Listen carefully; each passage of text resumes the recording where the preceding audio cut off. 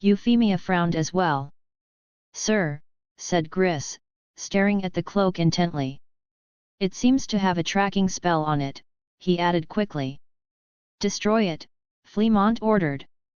Gris snapped his fingers, and every enchantment on the cloak vanished. Copy the tracking spell and put it on a flying insect, Fleamont added. Gris made a regretful face at the word insect. Yes, sir, he replied anyway, and vanished with a snap. This is getting more suspicious by the minute, Fleamont muttered. I told James not to get involved in that stupid war. It was nothing more than a chess match between Dumbledore and Voldemort. The only ones who never got hurt, the only ones who kept falling were their followers and soldiers, Fleamont added with some RNG anger. And now their son has to be raised by someone else, instead of his own father. It's okay. Harry is being raised properly. And that girl, Wanda, she seems like a loving mother, said Euphemia. I know.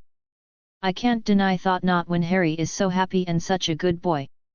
But still, because of a foolish war, he lost his parents.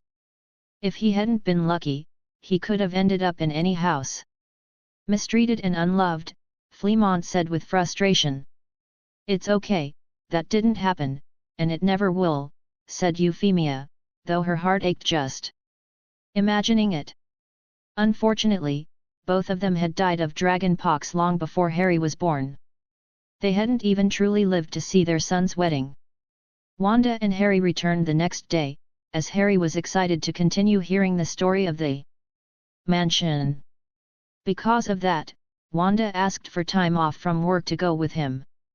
Hermione joined them at Harry's insistence, and when she heard there was a legendary library, she agreed without hesitation. Wanda had already written Hermione's name in the book, knowing she'd come eventually, so she passed through the Flow network without any issues. Well, who is this beautiful young lady? Said Euphemia, looking at Hermione standing beside Harry. This is Hermione. She's Mom's student and my best friend, said Harry with a smile. Oh, I see. Then welcome, Hermione, said Euphemia kindly. Thank you, replied Hermione respectfully. Come on, Hermione. I'll show you the library, said Harry before running off with her. As Wanda was about to follow them, Euphemia stopped her. Wait, Wanda. We'd like to ask you a few questions, she said in a soft voice. Of course, replied Wanda calmly. Are you telling the truth? Asked Fleamont, his eyes locked on Wanda with a serious expression. Yes, said Wanda with equal seriousness. That bastard, shouted Fleamont, slamming a small table in the portrait. If he could, he would have leapt out of the painting to personally confront the fools who made his grandson suffer. They were basically asking her about Harry's life. They believed Wanda had raised him from the beginning, but Wanda explained everything in detail, even that she wasn't from this world. That, at first, Harry meant nothing to her, that she didn't even care. The Potters were stunned. But upon learning how Wanda had found and saved Harry from his cruel relatives, all their attention and fury shifted to that, ignoring everything else. Thank you so much, said Euphemia seriously as tears streamed down her cheeks. It's okay. Lily saved me. And Harry did too, said Wanda with a warm smile. It doesn't matter whether you have Lily Evans's blood in your veins or not. From this moment on, you are part of the Potter family, as Harry's mother. Don't let anyone tell you otherwise, declared Fleamont with pride and conviction. Of course, replied Wanda with a sincere smile. After that, Harry came back with Hermione, carrying several books, and started asking his grandparents about his parents. The portraits, full of patience, began sharing silly stories about James from his childhood. That brat was a disaster since he was little. He was a troublemaker, said Fleamont, earning a smack on the shoulder from his wife. What? Even if I'm his father, I have to admit it, he was a troublemaker, he repeated, his pride thinly disguised as reproach. Euphemia shook her head, but she couldn't deny it. Maybe being an only child, they spoiled him too much. He was arrogant and vain. Even they had trouble correcting him back then. Good thing he was a kind boy. Otherwise, I would have disinherited him. That's one of the reasons he took so long to learn about this mansion. But honestly, I regret not telling him from the start. Thankfully, he met your mother. She grounded him well and made him into a good person. Fleamont said with a nostalgic smile. She was lovely. Though a bit competitive and very serious about her studies and work, said Euphemia, smiling at the memories. James was lucky to meet someone like her, commented Fleamont. Absolutely, added Euphemia, still smiling. By the way, there's something that's still bothering me, Fleamont said, frowning. Oh? What is it? Asked Harry, curious. Where the hell did that rascal Sirius go? We didn't hear he died, so we always assumed that if James had a son, Sirius would have been the first to ask to be his godfather and the one to take care of him, said Fleamont, clearly irritated. I've wondered the same. It's strange that Sirius isn't around to care for Harry after James passed. Even if Dumbledore didn't want Harry involved with the magical world, Sirius wouldn't have listened. He would have stayed glued to him, never letting him out of his sight, said Euphemia with concern. Who's Sirius? Asked Harry, confused. You don't know who he is? Asked Euphemia and Fleamont at the same time, visibly shocked. Chapter 32, Help. Later, I'll ask the Greengrass family. They must be well connected in the wizarding world, said Wanda casually, ready to help. Greengrass? You know them? Who's the head of the house now? Asked Fleamont with curiosity. Raising an eyebrow. Edward Greengrass. Harry is friends with his daughters, Daphne and Astoria, and I often chat with his wife, Wanda explained calmly. Ah, so that's the boy. I knew his father, Octavius. An unbearable Slytherin, arrogant to the core, said Fleamont with a mocking smile. But his wife was the complete opposite, kind, intelligent, grounded. It was interesting seeing them together right after they finished Hogwarts. You went to Hogwarts, Grandpa? Asked Harry, eyes sparkling with curiosity. Of course I did. And I was a fabulous Gryffindor, honorable, brave, and loyal, Fleamont replied. Proudly, puffing out his chest. Hufflepuffs are the loyal ones, dear. Gryffindors are more vain, proud, and quite mischievous. Euphemia teased with a fond smile as she looked at him. Hey! Don't insult my house, said Fleamont, prompting laughter from Euphemia, Harry, and Hermione all at once. Harry, I think you'd do well in Ravenclaw. It's a good place for those who value learning, and think. Before acting like lunatics, Euphemia added with a playful glance at her husband. If I had thought before acting, I wouldn't have won you over, said Fleamont with a nostalgic smile. Do you still remember our first date? You said something like, I have 5 ideas for the perfect date. Based on the psychology of romance. It was the weirdest date of my life. Euphemia laughed warmly. I admit, after analyzing it, your method had its charm. She paused. Before adding with a teasing tone, though at the time, I thought you were more of a social experiment than a potential partner. That day passed peacefully, filled with laughter and calm conversations, as Harry listened, fascinated, to his grandparents' stories. For the first time, he didn't just have a mother. He had grandparents. He had friends. He was no longer alone. At last, he was truly a happy child. Back home, Wanda sent a letter to the Greengrass family to inquire about this Sirius Black, though deep down, she didn't give it much importance. If that man hadn't been there when Harry needed him, she didn't feel any urgency to go looking for him. Meanwhile, Harry had brought some alchemy tools to continue working on his project, building a small fighting robot. He could use the workshop in the Potter mansion, but it made him uncomfortable, surrounded by things he didn't understand. Besides, he preferred his home at house he shared with Wanda. He had no intention of moving into the Potter mansion. That said, Liz and Gris would take turns visiting Wanda's house to help take care of Harry and make sure he lacked nothing. Of course, all within the limits Wanda set. After hearing how James Potter had been as a child, she didn't want Harry to become a cop of him, and she was doing an excellent job on her own. "Look, Mom! We did it!" exclaimed Harry, showing her the little wooden robot whose fists moved like it was ready to fight.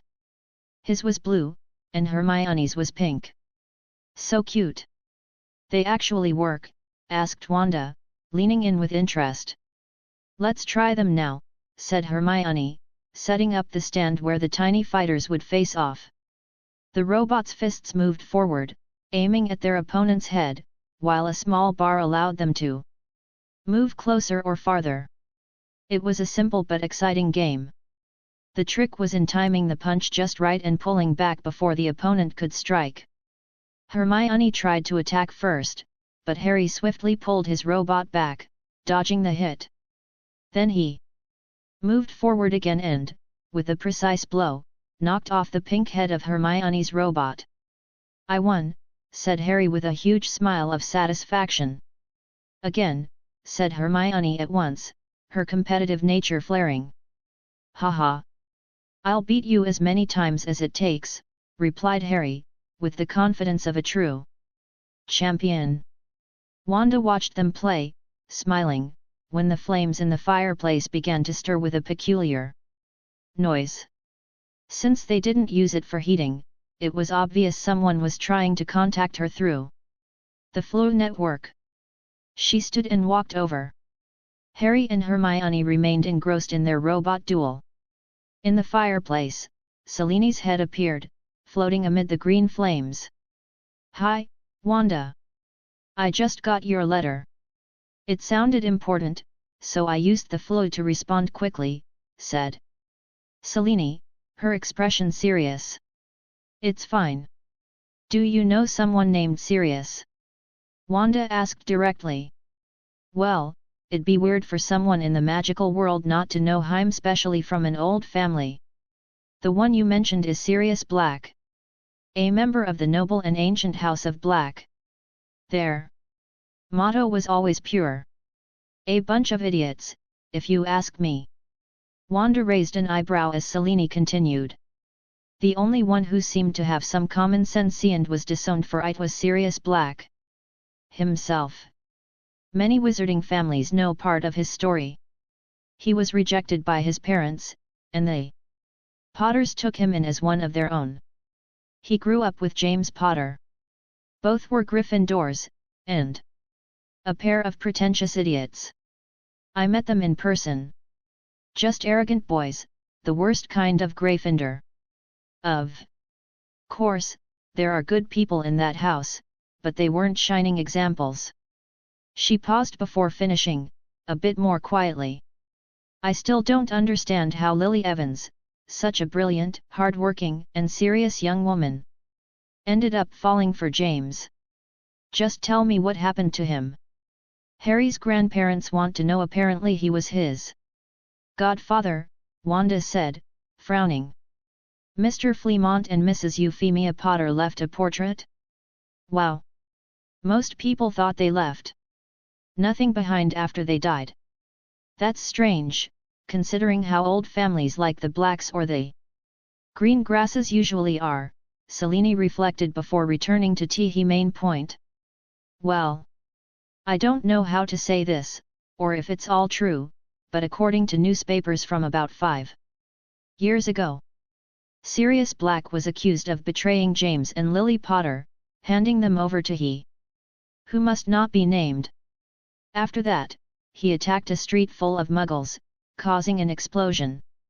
He was arrested and sent to Azkaban. Wanda's face hardened. And not only that. One of his companions from the group of 4 they had was killed by him in that same attack. The only thing left was a finger, according to reports. Wanda frowned upon hearing the news. She stayed silent, slowly processing Celine's words. You said a group of 4? And the last one? She asked cautiously. You mean Remus Lupin? Yes, he was the 4th. I always thought he was a weird guy. Honestly, it was strange that he was in that group. He was pretty quiet, very studious. Always competing with Lily Evans for first in the class, Celine replied, remembering her school years. The 4 called themselves the Marauders. After finishing Hogwarts, they joined Dumbledore's side during the war. Against, well, you know who. She paused, then added with a hint of mockery. That reminds me, Lily Evans had a best friend. That oddball Severus Snape. He was the arch-enemy of the Marauders. Everyone knew he was in love with her, but he was also obsessed with dark magic. And ended up on the opposite side. Poor fool. I see. So James Potter had a group of friends, one died, another is in prison, and the last just disappeared, Wanda said quietly. I suppose so, Celine replied indifferently. Anyway, it's better not to pay much attention. It would be worse if Harry got close to people like that. Let everyone know, the only one who improved by being near Lily Evans was James Potter, though to me, he remained an idiot until the day he died. Then she sighed and said goodbye. Well, I have to go. I hope the information was useful. Thank you. I'll tell Fleamont and Euphemia, Wanda answered with a slight smile, just before Celine's head vanished amid the green flames of the Floo network. Turning around, Wanda saw Harry smiling happily as he played with Hermione, who frowned in annoyance at losing again. She preferred not to tell him anything. She didn't want to disturb the peace she had worked so hard to build. Harry, I'm going to talk with your grandparents for a moment. Make sure Red doesn't break anything, okay? Okay, the boy replied without taking his eyes off his robot. Wanda appeared at the Potter mansion and, without beating around the bush, explained everything Celine had told her. Sirius betray James? That's a monumental stupidity, said Fleamont, his expression somber and voice filled with disbelief. That kid would have killed himself before putting his friends in danger. He once jumped off a cliff to save James. He came back with age so many broken bones we spent hours healing him. Wanda remained silent. She didn't know Sirius, so she had no judgment about him, but she noticed. Fleamont spoke with absolute conviction. Gris, please gather all the information possible. And if necessary, go to Azkaban and get the truth straight from him, Fleamont ordered gravely. Wait, Fleamont. Don't be hasty, Euphemia interrupted, frowning. Even though Gris is a house elf with his own magic, Dementors won't let him in that easily. Tisk. Then have him pull Sirius out and bring him here. If he's guilty, we'll send him back, Fleamont growled, without hesitation. I told you it's not possible. That prison is infested with Dementors, Euphemia insisted, clearly irritated by his impulsive attitude. And what's your plan then? If that kid is innocent and locked in the worst magical prison in the world, are we just going to leave him there like nothing happened? Fleamont asked, crossing his arms, frustrated but still loyal to Sirius. We'll have to proceed legally. It's slower, but safer, Euphemia explained firmly. Fleamont said nothing more, but it was clear he wasn't satisfied. His eyes burned with contained fury, though he accepted his wife was right. "I'm sorry, Wanda. Could you do us a favor?" Euphemia asked, turning her gaze to the witch. "Of course," Wanda answered calmly. "There's a woman named Andromeda. She's Sirius's cousin. Like him, she refused to be part of the Black family. She could help us. She's the only reliable ally we have left within that cursed lineage," Euphemia explained seriously. Chapter 33, Family. We know political chapters can be a bit heavy, so we're giving them a little break in this chapter and the next. We'll skip over the political parts to dive straight into Wanda and Harry's daily lives. That way, we keep the pace flowing and focus on what really matters. Looking for Andromeda was easier than Wanda had expected. She simply asked Selene, who told her they had been classmates and then gave her the address. When she arrived at a cozy house, the person who opened the door was someone Wanda and Harry already knew, Ted Tonks, the man who had helped them with the issue of Harry's name. Ted looked at Wanda with slight surprise upon seeing her appear at his doorstep, a brief memory of the Gringotts incident flashing in his mind. He shook his head to push it away. "Hello. Are you here to see me, or?" "I'm looking for a woman named Andromeda. Selene Greengrass gave me the address," Wanda replied calmly. "Ah, I see. Andromeda is my wife. One moment, please. You can wait in the living room. I'll go get her," said Ted, stepping aside to let her in before quickly heading off to find his wife. Wanda waited patiently in the living room. "Dad, I'm going out with my friends. Be back later," shouted a teenage girl as she rushed out of the house. Her hair briefly turned a very striking color. But then, the screech of shoes skidding to a stop was heard, followed by hurried footsteps returning. A head peeked into the room, curious pink hair, and a face that still held traces of childhood showed she was still quite young.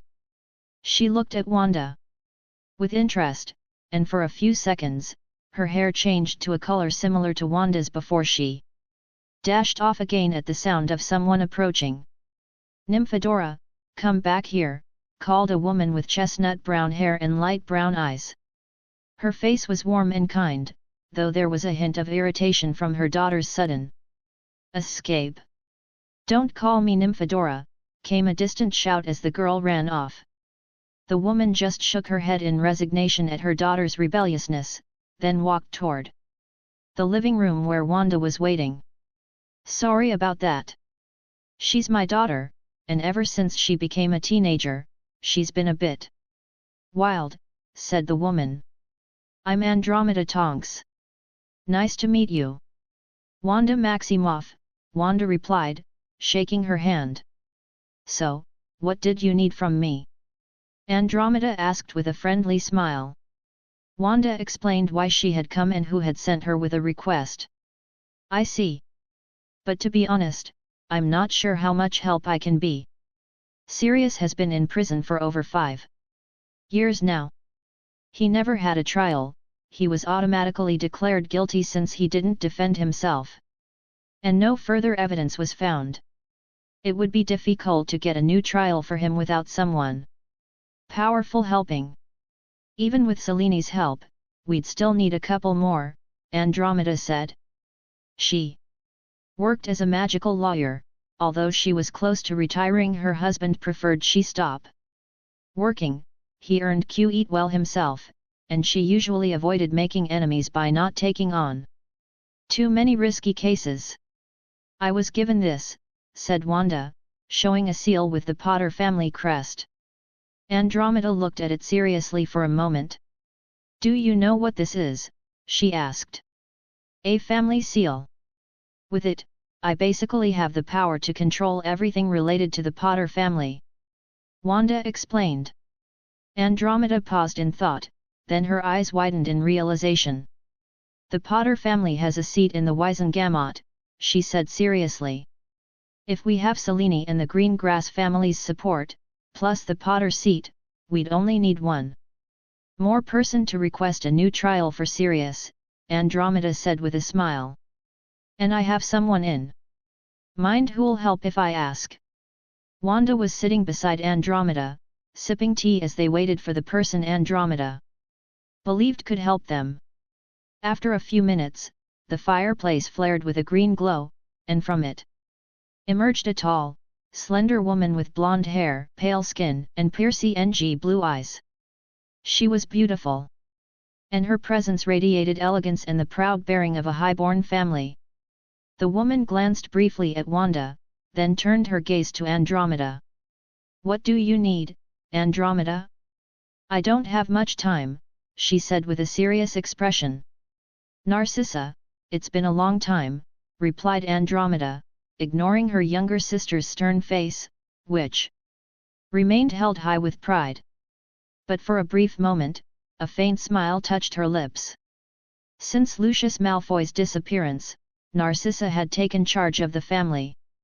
She was busy caring for Draco, trying to keep him from falling into despair, yet she also felt an unexpected sense of freedom without her husband constantly brainwashing her with his pure blood ideals.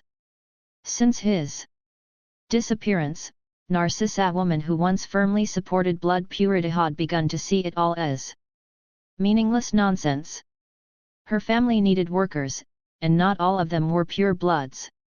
Some of their businesses even employed squibs and muggles, who worked there to provide for their magical children. It was something she had realized after taking control of the family enterprises. Still, her disdain for Muggles and Muggleborns hadn't entirely vanished, and it was too deeply rooted, ingrained since childhood as a member of the Black family. At the very least, she no longer despised half-bloods. That, in itself, was progress. "Just say it already." "Draco is about to finish his classes, and I need to be there," Narcissa said firmly. "We want to give Sirius a fair trial," Andromeda said, getting straight to the point. At the mention of that name, Narcissa frowned. "Who is we?" she asked. "The Potter family. The Greengrass family. And you, if you choose to help us," said Andromeda with a smile. "Potter," Narcissa repeated, then turned her gaze to Wanda. "She's Harry Potter's mother, heir to the family. And the bearer of the family seal," Andromeda explained. Narcissa stared at Wanda as if trying to read her mind, but the calm in Wanda's eyes was unsettling. Even if she had been foolish enough to try legilimency, she knew better than to attempt it on someone like her. Her instincts, or whatever it was, screamed that the moment she tried to peek into Wanda's mind, she would be lost. "Fine. I'll help just enough to ensure the trial goes forward. In exchange, I want Sirius to hand over the Black family to you. He's likely to throw it all away or donate everything to Dumbledore's cause." Without thinking, Narcissa said seriously. "But I don't want," Andromeda started, but Narcissa cut her off. "You could rebuild the family. The legacy and businesses could support your daughter and her descendants. Even if you deny being what the Black family always demanded, it's still our home. And there's no better way to undo everything our grandparents and parents taught us, than having a blood traitor take control of the entire family," Narcissa said, her words sharp, though it was clear. She only wanted to protect her sister. "As I said, I'm not interested. But if you care so much about Sirius inheriting and bringing the family back, then you handle it," Andromeda replied, unwavering. "Fine," said Narcissa, conceding slightly. Accepting her sister back into the Black family gave them a solid foundation. And if Sirius didn't ruin everything, they'd have a stable anchor for the future. Of course, she would speak with him afterward to make sure he didn't do anything foolish. Even if she had to give her sister half control of the businesses, she refused to let Sirius destroy everything she had built with her own hands. Because yes, ever since Sirius was imprisoned, the Black family companies had fallen into Malfoy hands thanks to Narcissa. Bellatrix was in prison, Andromeda had been disowned, and Sirius had vanished from society. That left the path open for her to seize control of both family branches. Even without Lucius, she had ensured that nothing collapsed, keeping both the Malfoy and Black businesses afloat, doubling her workload in the process. After that conversation, the three families sent letters to the Ministry and the Wizengamot, formally requesting a full trial for Sirius Black, something he had never received nor had ever been allowed to pursue. That petition quickly caught the attention of several pure-blood families, especially because it came from three entirely distinct houses. The Potter family, believed extinct except for the boy who lived still far too young to wield any power. The Greengrass family, leaders of the neutral faction in magical politics. And the Malfoy family, formerly the figurehead of the dark faction.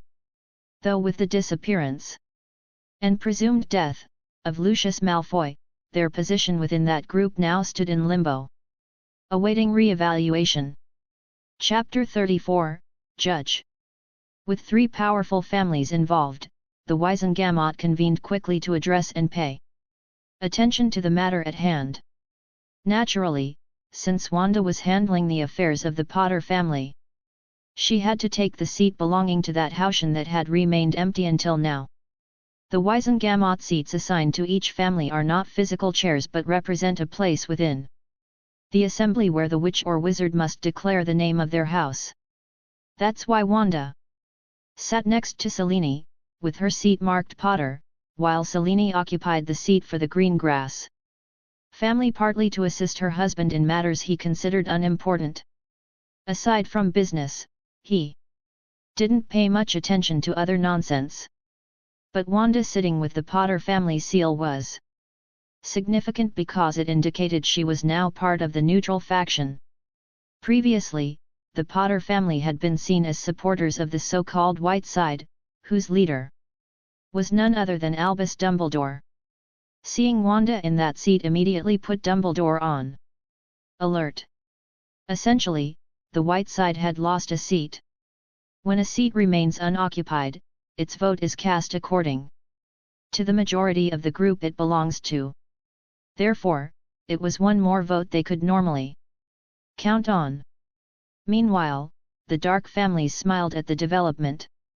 But the arrival of Narcissa, who also went to sit beside Wanda on the neutral side, made many frown, especially Alex Caro, the current leader of the Dark faction.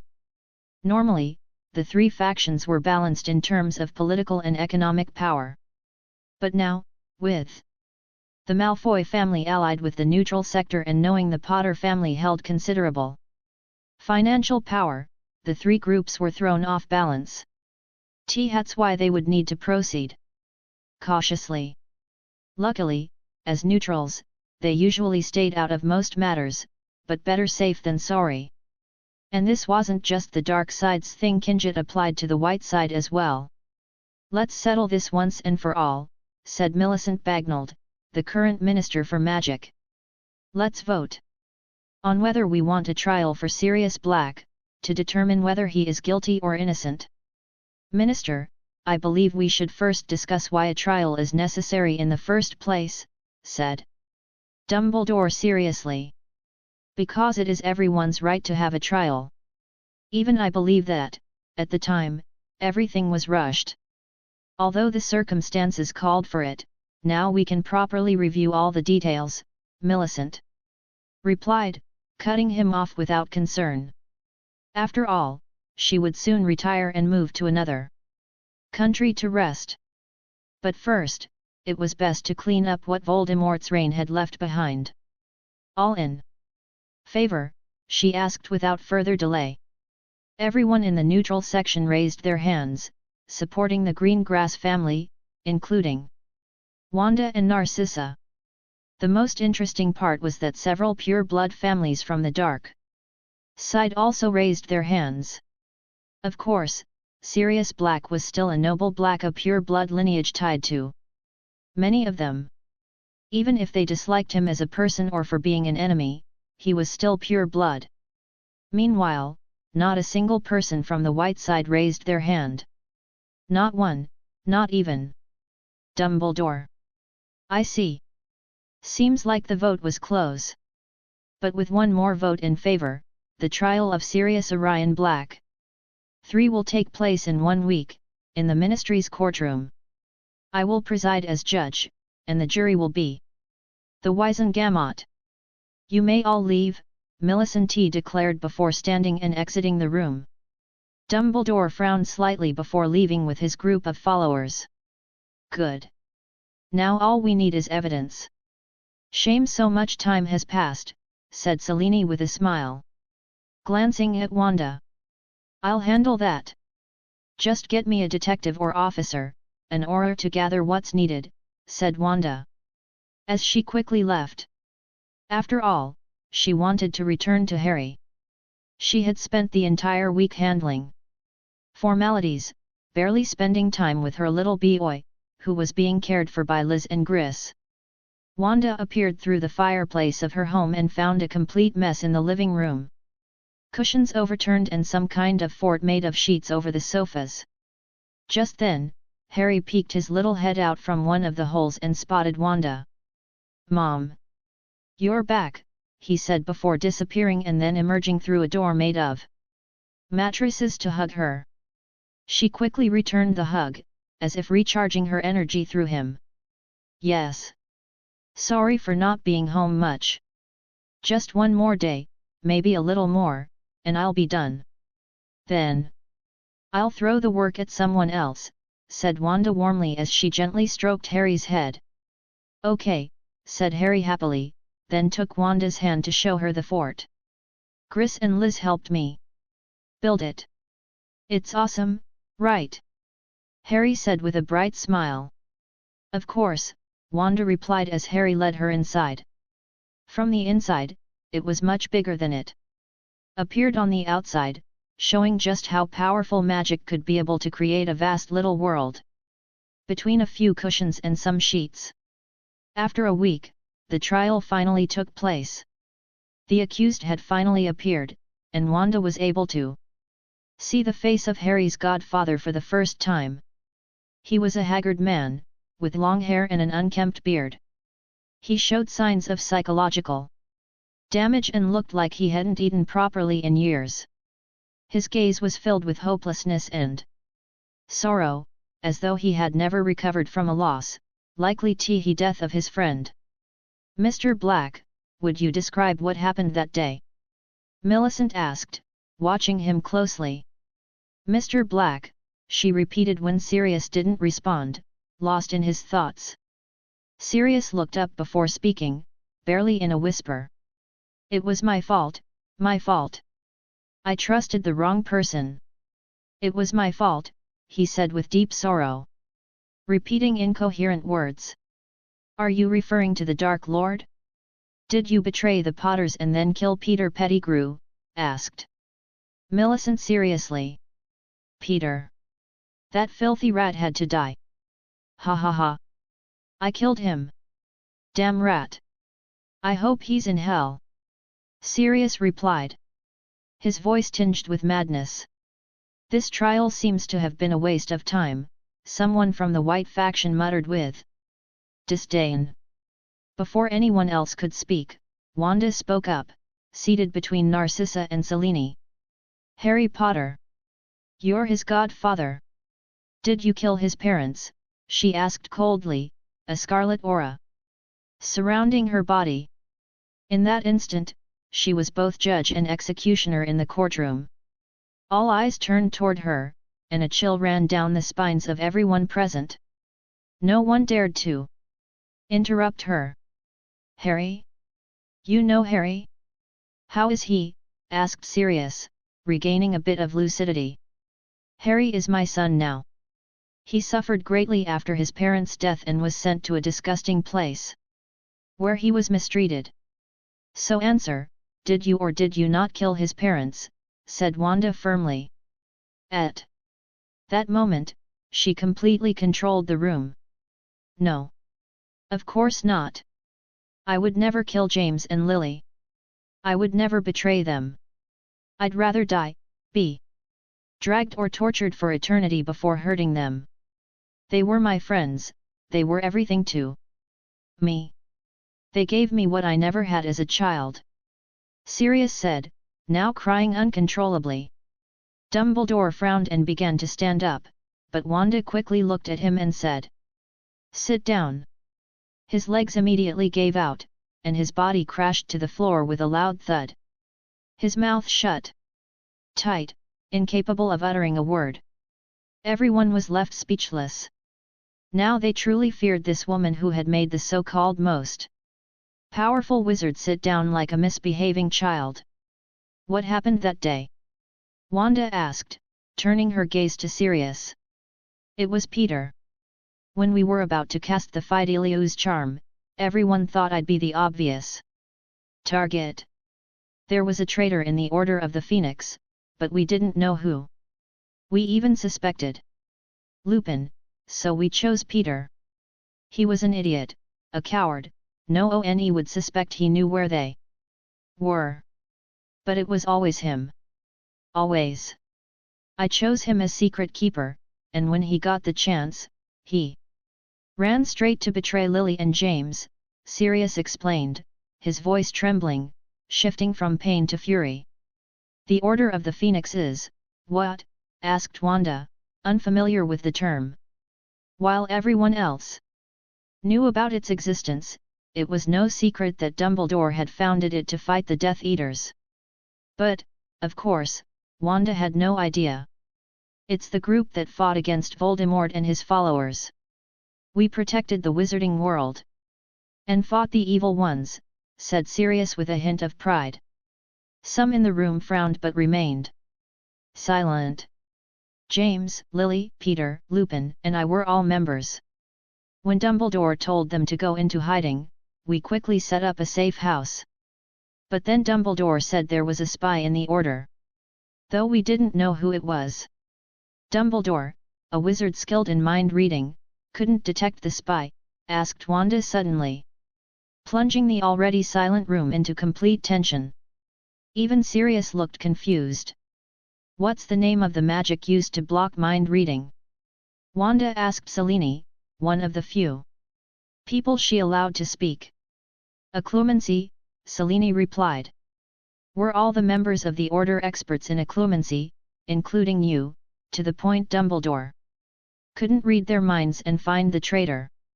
Wanda asked again, leaving Sirius completely frozen. No. I mean, we had some practice, but no. No one could compare to Dumbledore, Sirius stammered before stopping, his mind beginning to clear. Why didn't he know who the spy was? Peter wasn't good at anything, not even occlumency. He was an idiot. Dumbledore should have known, he murmured, staring at the floor, as if battling a truth he didn't want to accept. That's all, said Wanda. Instantly, everyone felt they could move again and turned their gazes to Dumbledore, confused. Ahem, if I may explain. You must understand that while I do possess legilimency at a high level, I'm not the kind of person who reads minds as soon as I meet someone. I wouldn't mistrust my people, who risked their lives for the wizarding world, said Dumbledore in a calm voice. The first day we met, you did it to me, Wanda replied. That was a mistake, sometimes. Dumbledore tried to justify, but Sirius interrupted him. You knew. You knew Peter was the spy. And you left him among us. You left him in the Order. Sirius shouted. Dumbledore paused before responding. I knew. But I didn't expect you to change the secret keeper at the last minute to Peter. You can't blame me for your decisions, he said seriously. To him, clearing his name was more important than recovering broken trust. You bastard! We trusted you. You were the one who said James should hide in his house. We could have taken them to the Black Manor. Or joined them with the Longbottoms, who were also being hunted. But you said it was better to keep them apart. And that day there were no guards. Only Hagrid showed up, before I did. Where were the others? Who was protecting their house? Sirius shouted, eyes wide. Even members of his own faction began looking at Dumbledore with suspicion, especially an elderly woman who frowned deeply at him. Bang bang bang. Millicent struck hard to regain order. The trial had to stay on track. Mr. Black, is there any evidence that Peter Pettigrew was the real culprit? Millicent asked. Seriously. But Sirius remained silent. It was obvious that bastard had blown up a street, killing innocents to fake his death. About that, we have proof that Peter Pettigrew is alive and well, Madam Minister, said a voice. Approaching, accompanied by heavy footsteps and the sound of a cane. Alastair. I thought you'd retired from the field and were now just training kids, Millicent said upon seeing the Auror. Well, someone asked me to lend a hand to help an old colleague, said Moody, looking at Sirius. And what's the proof? The minister asked, intrigued. Of course, Peter Pettigrew himself, said Alastair, as several Aurors entered behind him, bringing in a plump man with large teeth and chains, struggling to break free. What madness, commented Selene, enjoying the show. All she was missing was the popcorn. Chapter 35, Freedom. Freedom. So, Mr. Pettigrew, do you have anything to say? Asked Millicent with a glacial gaze, her eyes cutting into Peter like sharpened steel. Her face remained unreadable, as if the verdict had already been sealed and she was merely granting the rat one final chance to explain himself if that was even possible. Sirius, for his part, was trembling with raw fury. A primal rage coursed through his veins like molten fire.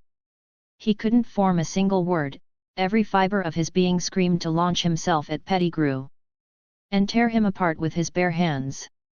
The intensity of his impulse was so great that Moody had to cast a Petrificus Totalis on the spot, freezing him for a few seconds. Yet even paralyzed, Sirius's eyes burned like embers, locked on Peter and brimming with hatred. It's a lie! It's a lie! Pettigrew shrieked, shaking like a leaf as the piercing gazes of the courtroom fell upon him.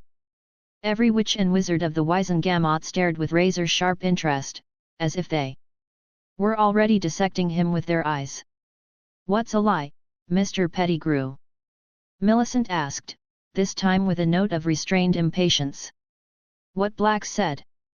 He's lying. I wasn't the secret keeper. He just wants to pin it all on me. That's why I ran. That's why I hid. The Dark Lord's followers would have come after me, he would have sent them, on his command. Peter stammered, each word more panicked and clumsy than the last. Millicent narrowed her eyes. Interesting. Tell me, Mr. Pettigrew, how do you know Sirius Black just accused you of being the secret keeper? Can our voices be heard outside this chamber, which is protected by over 100 security enchantments? All eyes turned toward Moody, who replied calmly. Not at all. We just arrived. I caught him trying to flee in his animagus form. Millicent gave a slight nod before turning her gaze back to Peter. Then, how did you know? Peter swallowed hard. He said it. When he chased me, he shouted it. Yes. That he'd blame me, that he'd go free, he shouted it proudly while blowing everything up. The lie was so clumsy, so obviously improvised, that even the most neutral members of the Wizengamot frowned. This is a waste of time, said Wanda, crossing her arms and staring at Peter as if he were an Annoying insect. Tell the truth, she whispered softly, as an invisible spell slipped from her wand. Like a sigh. No one noticed, except Peter, whose eyes briefly glowed red. The fear on his face vanished, replaced by a cold, bitter expression. Then, he spoke. Yes. It was me. I told the Death Eaters. I told them everything.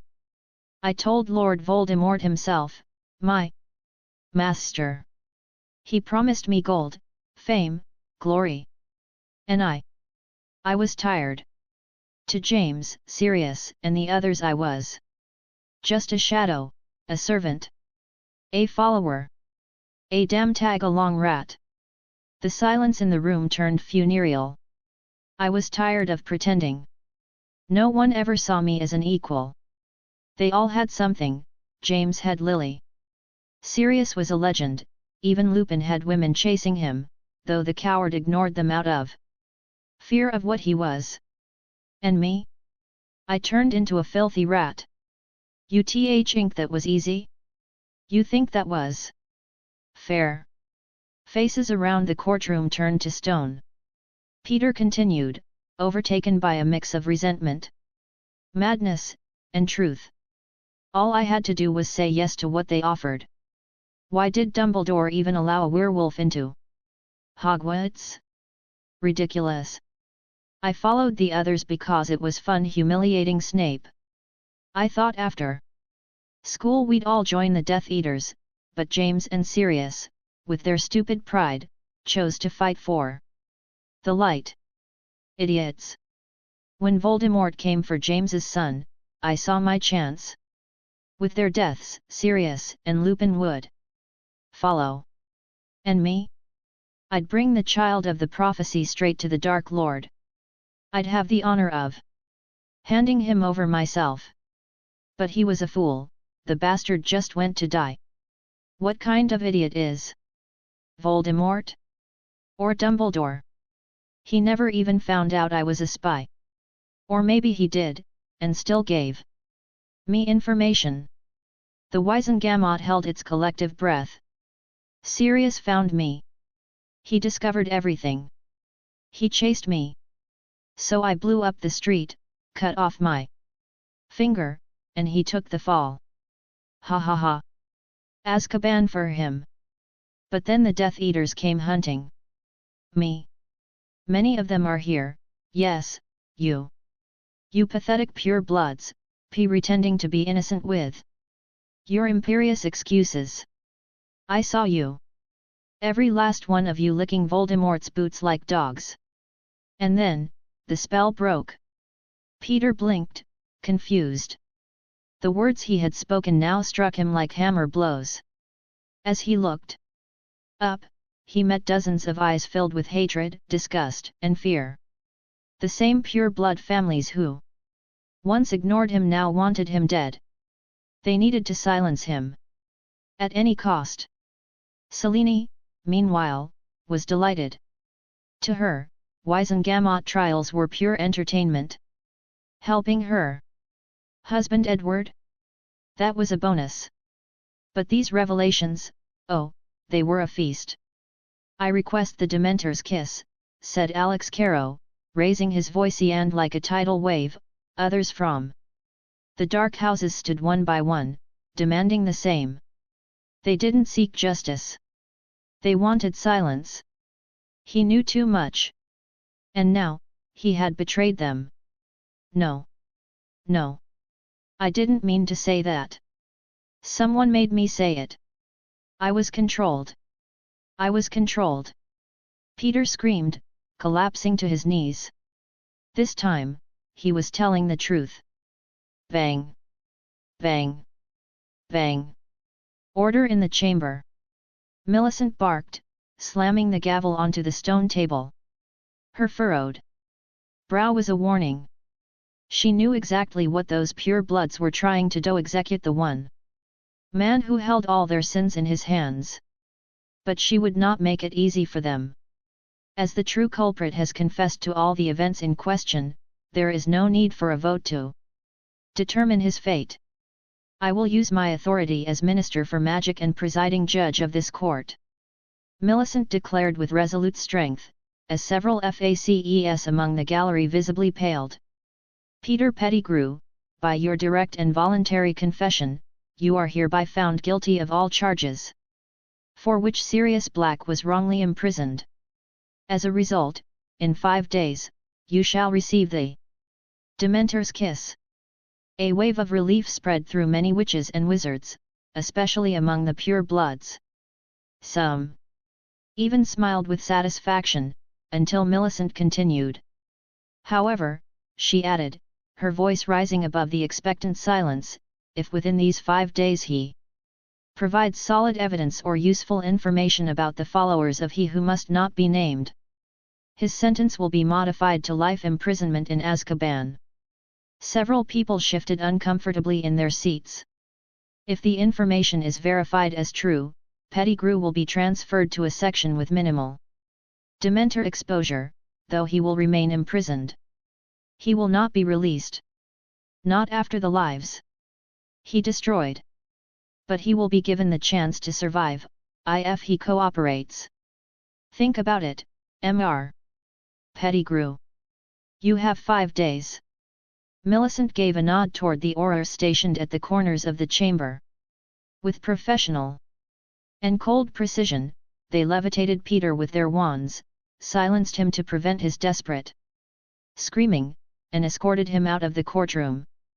Meanwhile, the pure bloods of the dark faction were in shock. Their minds raced, searching for ways to silence the traitor before he spoke any further. Fear and fury were clear in their eyes. "Now, please, release Mr. Black," Millicent ordered, looking at Moody. The Auror nodded gravely, tapped his staff against the floor, and the spell keeping Sirius petrified was undone. The former prisoner dropped to his knees, trembling, but his eyes still burned with fury, pain, and tears. Sirius Orion Black III has been declared innocent of all charges, with the exception of being an unregistered animagus.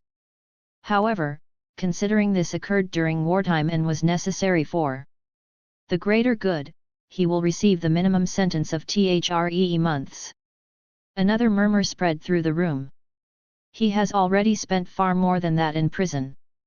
Therefore, the Ministry will drop all charges, and as compensation for each additional month unjustly spent in Azkaban, he will be awarded 10,000 galleons per month. Several wizards gasped.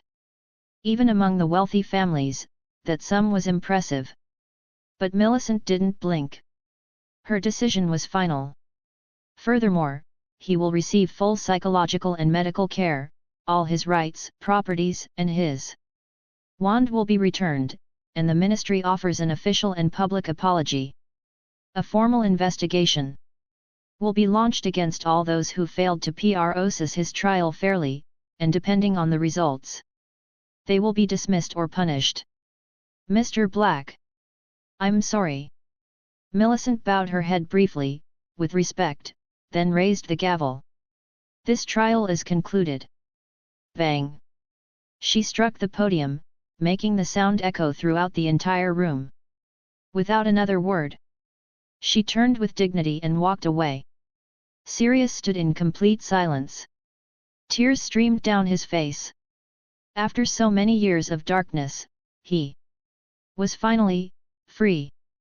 Off to the side, Selene smiled and turned to Wanda. Well, that was fun. Want to go grab something to eat? My treat. Wanda gently shook her head. I'll pass. I have one more favor to do, and then I'll go back to Harry. I haven't been around much this week. Selene nodded, understanding. I see. Then how about we meet up this weekend with the others and take the kids to a Muggle amusement park? Sound good? A small smile lit up Wanda's face. Sure. Chapter 36, A Family Day. A Family Day. Sirius left the courtroom with steps that were light from regained freedom, but heavy with the emptiness that surrounded him. He no longer knew what to do. He had won his freedom, but lost everything else. His friends were dead. Remus, the last one he had left, had abandoned him when he believed Sirius was the traitor responsible for James and Lily's deaths. And Peter, that filthy rat, had escaped.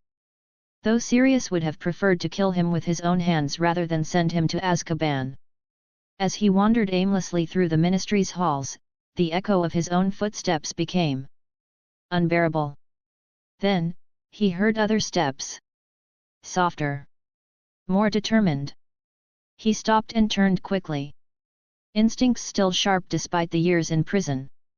Standing before him was a woman with vivid red hair, ethereal beauty, both familiar and unsettling. It was the same woman who, during the trial, had claimed to be Harry's mother. Before Sirius could utter a word, she shoved him. He fell to the ground, heart pounding more from confusion than from the impact. When he looked up to ask for some explanation, his surroundings had changed. The cold marble of the Ministry was gone. He was now in a cozy living room, warm and impeccably decorated. The furniture was elegant. The curtains velvet, and the air smelled of lavender and old wood. And there, in a portrait in front of him, he saw two figures he recognized instantly. Euphemia and Fleamont Potter. James's parents. The only people who had taken him in like a son when he was cast out of his own home for daring to think differently. The ones who had loved him unconditionally. Godfather, godmother. Sirius whispered in a trembling voice. That's what he'd called them since he was a teenager, refusing to acknowledge the legal godparents his blood family had forced upon him. Tears flowed freely as he fell to his knees before them, guilt and grief choking him. I'm sorry. I couldn't save James. I'm so sorry. He said with a broken voice, shoulders shaking with sobs. He was always there for me, and when he needed me, I wasn't there. I wasn't there. Fleamont looked at him with a grave expression, but not a cold one. A shadow of sorrow darkened his face. Euphemia, on the other hand, was already crying in silence, looking at the rebellious boy.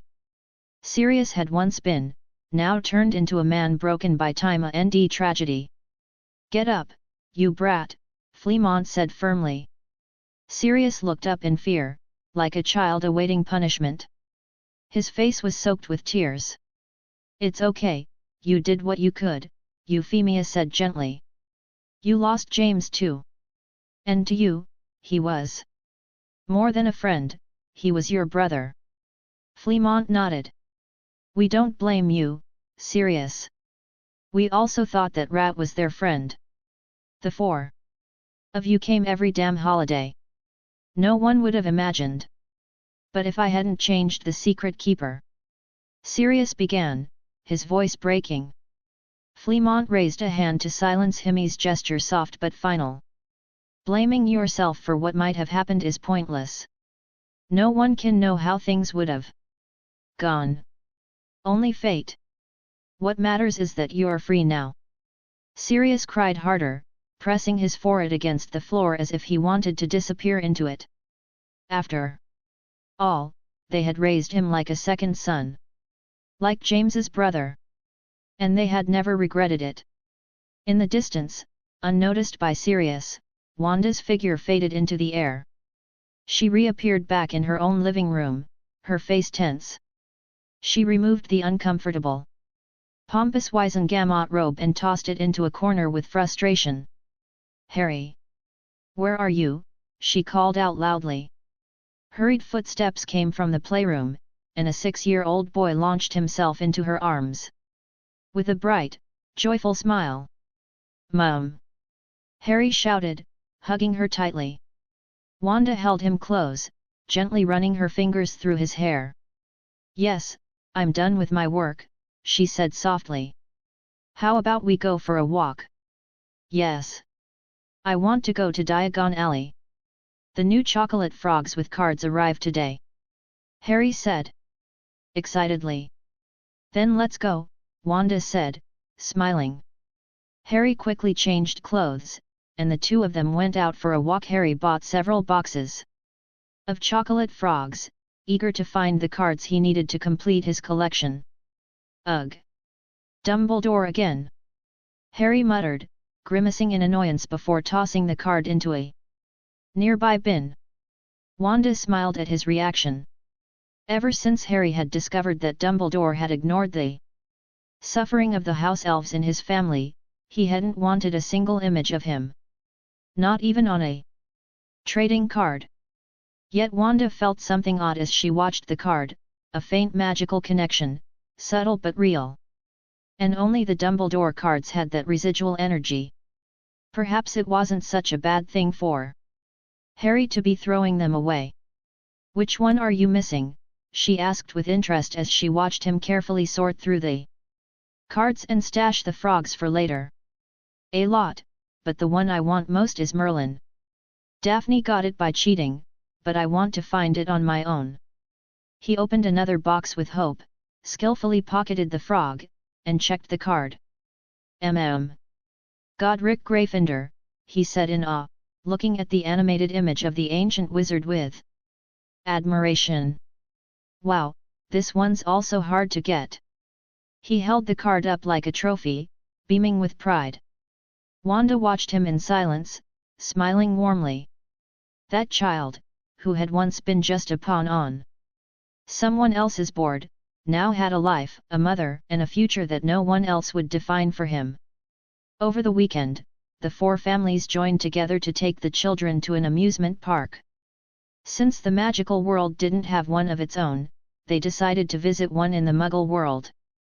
Before leaving, Wanda stood in front of everyone with her arms crossed, examining each person with a critical gaze.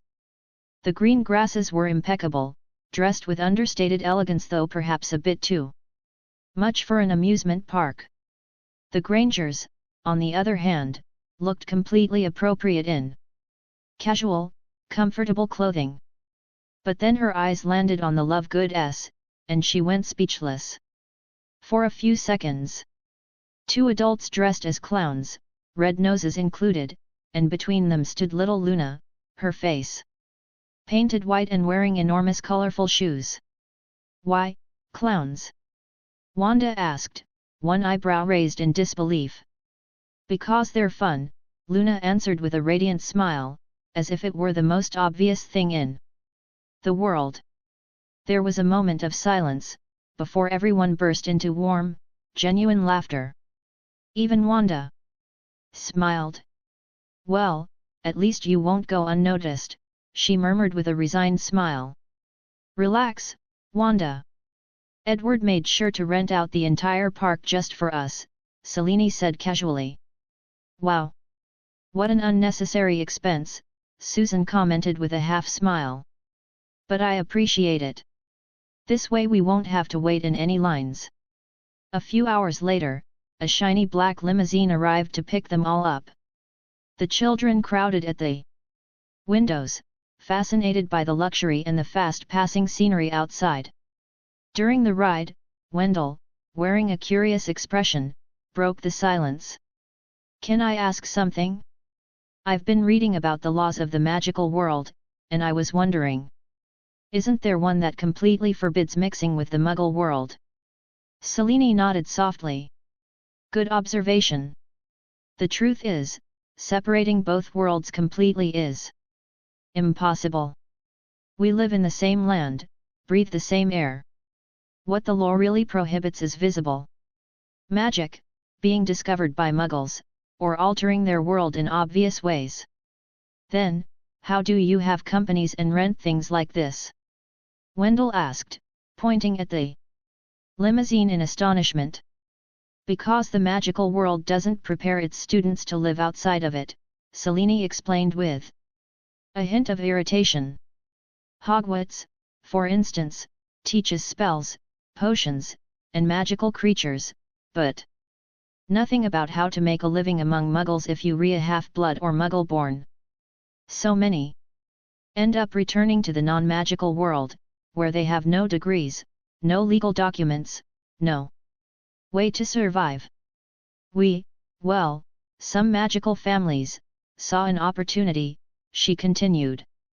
We offer them jobs, financial backing, and they manage our businesses in the Muggle world. Officially, they have no connection to magic, except, of course, for the profits. And the goblins at Gringotts don't complain. If the vaults fill up with Muggle money, even if they pretend to despise it. After all, they surely have mines in the Muggle world extracting gold and paying in pounds sterling. So, Susan began, processing the information.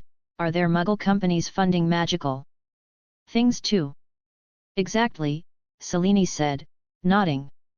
Some Muggle families with magical children invest huge sums to support them. It's their way of entering this new world. They don't have as much influence as the big magical families, but they do exist. That's why it's so difficult to completely separate the two worlds.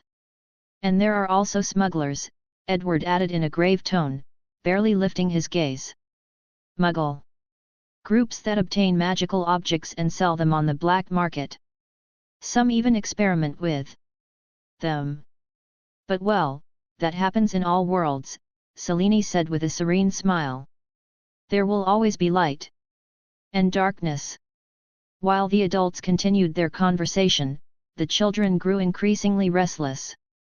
Suddenly, one of them pressed their face against the window and shouted excitedly. There it is! The roller coaster!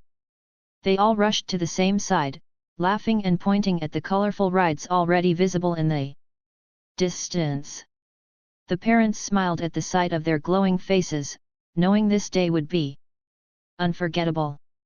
Chapter 37, Days That Stay Forever. Days That Stay Forever. The limousine had barely come to a stop when the adults stepped out first, organized but clearly excited. The children, meanwhile, remained still, staring at their parents with serious expressions, as if waiting for a military command. All right, go ahead, Susan said with a playful smile. The moment they heard those words, the 5 kids shot off like arrows, laughing and shouting with joy as they scattered in different directions, each running toward the attraction that had caught their eye. The adults could only sigh and shake their heads with resigned smiles as they began following their little whirlwinds. Wanda, of course, went after Harry, who would stop for a second in front of one ride only to dash off to the next, unable to decide which one to get on first. He was so excited he looked like a hyperactive hummingbird. If you keep running around like that, you'll be exhausted before you even get to play, Wanda said, her voice full of affection. Harry stopped abruptly, going completely serious, as if he had received a critical warning. Then he began analyzing the rides carefully until he settled on a hall of mirrors. Let's go to that one first, Mom, he said excitedly, immediately grabbing her hand and tugging her forward. He didn't want to be the only one having fun, his mom had to enjoy it too. Wanda walked with him, and they entered together. Inside, their reflections multiplied endlessly, bouncing off every mirror and making it impossible to tell which way was forward. Harry turned his head in confusion, unable to find the path. Wanda gently took his hand and began guiding him step by step. Some of the mirrors had wavy surfaces that distorted their bodies, making them look funny. Harry laughed and made silly faces at every reflection before moving on to the next one. Next, they went on a small roller coaster, designed for kids but surprisingly fast. It had just one steep drop and then a wide loop. Harry screamed with excitement, laughing uncontrollably as the wind whipped past his face. Later, they headed to the bumper cars, where all the families met up again. Everyone picked a car, ready to dive into the chaos and join in the kids' fun. Watch out, Daphne, shouted Harry, right before crashing into the side of her car with a triumphant grin. Oh really, replied Daphne, turning her wheel sharply as she chased after Harry with a laugh. Hermione rammed into him from the side, catching him by surprise, and right after that, Daphne hit him too.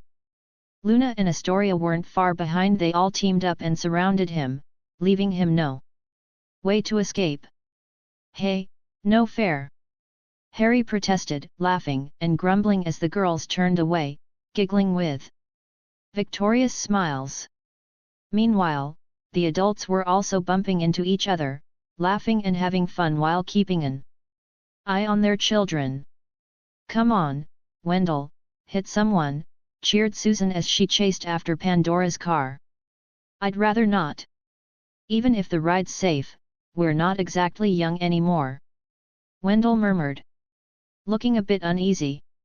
But before he could finish his sentence, Mr. Lovegood rammed him from the side, making him burst out laughing in surprise.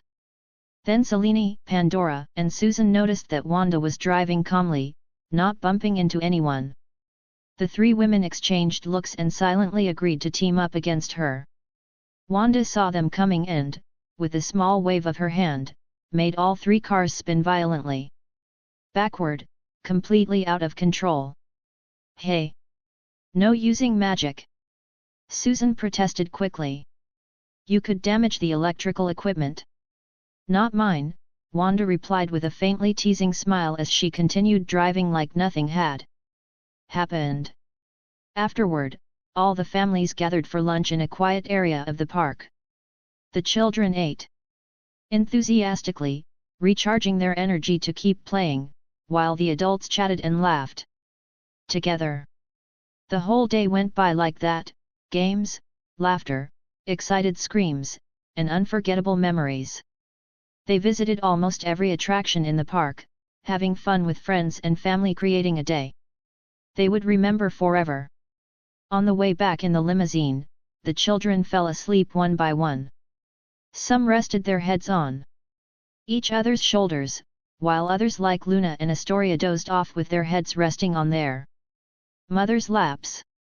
They had so much fun, Selene said softly, a warm smile on her face as she lovingly stroked her youngest daughter's hair. Maybe they could even summon a patroness with this memory, Pandora said, her voice full of calm, happy wonder. I'm sure they could, added Mr. Lovegood, visibly moved. We need to do this more often. Because once they grow up, it'll be harder, Susan said with a bittersweet smile. I wish time could stop, so we wouldn't have to watch them grow up so fast, get married, and leave home, Selene sighed, gazing down at her sleeping daughters. Humph!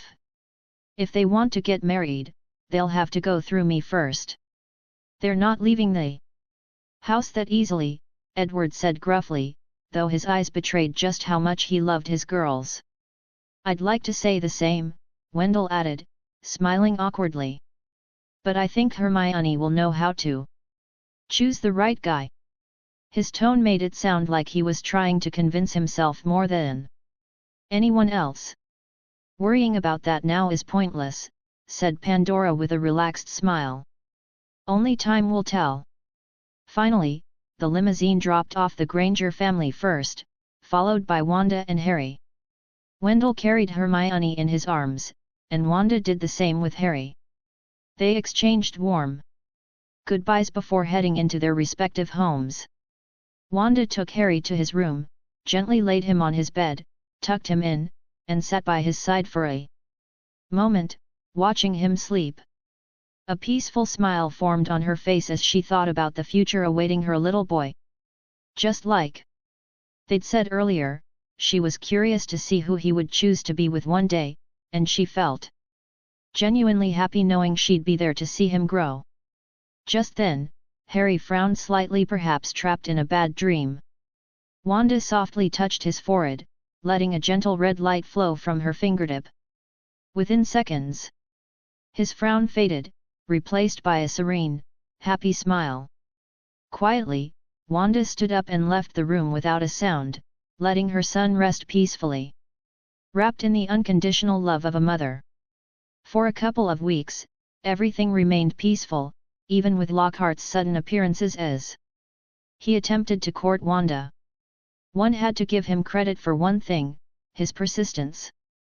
Some of his tactics were odd, others interesting, but none of them workady. "My dear and lovely friend Wanda," said Pandora cheerfully as she entered the shop, with Luna running in behind her, smiling. She wore carrot-shaped earrings and cork necklaces. Pandora, on the other hand, was dressed in pajamas and even had a sleep mask on her head. Something that quickly caught the attention of Hermione and Harry, who were sitting not far away. Reading. "Welcome, Pandora." "You too, Luna," said Wanda, looking at the girl, who smiled while waving hello. And then ran over to where Harry and Hermione were. "Why are you dressed like that?" asked Wanda, eyeing Pandora's curious outfit. "Well, I'm going to the Muggle world to buy some electronic devices. I want to study why magic makes them malfunction," Pandora said with a smile. "I remembered our day at the amusement park, and you said your magic was special, so now I'm really curious about that," she added. "Oh, really?" said Wanda, smiling and shaking her head. "But you'd be way too eye-catching if you go like that. Better let me give you a hand," she added, snapping her fingers, instantly changing Pandora's clothes into a long blue dress that made her look very pretty. "How beautiful," said Luna, walking over to admire her mother from all angles. "Then let's make one for you too," said Wanda, also changing Luna's clothes into a dress similar to her mother's, which made her very happy. She was very attached to Pandora and was always with her. It was rare to see them apart. "Mum, remember the gift for Aunt Pandora," said Harry as he walked over. "Oh, right," exclaimed Wanda, pulling a box out of her handbag. It was wrapped in gift paper. "Happy birthday," she said with a smile as she handed it over. "Ah, was it my birthday?" Pandora said as if she had just realized, taking the box and opening it with excitement. Inside was a red heart-shaped necklace. It was open, showing a photo of Luna on one side, and on the other, a picture of the Lovegood family. Pandora's eyes lit up with joy as she lovingly picked up the necklace from the box. "Thank you," she said, a small tear of happiness forming in her eyes. "I told Mum to put a protection spell on it, so you don't get hurt again while studying spells like last time," Harry said seriously. "It's fine. I'm used to it, and my arm works just fine," Pandora replied, moving her arm slightly to show it was normal. But Harry said nothing. In truth, he still had a small trauma from that time Pandora showed up at his house holding her own arm, which had come out of its socket while trying to create a strange spell. Luckily, Wanda had fixed it with no problem. That's why Harry thought it would be better if Wanda made something for Pandora to stop her from blowing herself up with her own spells. "Mum, it's getting late," Luna interrupted. "Right. Time to go. See you later, Wanda." "And you too as well," said Pandora, waving to Wanda and the kids before taking Luna's hand and quickly heading out. As they watched Pandora and Luna leave, someone else entered the shop, prompting Hermione and Harry to roll their eyes before turning back to their books. "Ooh! I must have walked into paradise, because all I see is an angel at the counter about to tell me whether I'm allowed to enter," said Lockhart dramatically as he walked in. From the sofa, Harry and Hermione whispered. "How many times has he used that line?" asked Harry. 15 this month. "New record," replied Hermione. Meanwhile, Wanda, standing behind the counter, kept her professional smile. "Hello, Mr. Lockhart. What brings you back here, for the 9th time this week?" Wanda said, a slight edge of annoyance in her voice. "I still owe a nut from last time, remember? I came to settle my debts.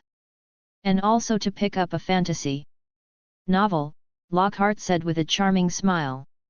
Which one? Asked Wanda. The love I have for you, replied Lockhart, winking flirtatiously. And a smile from the beautiful cashier would make my day. Wanda turned around, grabbed a book from the shelf behind her conveniently titled The Love I Have for You and placed it on the counter. That'll be 100 galleons and 1 nut, she said calmly, offering a forced smile. Ahem, how much?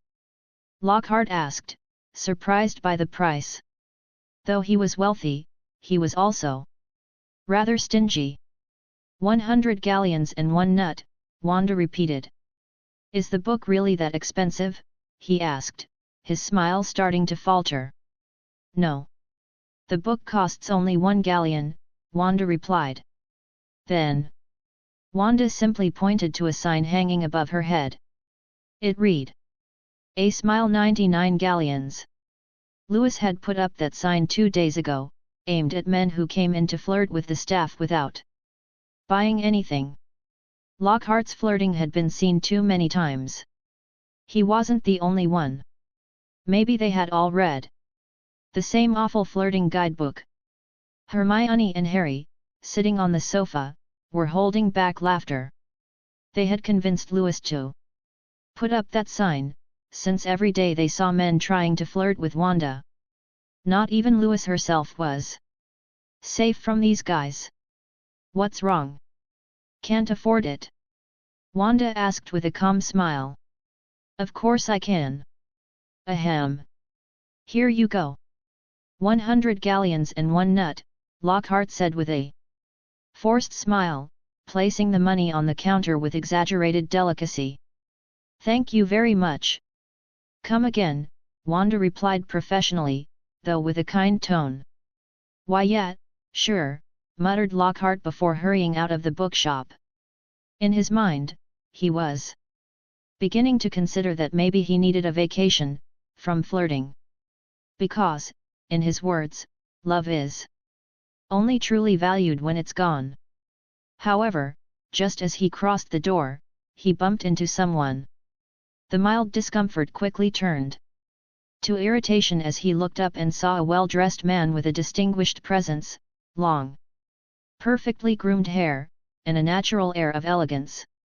A face that, much to Lockhart's dismay, rivaled his own in beauty, at least from his perspective. Hey, watch where you're going! Lockhart snapped irritably, casting a sideways glance with a hint of jealousy in his voice. He hated competition even if it was just in appearance.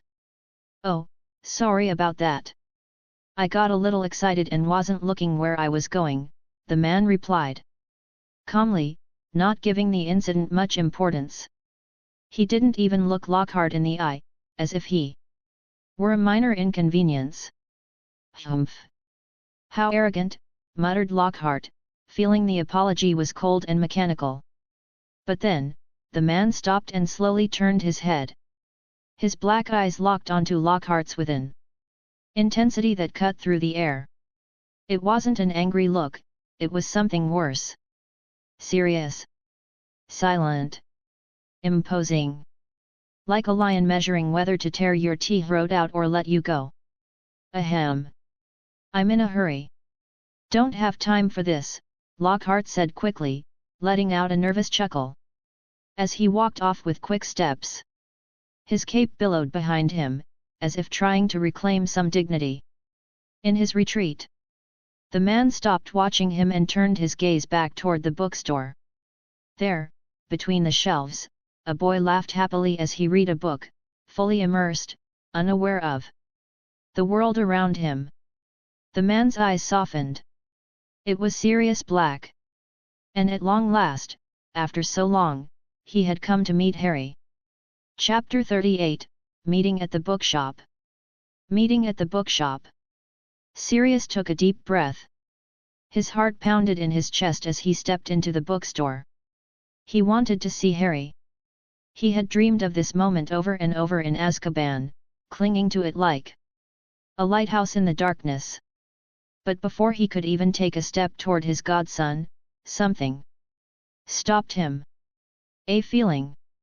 Instincts he hadn't lost despite the years. He felt a gaze burning into his back. He turned immediately. And there she was. From behind the counter, Wanda was watching him with an intensity that could almost be felt in the air. Her eyes, green like a memory, studied him with the dangerous calm of someone who had protected Harry with tooth, nail, and magic he barely understood. Sirius remembered her instantly. Though he had only seen her once, long ago. Yet now, her presence dominated everything. He approached her. "Hi. Thank you for everything you've done. The Potters told me everything," he said. His voice heavy with restrained emotion. "I did the psychological evaluations, like they said you wanted. So I could see Harry. So I could be near him." He looked at her with sincerity. With regret. With a pain he hadn't known how to name until now. The woman before him wasn't just his godson's mother. She was the one who had raised him, who had loved him, who had been there for every moment Sirius Black had missed. Because of his own stupidity. Because of his absence. Luckily, according to Fleamont and Euphemia, Wanda had taken excellent care of Harry. So much so. They had named her heir to the Potter family's estate while Harry remained a child. Wanda didn't answer immediately. She looked at him as if she could see every corner of his soul. Every shadow of guilt, every regret, and every wound. Her eyes were steady. Unmoving. Not filled with hatred, but not with compassion either. Just a mother assessing whether the man before her deserved to be near her son.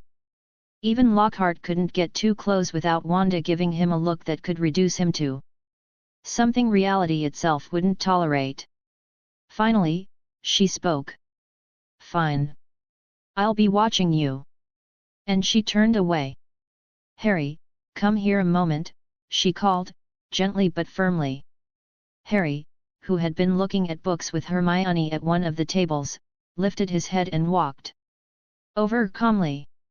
His green eyes identical to Lily's rested first on his mother, with quiet ease, and then on Sirius, with a slight frown. "What is it, Mum?" "This is Sirius Black. Your godfather. Your father's best friend. The man your grandparents told you about." Harry looked at him carefully. He seemed to be evaluating whether this well-dressed, slightly nervous man could truly be who he claimed to be. "Sirius Black?" he asked. His eyes showed no emotion. Just curiosity. "I see. Nice to meet you." He extended his hand with perfect manners. And Sirius froze. In truth, he had idealized this moment in his mind. He had expected Harry to hug him, to shout his name, to say how much he had wanted to meet him. But all he got was a polite greeting. Courteous. "Ahem. I brought you a gift, Harry," he said awkwardly, digging into his bag. He pulled out a child-sized broomstick, nearly identical to the one he had once given Harry as a baby. The one Harry had used to destroy several vases at the Potter's home, earning Sirius a lovingly scolding Lily. You didn't have to," Harry replied softly. "I already have one. Mum bought it for me." "Oh. I see." Sirius smiled uncomfortably. Would you like to hear some stories about your parents?" Harry looked at him with more interest this time. He nodded. "Sure." Sirius exhaled in relief. He followed Harry to the couch where the boy had been reading and sat beside him. Hermione stayed close, watching everything closely. Harry listened not with childish excitement, but with caution. As if taking notes. As if every word Sirius said needed to be weighed, measured, evaluated. He wasn't listening with an open heart, but with the guarded walls of someone who had learned too early that not all adults stayed. Hermione, for her part, had her brow furrowed. She didn't like the stories that started to emerge about Sirius and James picking on other students. Sirius noticed and quickly shifted gears. Your mother was brilliant. Smart, proud, competitive. She was always arguing with Lupin for the top spot in class. We all thought she should have been in Ravenclaw, but when the war started, she proved the fierceness of a true Gryffindor. Sirius's voice changed. It became warm. Almost reverent. They faced the Dark Lord and lived. Not many can say that. Once, to save your father, she fought 10 Death Eaters. Took down 2 instantly, grabbed your wounded dad, and escaped with him. She was magnificent. Powerful. Clever. He paused. Smiled, nostalgic. We used to tease James, saying he'd be lost without her. But thanks to her, he changed. They both did. They were like a fairy tale, you know? Beauty and the Beast. Her love made him better. Sirius lowered his gaze. He was the only one of us who found a place where he truly belonged. And he fell silent. From behind the counter, Wanda listened. There weren't many customers. But that didn't mean she let her guard down. Still, for the first time in a long time, her expression shifted slightly. Not to one of trust, but one of consideration. Perhaps, just perhaps, Sirius Black still had a place in his godson's life. The story flowed with quiet laughter and anecdotes tinged with nostalgia, until a deep voice, dripping with contempt, cut through the air like a blade. Well, it seems the rumors on the street are true. Sirius Black has been released from Azkaban. The voice came from the entrance of the bookstore, unmistakable. Its owner stood tall, his black robes billowing like they were part of the shadows themselves.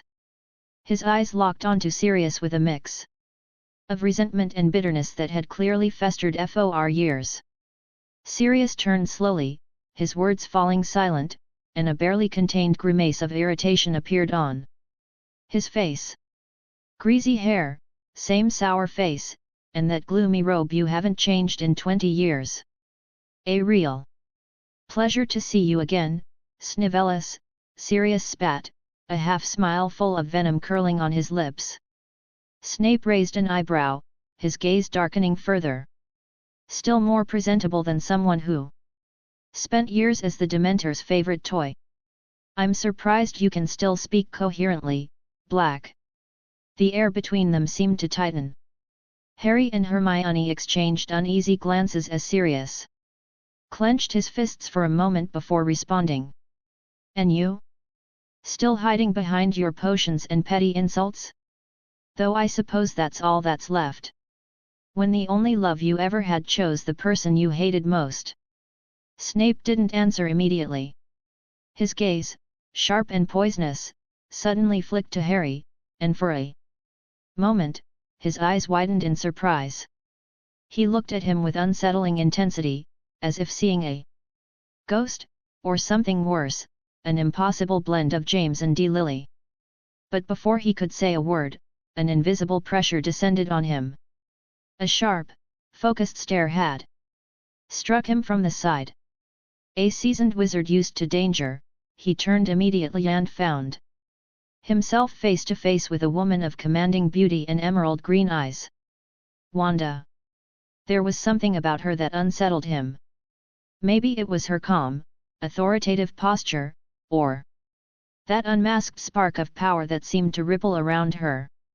But what truly made him falter was that, for a split second, he swore he saw Lily. Not physically, but in something deeper, in her fierce protectiveness, the clarity of her gaze, and that unconditional love for the boy behind her. If you came to buy something, pick a book. If you came to argue with that man, I suggest you do it outside. But if you came to cause trouble, I'll have to ask you to leave right now, Wanda said, her voice low and firm, edged with the cold sharpness of steel. Snape frowned, but didn't reply. Instead, he pulled a parchment from his robes with a brusque motion and dropped it on the counter with a sharp smack.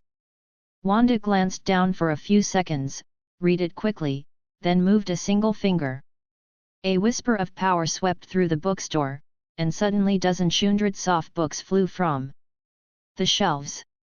They soared with mathematical precision and stacked themselves into a perfectly ordered mountain on the counter. It was so impressive even Hermione's eyes widened. "That'll be 100 galleons," Wanda said, as if nothing had happened. Snape watched her for a few more seconds. A silent battle crossed his expression: disdain, discomfort, and something akin to respect. Without a word, he placed a pouch filled with gold on the counter, cast one last icy look at Sirius. Look that spoke of old wounds, of enmities time hadn't healed, and then his eyes locked onto Harry. Once more. Harry held his gaze calmly. There was no fear in him. Just observation. Snape finally turned on his heel and left, his black robes vanishing like a shadow beyond the door. Silence settled over the room for a moment. Harry was the one who broke it. Was that the one from the Hogwarts stories? He asked suddenly, turning to Sirius. The man blinked, puzzled. How did you know? His eyes, Harry replied quietly, almost to himself. Yet. That was Snape. The next chapter, A Glimpse of the Future. Chapter 39, A Glimpse of the Future. A Glimpse of the Future. Picket Post Close, Bracknell, England. Just 50 kilometres from the bustling heart of London, there was a cosy neighbourhood where hedges were always perfectly trimmed, lawns perpetually green, and neighbours greeted each other with genuine smiles. It was the kind of place where families felt safe, where children could ride their bikes without a care in the world, and where life seemed simpler, kinder. In one of those houses, however, lived a rather different family. Not because they were dangerous or troublesome, nothing could be further from the truth, but because of their unusual, almost enchanting charm. Everyone knew the house on the corner, with its flawless facade, flowers that never wilted, and a warm aura that surrounded it day and night. That was where Wanda lived. A young woman with an eternally serene and radiant appearance. Many neighbors swore she hadn't aged a single day in the last 7 years. With smooth skin, graceful steps, and a gentle smile, Wanda was the quiet heart of the neighborhood. When she went for walks, it wasn't uncommon to see men freezing in place a bit too long, or wives exchanging glances somewhere between nervous and curious. And yet, her presence never stirred jealousy or envy. She radiated peace. She was maternal. And Wanda wasn't alone. She lived with her son, Harry. Harry was 11, but those who knew him often spoke of him as if he were much older. He was calm, polite, refined, and always wore that soft, sincere smile that could melt even the hardest hearts. His unruly hair and vivid green eyes, identical to his adoptive mother's, though not by blood, gave him an air of unassuming nobility. Some mothers joked that when their daughters saw Harry pass by, they stopped talking for minutes at a time. Not just because of his looks, but because of the warmth he carried, the thoughtful and measured way he spoke, so rare in children his age. But beyond what the neighbors could see, inside that home, there was love. A deep bond, shaped by patience, affection, and mutual respect. That morning, however, started a bit differently. Harry came down the stairs in a bit of a rush, still in his pajamas, barefoot, and with his hair even messy than usual. As he stepped into the kitchen, he found the familiar scene, his mother calmly having breakfast, and Liz, their house elf, fluttering about the kitchen while preparing breakfast with great care. Wanda looked up and smiled sweetly. "My, you woke up late today," she said in a soft, amused tone. "Sorry. I guess I was more excited than I thought, Harry replied, returning her smile as he leaned in to hug her gently, with genuine affection. Then he turned to the kitchen and looked at Liz. It's okay, Liz, I'll take care of it. You should have breakfast too. Though I'd love it if you joined us. Liz blushed as much as a house elf cowled and wiggled her ears. Thank you, Master Harry, but if Liz eats without Gris, Gris gets upset. Says Liz has no manners if she eats alone.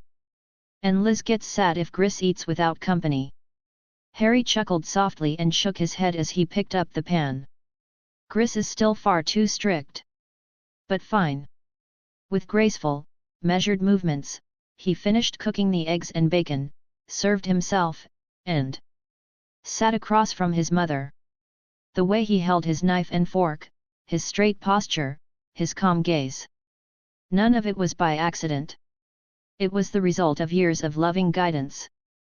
Did you prepare everything for today? Wanda asked as she watched him eat. Almost. Liz and Gris sent my luggage last night. Though honestly, I think they went a bit overboard. One suitcase with an entire room inside. He said with a playful smile. Wanda laughed. She was well acquainted with the talents and enthusiasm of magical elves. It had all begun a few years ago, when Daphne Greengrass started her advanced magical training. Not wanting to be bored alone, she dragged Harry and Hermione along with her. And so, the three of them began studying at a level far beyond what was expected for their age. It was a decision that changed everything. Young Potter had developed a presence that, even without a wand, commanded both respect and sympathy. He was an heir in every sense of the word. Heir to the House of Potter, and to the patient love of a mother who had never let him go. As Harry calmly ate, he suddenly felt his mother's attentive gaze fixed on him. He looked at her, pretending innocence.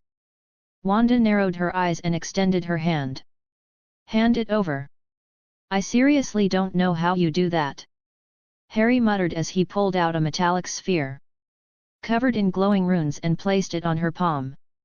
Wanda examined it in silence. I understand why you don't trust Dumbledore after what he did to your family's elves. But risking the security of Hogwarts just to get him fired, that's not the way. It was just going to blow up a few walls. Maybe the headmaster's office. Harry replied with a small, guilty smile. Wanda's gaze sharpened. Sighing, Harry pulled out 5 identical spheres. It was because I said some walls, wasn't it? I'm your mother. I see right through you, Wanda answered with a mysterious and amused tone. One day, I'll figure out how you do that, Harry said, still smiling. By the way, Hermione and Uncle Wendell and Aunt Susan left early. They wanted to take a walk before saying goodbye to their little girl. Yes, Susan told me this morning. If you want, we can do the same. After all, you'll be gone for several months. It'll be the first time you're away from your mother. Harry glanced at the clock on the wall. I would have loved that, but it's too late now. Next time, I promise. Wanda sighed, her smile touched with melancholy. All right. Go get dressed. Easy, Harry said with a proud little smirk as he snapped his fingers on both hands. A reddish glow swept up his body from foot to head, and his pajamas were instantly replaced by an elegant black robe with a modern cut, open at the sides from the level of his cream trousers pockets. The outfit was a perfect blend of magical tradition and Muggle sobriety, refined, discreet, stylish. Despite his youth, he already carried himself with a presence that radiated maturity and confidence. His hair, however, remained as rebellious as ever. I haven't won the battle against my hair yet, but I accept it as part of my natural charm, he said. With a soft smile, while Wanda looked at him with pride. All right, let's go, she replied, gracefully rising from her chair and extending a hand. The world seemed to fold in on itself for an instant. When Harry blinked again, they were already standing in the middle of King's Cross Station. In front of them stood the Hogwarts Express in all its majesty, a gleaming red train that whistled and let off steam from its chimney, filling the air with a blend of nostalgia and living magic. Families from all over were saying goodbye to their children. The youngest hugged their parents tightly, while the older ones joked with friends, eager to begin a new year. The station was buzzing with emotion. "I need you to teach me that," Harry said, raising an eyebrow at his mother, still impressed by how elegantly they had appeared. Wanda smiled without turning. "No spatial or temporal distortion spells until you're of age." Yet, I know. You could accidentally alter reality and trap an entire village in an infinite paradox," Harry recited the warning in a mocking yet respectful tone. He had heard it so many times. He knew it by heart. It was then they spotted a familiar group approaching through the crowd. Wendell and Susan with Hermione, followed by Selene, Daphne, Edward, and little Astoria, who walked firmly, trying to imitate the older kids. "You finally made it." "I thought Harry had overslept," Hermione exclaimed, her face a mix of excitement and nerves. "Good to see you, Harry," said Daphne, approaching with a knowing smile. Discreetly, she handed him a small pouch behind her back. But the gesture didn't go unnoticed, not by Wanda, and certainly not by Edward. "If I get a single letter from McGonagall this term, your allowance will be severely reduced," Edward warned in a calm voice that carried clear authority. His stoic gaze fell on his daughter with surgical precision. Without losing composure, Harry simply smiled with a mix of resignation and politeness and returned the hidden sphere to Edward. "Sorry," he murmured softly. Daphne shot him a glare. Feeling betrayed, Edward examined the sphere. It was identical to the one Wanda had confiscated moments earlier. And upon seeing it, she only shook her head. "All right, get on the train. Find a good compartment, it's a long trip ahead," said Selene with a warm smile. Daphne sighed. "I still don't get why we can't use the Flow network, or the night bus, or at least apparition. We could be there in seconds." "It's a Hogwarts rule," Hermione replied almost automatically. "Students used to travel by carriage and take days. The tradition continues." "That doesn't explain why," Daphne insisted, arms crossed. "Because it's the rule," Hermione replied, raising her chin firmly. Harry approached Wanda and hugged her sincerely. "See you over the holidays, Mom. Take care. And have some fun too, even just a little," Wanda replied, gently stroking his hair. The three new students, Harry, Hermione, and Daphne, boarded the train, waving one last time. Astoria tried to follow them, but Selene stopped her with a smile. She still had a year or two left before her own adventure. "They grow up so fast," Susan murmured with a hint of melancholy, squeezing Wendell's hand. He nodded silently. "Well, who wants some coffee? There's a place around the corner with cream pastries to die for," said Susan, changing the mood with contagious cheer. Everyone laughed and followed her. On the way, they passed a rather disheveled and interesting red-haired family. Hours after the express had departed, when the train was about to reach Hogwarts, two boys, one red-haired with a curious expression, the other with dark hair and an easy smile, were talking quietly. In a compartment, the door suddenly burst open. A girl with bushy, messy brown hair, large brown eyes, and an inquisitive look stepped in and examined them as if assessing them for a test. Without greeting, she bluntly asked, "Have you seen a toad?" A boy named Neville lost it. Both boys frowned, surprised by the lack of manners, but before they could answer, a small book flew from the hallway and gently tapped the girl on the arm. A figure appeared from the corridor. It was a young boy with jet black hair and bright green eyes, wearing a calm expression and a faintly amused smile. "I think you forgot your manners," the boy said gently, never taking his eyes off his friend. The girl gave him an annoyed look but straightened as if performing for an audience. "My apologies for the interruption," she now said with a carefully polite voice, adopting an exaggeratedly refined tone, as if imitating a noble from the past. "My haste led me to intrude upon your leisure space without the proper respect.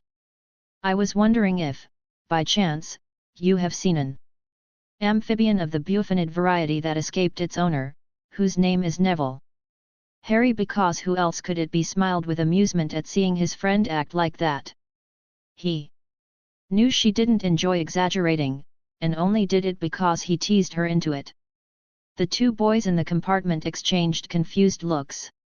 They might have understood half of what she said, but in the end, both shook their heads. "Then, I wish you a splendid evening," said the girl, giving a small curtsy as she held the edges of her robe like it was an old-fashioned dress.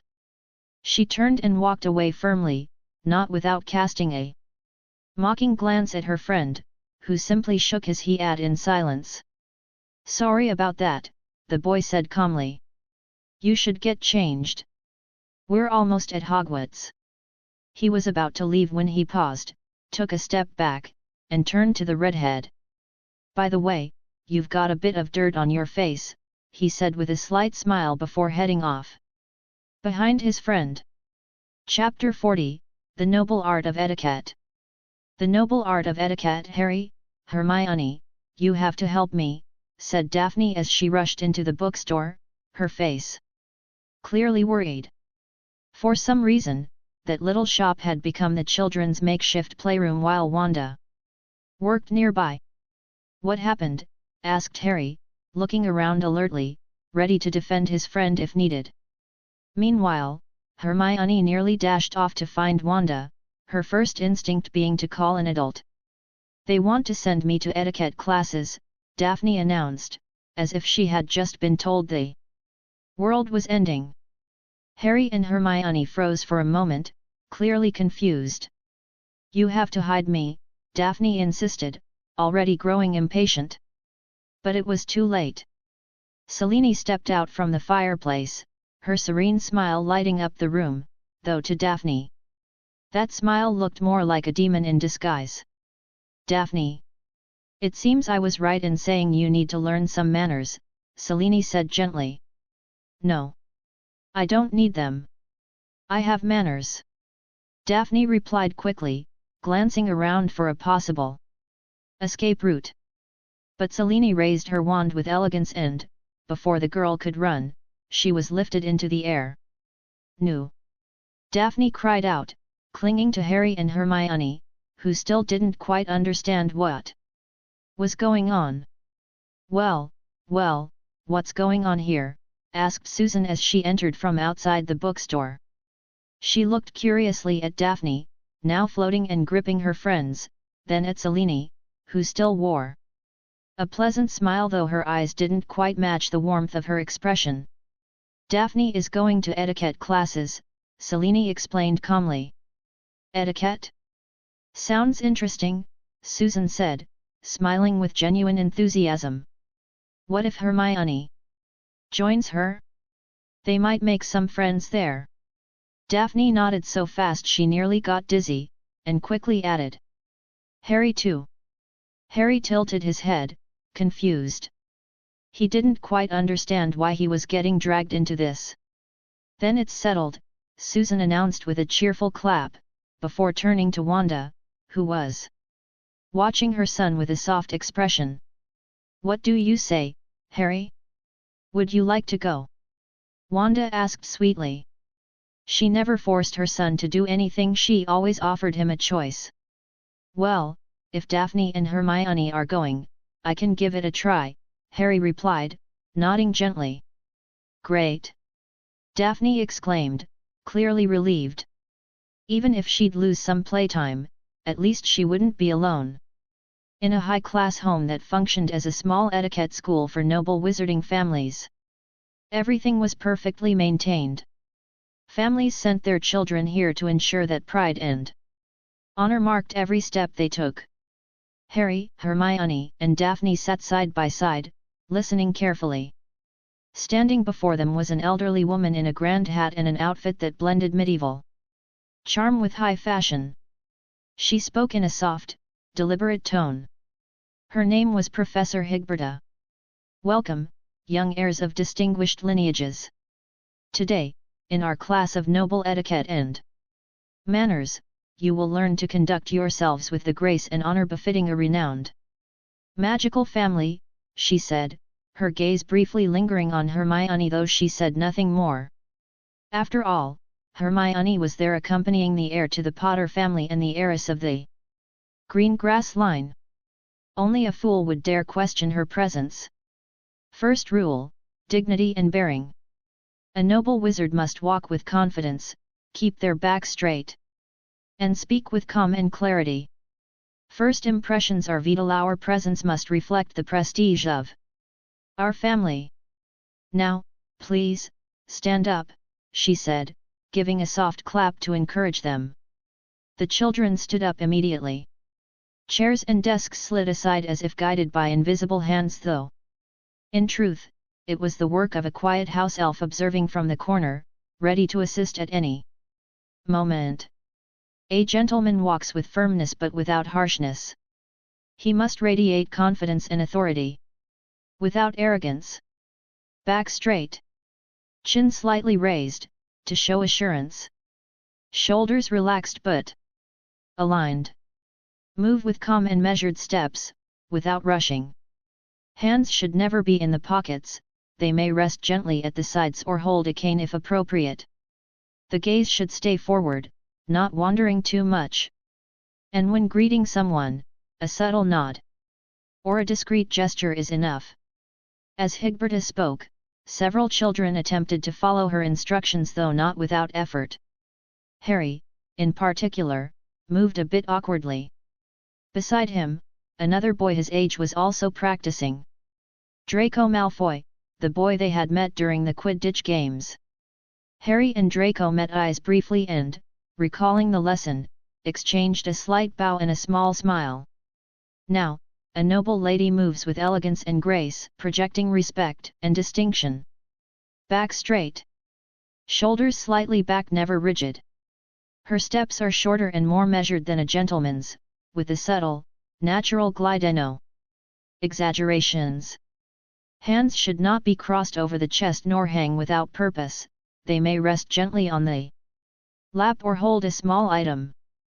The gaze should be calm and confident, not evasive or challenging. When passing someone, a slight nod or discreet smile will do. The children began walking around the room. Some followed the instructions diligently, others giggled and made faces as they crossed paths. Higberta, however, was used to teaching children. She knew manners weren't absorbed in an instant. They seeped in slowly, like sunlight warming a room. That's why she wasn't strict, not with little ones from powerful families. She understood that with patience, even etiquette could become a charming game. Very well, now let us move on to the second rule, greetings and conversation, announced Professor Higberta in a calm voice, walking slowly among the children as she spoke. You do not greet others with excessive enthusiasm.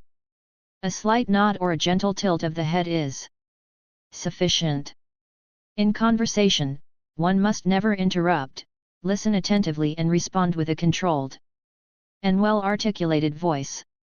A gentleman of distinguished lineage does not extend his hand hastily nor display unnecessary affection. Restraint is key. She paused briefly to observe their reactions before continuing, her tone elegant and measured. The nod, a subtle movement, never exaggerated, that conveys recognition and courtesy. The gentle bow, in formal events, a bow from the waist is appropriate especially toward superiors or High-ranking ladies. The hand kiss, reserved for renowned ladies, performed with discretion, without actually touching the skin, just a soft approach of the lips. Eye contact should be held firmly, neither challenging nor evasive. It reflects respect and self-assurance. She then turned to the girls with a small smile.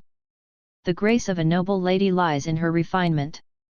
Every gesture must be elegant and intentional. The light curtsy, a small dip of the torso, with the back straight and chin held high. The delicate nod, a soft movement of the head, free of any abruptness.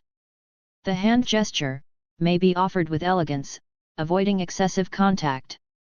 The composed gaze, not fixated or intense, but one that conveys attentiveness and presence. With a light flick of her wand, Higberta conjured a small practice circle and smiled serenely. Now, the gentleman should approach one of the ladies and offer a formal greeting, waiting for the lady to present her hand for a proper salutation. The room filled with murmurs and soft laughter. For many of the children, the task was more of a challenge than it seemed, not because of the etiquette, but because of the embarrassment of approaching the girls, or perhaps the amusing tension of seeing who would go first. Harry was the one to take the first step. "A pleasure," he said calmly, bowing slightly to both Daphne and Hermione. The girls smiled, and extended their hands at the same time, causing a brief moment of confusion. "For Harry."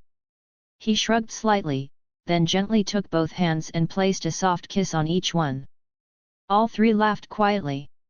Seeing Harry's gesture, several other children were encouraged to try as well, mimicking the greeting. With growing interest and curiosity.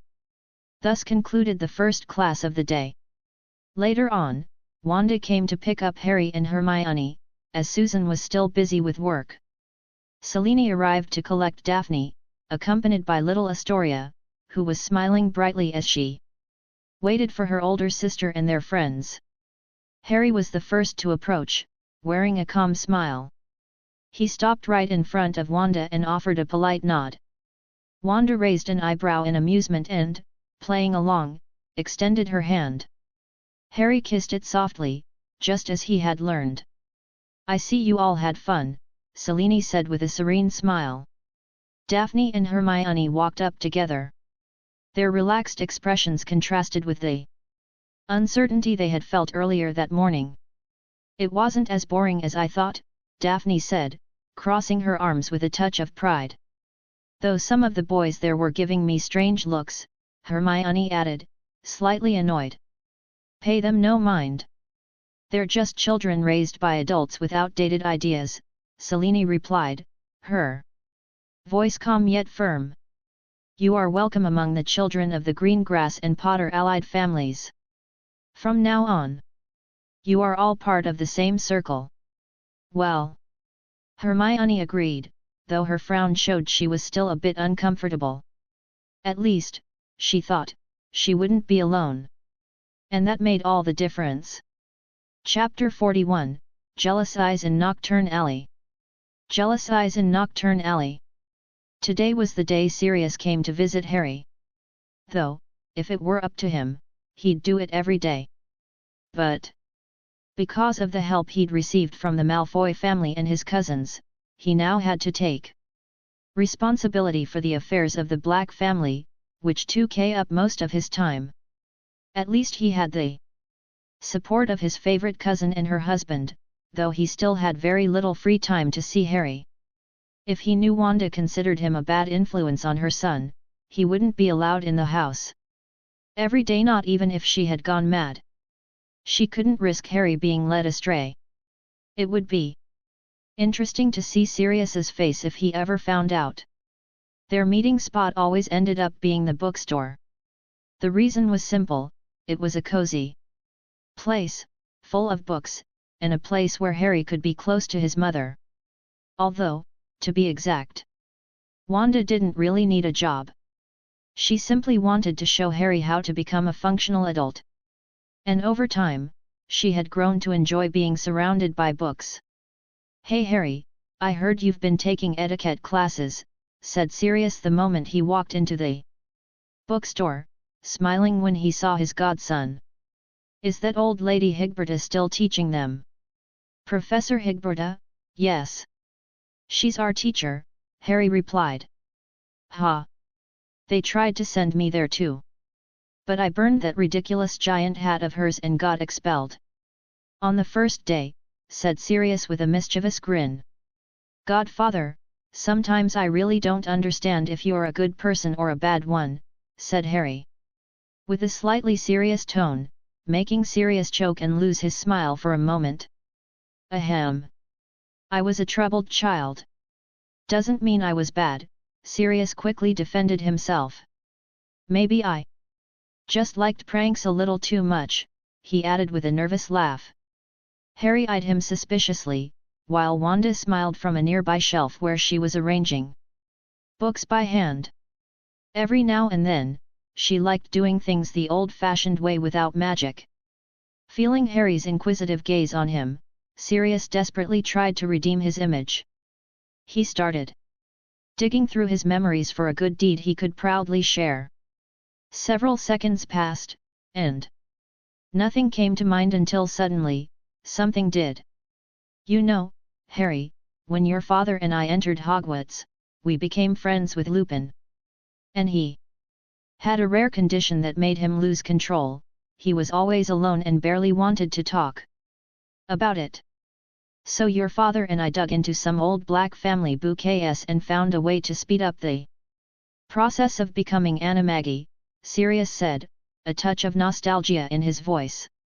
Normally, you have to hold a mandrake leaf in your mouth for a full month, but we kept swallowing it by accident. And if you mess up, you can end up partially transformed or even disfigured. It's a very dangerous spell. That's why there are only 6 officially registered Animagi. There might be a few illegal ones, but not many. Dare to try? We did it just so we could be with Lupin during full moons. But if you did something illegal, technically that's not a good thing, Hermione interjected from beside Harry, staring straight at Sirius. If you do something to help someone, it doesn't matter if it's illegal, as long as it's the right thing, Sirius tried to justify. Aunt Wanda, Sirius is teaching Harry something bad, Hermione said immediately, throwing him under the bus without hesitation. Sirius instantly regretted telling that story, especially when he felt Wanda's piercing gaze. It was so intense it actually made him break into a sweat. Meanwhile, no one noticed a distant gaze watching Sirius, then Harry, and finally Wanda, with an expression full of disgust, jealousy, and intrigue. That guy again, muttered Lockhart as he hid inside a shop across from the bookstore, staring particularly hard at Sirius. The only reason Wanda hadn't noticed him yet. Why does he keep coming back? Who the hell is he? Why does he get along with the boy so well? Is he planning the same thing I am? Lockhart whispered angrily. I need to find out more. I can't let the woman I've spent so long trying to win be taken by some penniless nobody, he said through gritted teeth. But what filled his voice most was envy, pure, poisonous jealousy. Sirius's current appearance, now that he had to act as the head of a noble house, had been refined by his cousin. He now wore elegant robes, kept his hair well groomed, and thanks to the healing potions he had taken, his natural black family good looks, something they were very proud of, had begun to shine once more. That only fanned the flames of fury and envy in Lockhart's chest. No one is going to steal what's mine, he muttered before standing up and leaving. He needed information. And he knew exactly where to get it.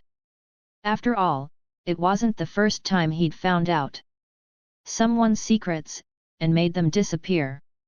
He followed a path he knew by heart, slipping into Nocturne Alley as he pulled a black hooded cloak over his head to hide his face. Every time he passed a dark wizard, he gripped his wand with fear, but he didn't stop. He quickly made his way through the alley until he reached a grimy bar and entered without hesitation. Inside, various patrons were drinking all kinds of strange, smoking liquids. Some glasses held a thick, red liquid. One man sipping from such a glass had long fangs protruding from his mouth, clearly a vampire. He looked up when he sensed Lockhart's presence and gave him a mocking smile before sipping again, this time with noble manners. Lockhart swallowed hard but quickly made his way to the bartender. "I'm here to see the informant," he said in a serious tone. The bartender said nothing and simply pointed with his thumb toward a door beside the bar. Lockhart stepped through without delay and followed a dark hallway until he reached a door. He knocked firmly.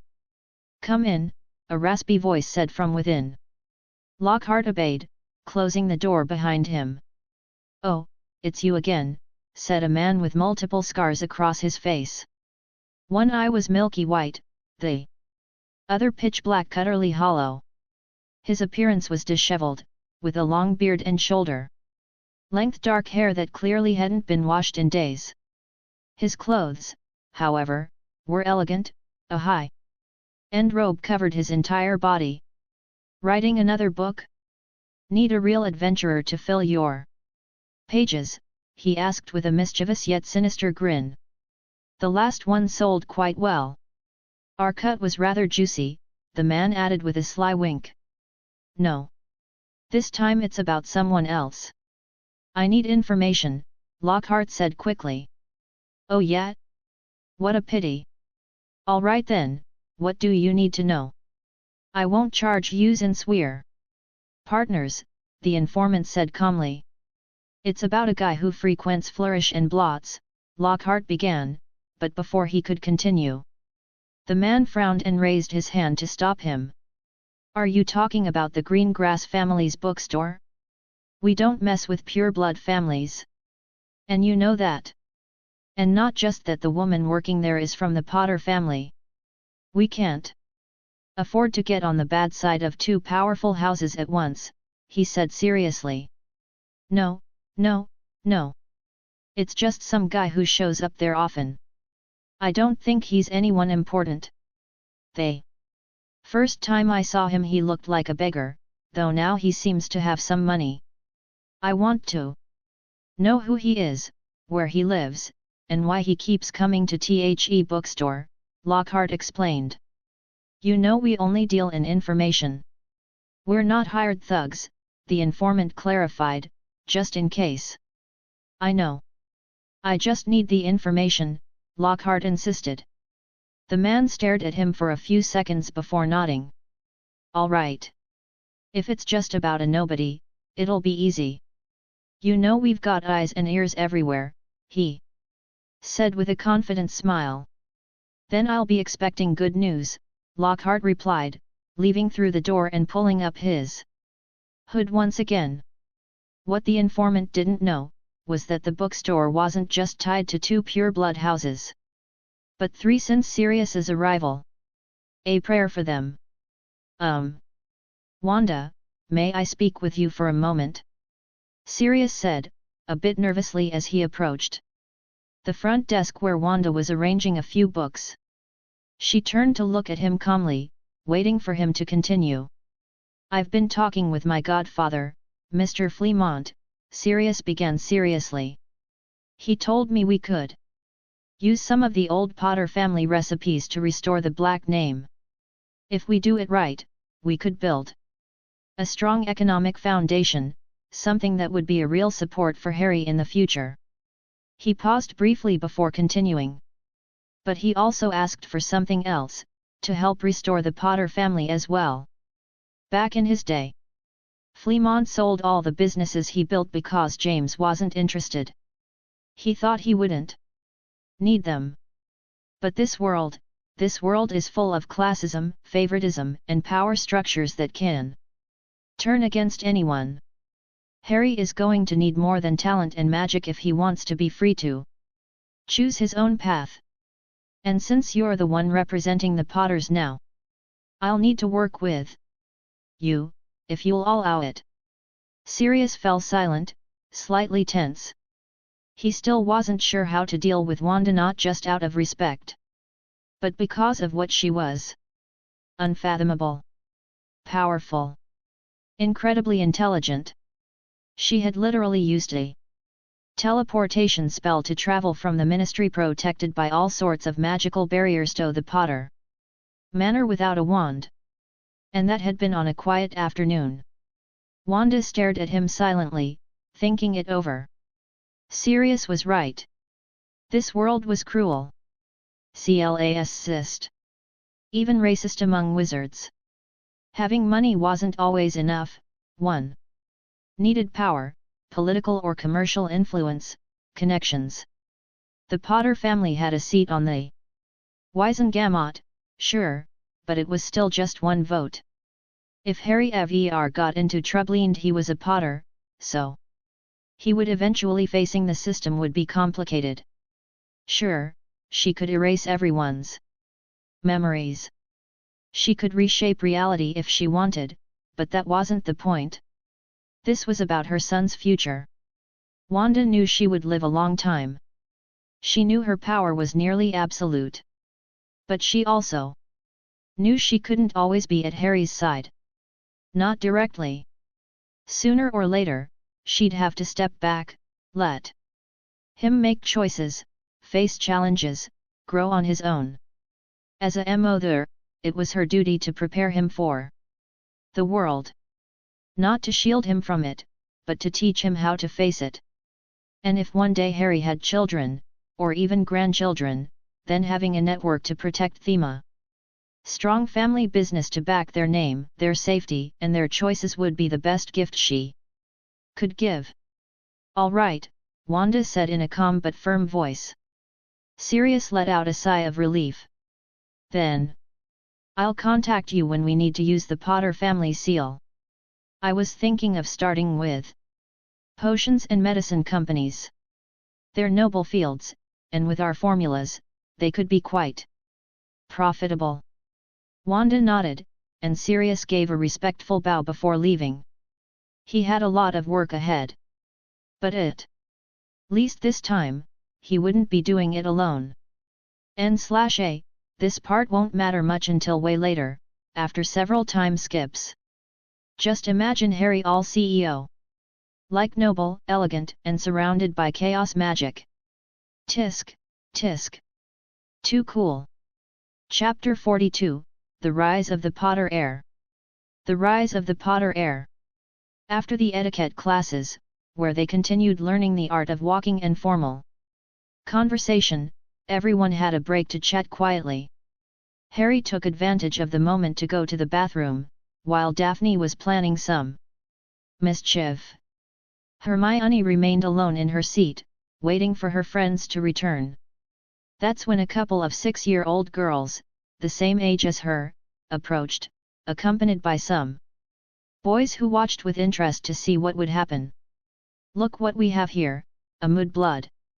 I can't believe Mrs. Higberta's etiquette school accepted someone like that, said a girl with short hair, a long nose, and small eyes. Her face showed an intense disdain for a child, as if she had learned it from watching her parents all the time. Behind her, the girls accompanying her snickered quietly, while the boys smiled from around. I'm calm. Don't bother me, said Hermione, frowning with slight anger, though she also felt a bit scared being surrounded while the others laughed at her. Why do you keep coming, mudblood? Do you want to try to be like one of us? I'm sorry to tell you that you'll never stop being a mudblood, the girl said, laughing cruelly. At that moment, a blond boy entered the classroom. When the girl saw him, her eyes lit up for a moment, until she remembered something, and her expression turned arrogant again, even in front of him. Don't you think so, Draco? Mudbloods shouldn't come near our world, the girl said, looking at the newcomer, who just watched her silently and then turned his gaze to Hermione. Pansy, we're learning etiquette. Why are you bothering others? Draco said softly. Humph. Like our parents said.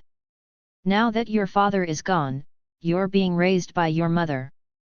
The Malfoy family is in decline, said a slightly chubby boy, accompanied by another almost identical one. Draco, hearing them, looked sadly at those who had once been his best friends. They had always been with him, following him everywhere. But since his father disappeared and the Malfoy family stopped leading the dark side, they barely kept any respect for him. When his mother joined the neutral side, those same friends began despising and insulting him. Now, he was alone. The only thing left is for the Malfoy family to become blood traitors, like the disgusting Potter and Green Grass families, Pansy said angrily. She was upset that the boy she had always liked rejected the nobility of pure bloods. What did you say? A furious voice was heard near the window. It was Daphne, entering the classroom with an angry look. She jumped inside the classroom just as Harry politely asked permission to pass by Draco, with a serious expression on his little face. Pansy trembled slightly seeing Greengrass and Potter arrive, but noticing who accompanied them behind, she grew bold again. However, all the children from neutral families quickly approached and positioned themselves behind Daphne. Apologize, ordered Daphne, looking angrily at Pansy. Why should I? Pansy replied, though somewhat nervous. She couldn't show fear, her family had taught her not to. The Parkinsons considered themselves superior, even if they were only a minor pure-blood family. Meanwhile, Harry didn't speak. He just looked around the classroom as if searching for something. His gaze stopped at a corner of the room, and he frowned with slight anger. The person hiding there was surprised to feel Harry's gaze before making their appearance. Well, children, it seems the break is over. You better get back to your seats, said Mrs. Higberta, entering the classroom. But Harry kept staring at her intently. Mrs. Higberta, Parkinson disrespected my friend. She has to apologize, said Daphne firmly, seeing the teacher appear. That's not true, Parkinson replied quickly. All right, sit down. A noble family must never apologize in vain. They have to maintain their honor. As the honorable heir of the Greengrass family, you must remember that, said Higberta quickly. Now, sit down and let's continue the class. Daphne was furious, while Harry continued watching the teacher, who avoided his gaze. Not only because the boy confronted her confidently, but because she noticed he could see through the invisibility spell. Finally, Harry stopped looking at her and approached Hermione. Don't worry, Hermione. Sirius said something like this could happen. When it does, we'll tell our moms to deal with the family that insulted you, Harry said loudly, so everyone in the classroom could hear. For the first time, Pansy began to feel afraid. Some children shut their mouths and stopped mocking. There was a rule their parents imposed regarding the Potters: never confront them. With Sirius Black's release from Azkaban, regaining his status as heir, and with his Malfoy cousin involved in his liberation, it was clear they were connected. Also, Harry's mother had a vote in the Wizengamot and was close friends with the Greengrass. Although the Potters no longer had their old power, they were allied with 3 equally influential families. Ahem. Mr. Potter, sometimes problems between children don't require adult intervention. A young noble must learn to be respectable, honorable, and proud. Involving parents over a simple disagreement is childish, said Higberta seriously. A teacher who watches insults against a student from a corner with a smile is the one being childish. My mother taught me to always protect my friends. And if there's something I can't solve because I'm small, I have to tell her. She'll destroy anything T-Hat tries to hurt us, replied Harry with a serious look that contrasted with his small 6-year-old body. Harry was mature for his age. Only with his mother could he be a happy child. He had lived too long with his uncles, learning not to ask for love and to fend for himself. Being a child was a luxury that was left behind, until Wanda rescued him and gave him back something he should never have lost. She taught him values he still held. She protected him, and he wanted to protect those he loved too. Mrs. Higberta, upon hearing this, sweat slightly. It wasn't fear of Wanda, she felt contempt for that witch who appeared out of nowhere with the Potter air. But Wanda's allies made her nervous. Still, she knew many pure-blood families backed her as a class and etiquette teacher, so she quickly recovered with an arrogant smile. I see, Mr. Potter. Then I'll wait for your mother to discuss this, she said calmly. Now, let's continue with the class, she added before resuming the lessons on walking and greeting properly. Meanwhile, she made things harder for Harry and Hermione. She didn't fear them, not at all. Higberta thought the Potter family was in decline. From day one, she wanted to expel Hermione, but since she came recommended by the green grass, she allowed it. However, if that caused discomfort among the other students, perhaps distancing from the green grass was the wisest choice. After all, they were just one family. Not like the other 12 she taught. It's a pleasure to meet you, ma'am. Maximoff, Wanda said calmly, standing in front of her son's teacher and student. As soon as they left class, Harry told her what had happened, and Wanda, being an adult, understood the teacher's attitude. Maybe she wanted Hermione to feel uncomfortable and not want to return, or perhaps she just wanted to observe how a little girl was treated for not being pure blood. It seems your son reported what happened. To avoid further complications, I will invite Mrs. Maximoff to withdraw her boy from my classes, as well as Miss Granger. They don't seem to fit the standards of manners expected in the noble high society, Higberta said, looking at Wanda with some disdain. I don't think they will continue in this class, Wanda replied calmly, nodding. Meanwhile, Higberta smiled with satisfaction, believing Wanda lacked real power and depended on the green grass and black families. But then she heard what Wanda said next. But maybe no one will be able to continue taking this class, if there's no school, Wanda said, softly clapping her hands. Then, the mansion that served as the school began to tremble slightly, and little by little its parts started to separate and rise. The rooms, the furniture, everything seemed to float slowly, while walls and ceiling moved aside, revealing the entire interior at a single glance. Only the floor and the seats where the two stood remained in place, as Higberta watched in surprise how the mansion expanded and moved in the town's sky. The neighbors came out of their houses to see how the largest mansion in the area rose and unfolded. From every point in the town, they could see the walls separating and the furniture shifting. Some families who had come to pick up their children, waiting outside to mock the Potter air, opened their eyes in amazement. Then Wanda gently brought her hands together, and the parts of the mansion quickly gathered, joining again until disappearing into a compact shape that settled behind Higberta like a huge pile of rubble, raising a small cloud of dust. There is more in this world than just political power and money. I have it, my son will have it too. Just like the other two. But meanwhile, I am here to protect them. No one will harm my son or my student without consequences.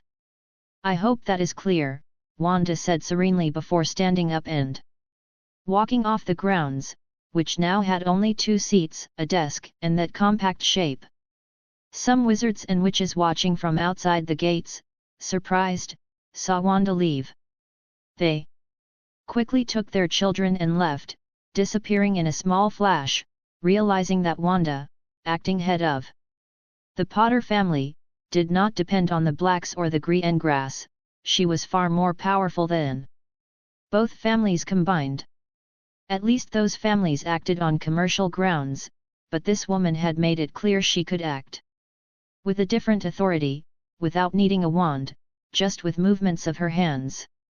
Mr. Parkinson, who had been waiting to see how they would expel the mudblood his daughter had spoken of, now thought maybe she herself could endanger their home. When he arrived home, he found a pile of rubble where his mansion had once stood. Despite all the magical defenses, the damage had been considerable. Only a reduced structure remained, similar to Higborta's mansion. "Paul, what happened to our mansion?" Mrs. Parkinson asked as she entered with shopping bags, followed by the house elf barely managing to keep his balance while carrying everything. "Call the Aurors, quickly," she said worriedly. "No, leave it like this. Calling the Aurors would only complicate things." "This was a warning," Paul replied with some fear. If they wanted to do something to Wanda, even if she allowed it, they would have to face the green grass family. And the black family, more powerful than them, had already been defeated. It wasn't worth the risk. "Send Pansy to a school with stricter manners," Paul added quickly. He couldn't blame his daughter, but he also knew it was partly his fault. "Let her learn real manners. Not just noble manners," he said, while his wife looked at him like he was crazy. Chapter 43, Commercial Alliance. Commercial Alliance. "I'm sorry. I didn't think Professor Higberta was a troll-brained idiot," said Selene with a slightly annoyed expression. "After all, she was Edward's professor when he was young, so I assumed she'd be neutral. But I guess I was wrong," she added with a sigh. Meanwhile, Susan was gently stroking her daughter's head, who wasn't feeling sad at all. She had friends who stood up for her when she needed them, and an incredible professor who had shown power that bordered on legendary.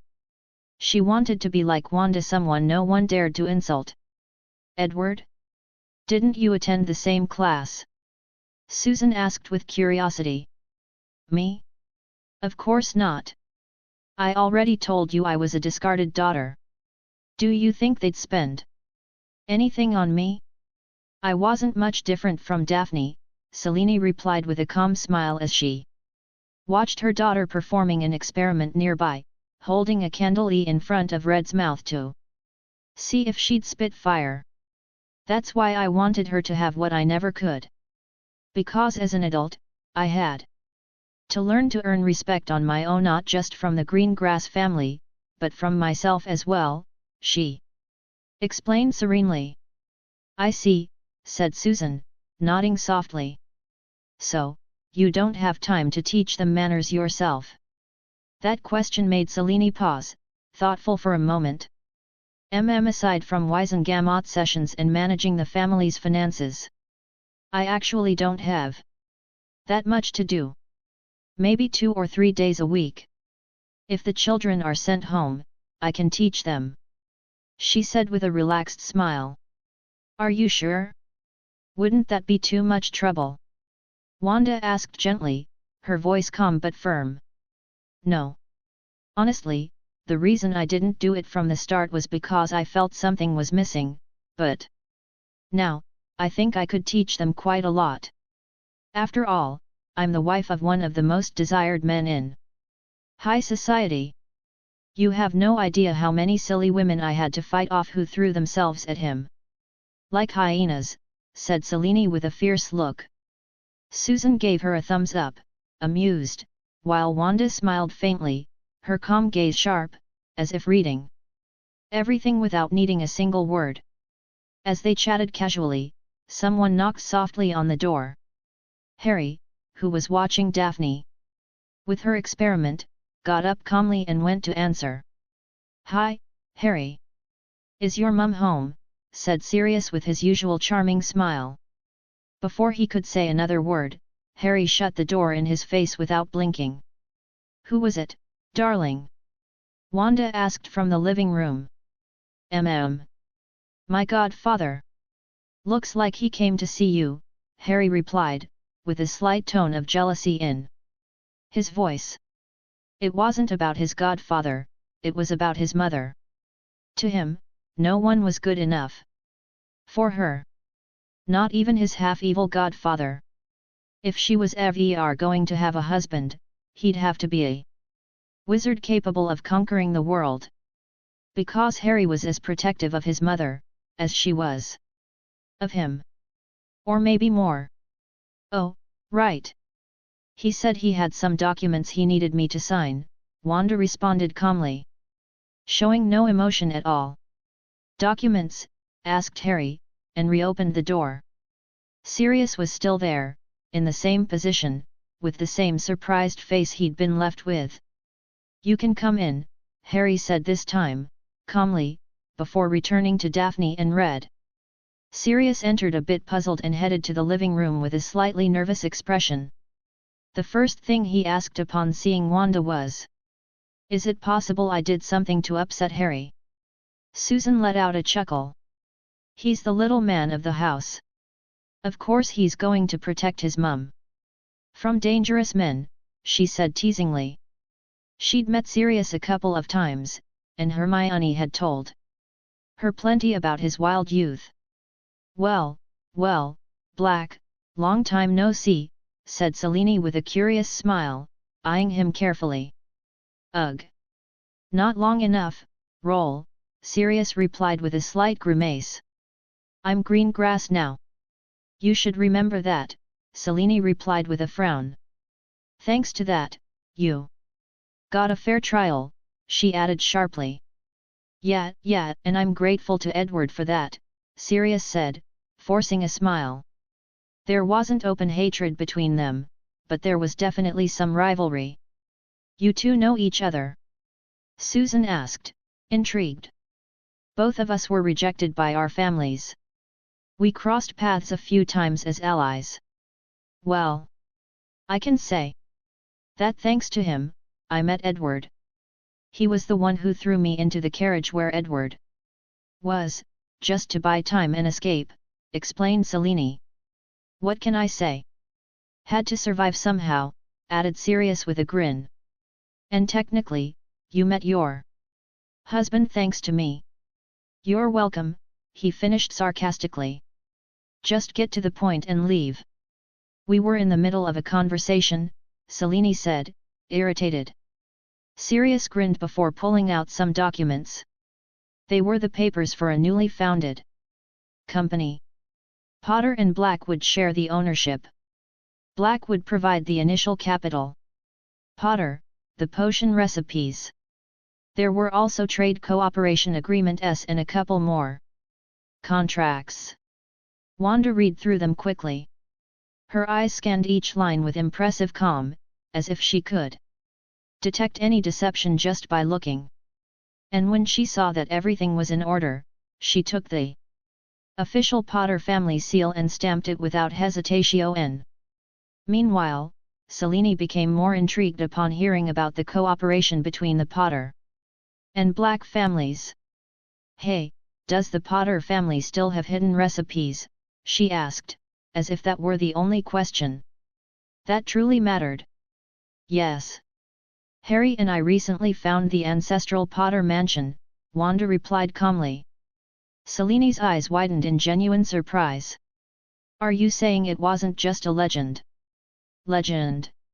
Susan asked, a bit lost.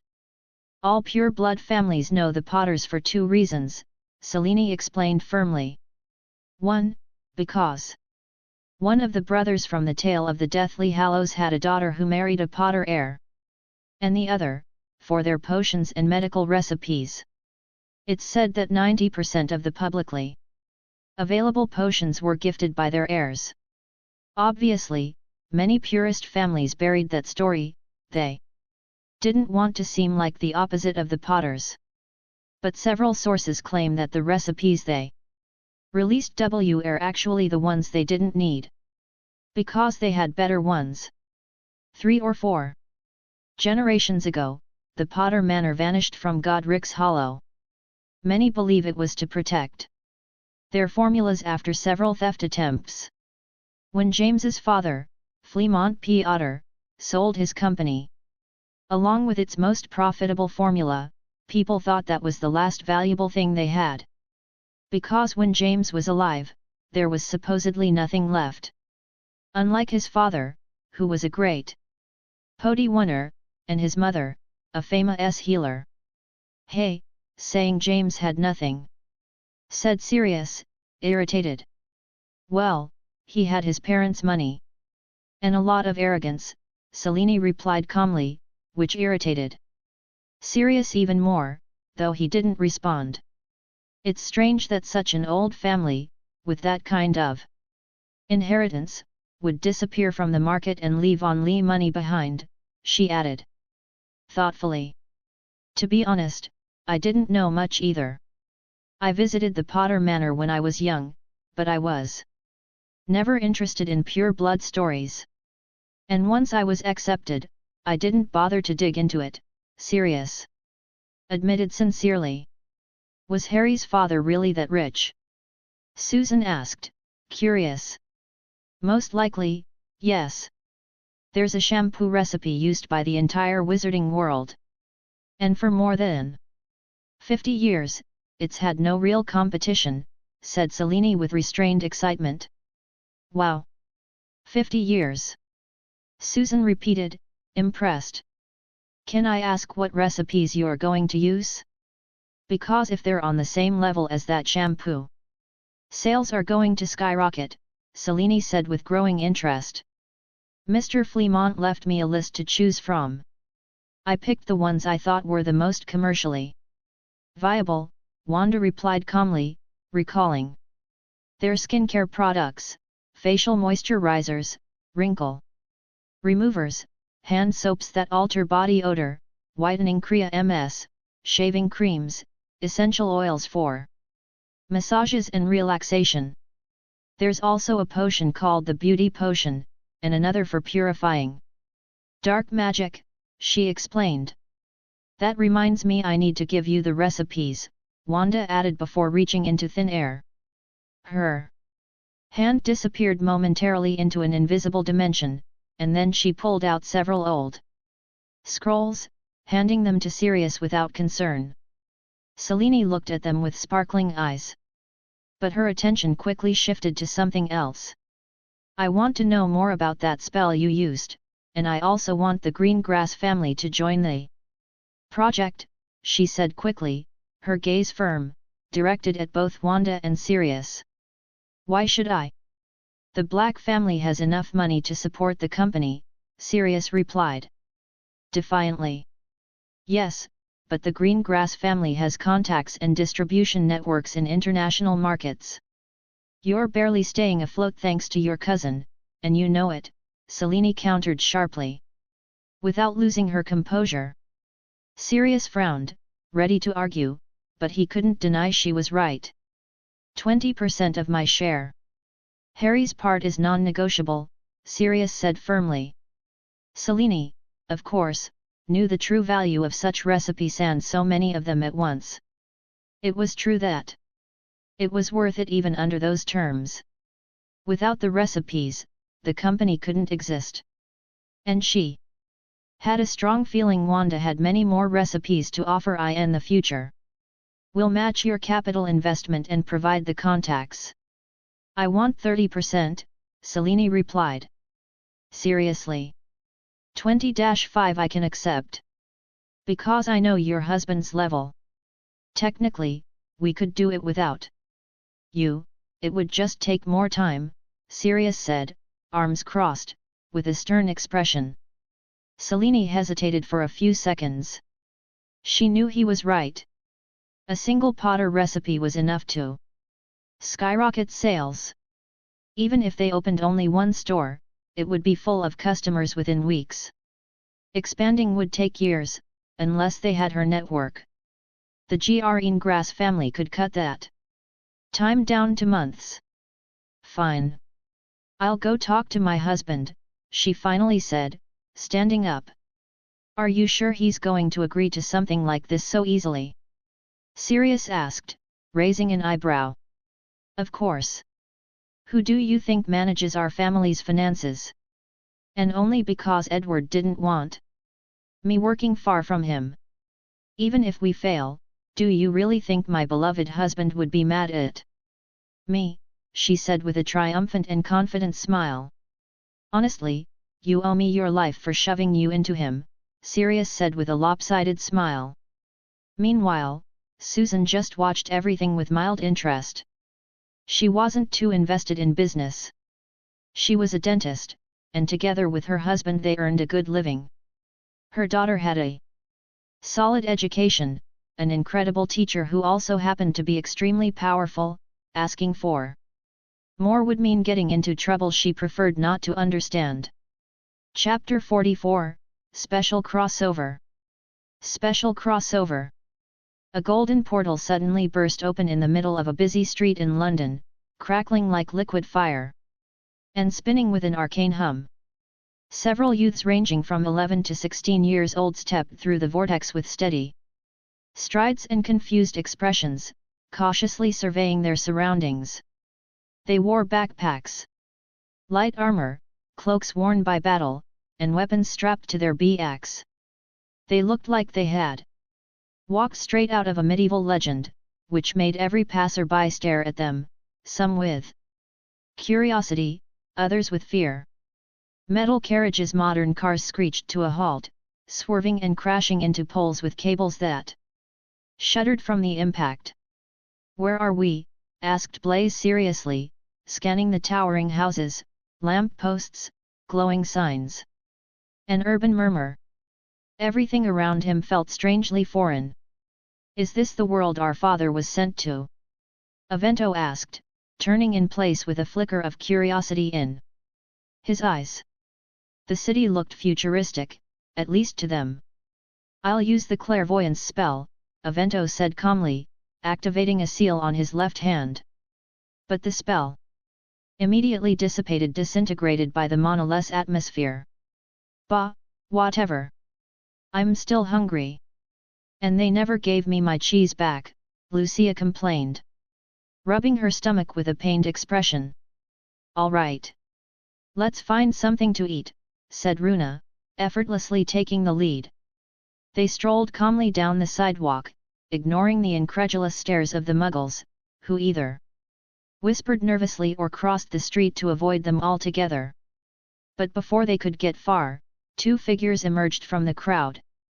One began subtly waving a wand, erasing memories swiftly. The other marched straight toward the group, brows furrowed and hostility barely contained. "You there! How dare you use magic in front of muggles? Follow me immediately," barked the man, wand in hand, glaring at their clothes and weapons with evident disdain. "Ah! What language is that?" murmured Avento, puzzled. "I don't recognize it." "Drop your weapons and raise your hands," the man shouted, his tone meant to sound authoritative though his mana was so faint it was barely perceptible. Sophie tilted her head. "Is that a stick? Why is he so annoying?" "We just wanted lunch," grumbled Lucia. "Maybe they're not very welcoming to foreigners," Lars said with a mocking smile, eyeing the man. "Whatever. Let's ignore him. I don't know what he's saying and he's not a threat," Blaze added, having already sensed the pitiful energy the man gave off. As they turned to leave, the wizard growled, "Insolent mudbloods! Petrificus totalis!" A blue light shot from his wand toward Sophie, but one of the staves in her backpack moved on its own. A fireball burst out in response, colliding with the spell and vaporizing it mid-air. Sophie held the staff beneath her, face completely serious. "Did that guy just attack us?" asked Blaze, turning around, eyes narrowing with the look of someone who had just decided another's fate. The wizard backed away, stunned. How could they counter a spell without even looking? "So you resist? Don't blame me for what happens next." He didn't finish. A sharp pain, hot and sudden, tore through his side. Then he saw Ithy's own arm hitting the pavement. His wand rolled alongside his severed hand. A scream of agony tore from his throat. The one who had done it stood right next to him, Runa. Her black outfit melted into the shadows. Her red dagger dripping with blood. How dare you! I'm from the house of... A clean slash across the throat silenced him forever. Runa calmly wiped her blade. No one attacked her siblings. Especially not from behind. Around them, the muggles no longer under the memory spell screamed and fled in panic. This is getting messy, said Avento, clapping his hands together. A massive spell exploded from his palms, a magic pulse that instantly froze every muggle in place. In quick succession, he cast illusions, calm, fear, courage, and finally, sleep. When the paralysis wore off, every muggle collapsed to the ground, sound asleep as if nothing had happened. Warn us next time, idiot, shouted Blaze, just regaining control of his body. There was no time. We don't need more trouble with the guards, Avento replied coolly. Well, can we eat now? Said Lucia, exasperated. Runa snapped her fingers, incinerating the body to ash without ceremony. Then, they all walked off. As if nothing had happened. They were strolling down a quieter street when a sharp gaze stopped them. A black-haired boy was watching them with interest as he walked alongside his mother, and another girl his age, who observed the group with a furrowed brow. You're wizards, right? If you dress like that in the Muggle world, you'll attract way more attention than you think, said the brunette girl Hermione Granger with a critical tone. Sophie and Avento are the spellcasters. I'm not good with that. It's easier to use my hammer, said Lucia, pulling the massive weapon off her back. The metallic clank drew everyone's attention. She accidentally let go, and the hammer slammed into the pavement, cracking it. Oops! Whoa! Is it really that heavy? Harry asked, eyes wide. Lucia offered him the handle. I don't let many people touch it. It was a gift from my dad, but you seem nice. Harry tried to lift it, but could barely move it a few inches. His face turned red from effort. Ah ha ha ha. Looks like you've got a lot of training to do before you're as strong as me, Lucia said. Proudly, hefting the hammer up with ease. Behind him, Wanda's mother watched in complete silence. She said nothing, but the siblings all felt it. That instinct. That primal warning that screamed danger. They couldn't sense mana in her. No aura.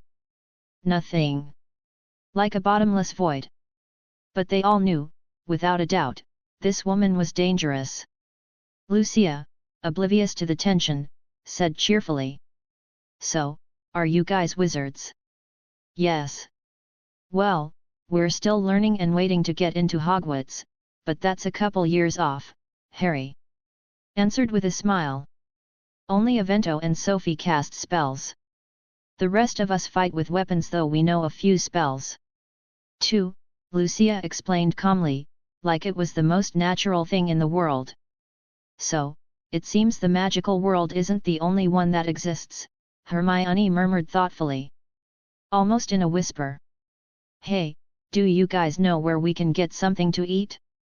After being tricked by a crazy prince, we ended up in what we think is heaven, and we still haven't eaten, complained Lucia, placing a hand on her stomach.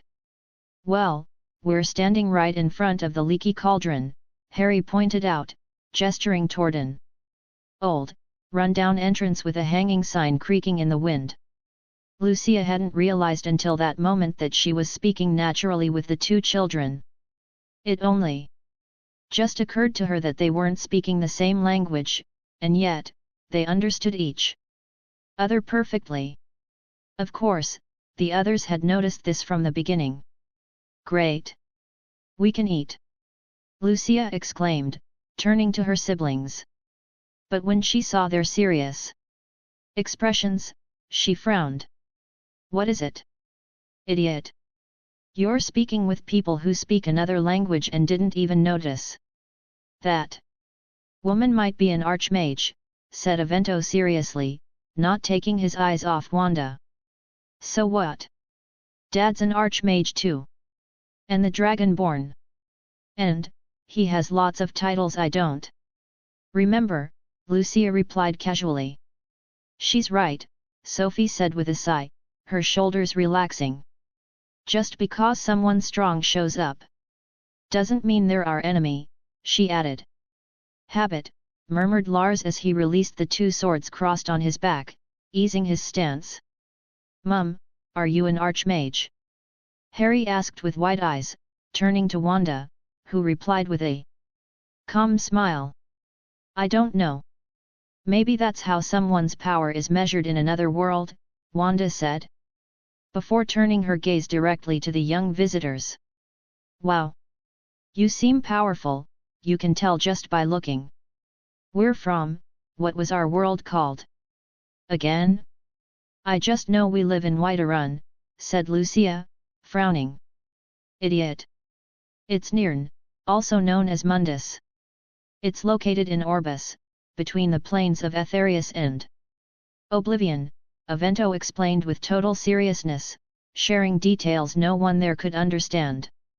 Brainiac, Lucia teased with a cheeky grin. Since she's so powerful, does she know where our father is? He's the Dragonborn.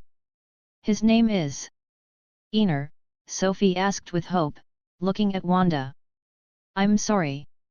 Being strong doesn't mean I know everyone, the woman replied gently.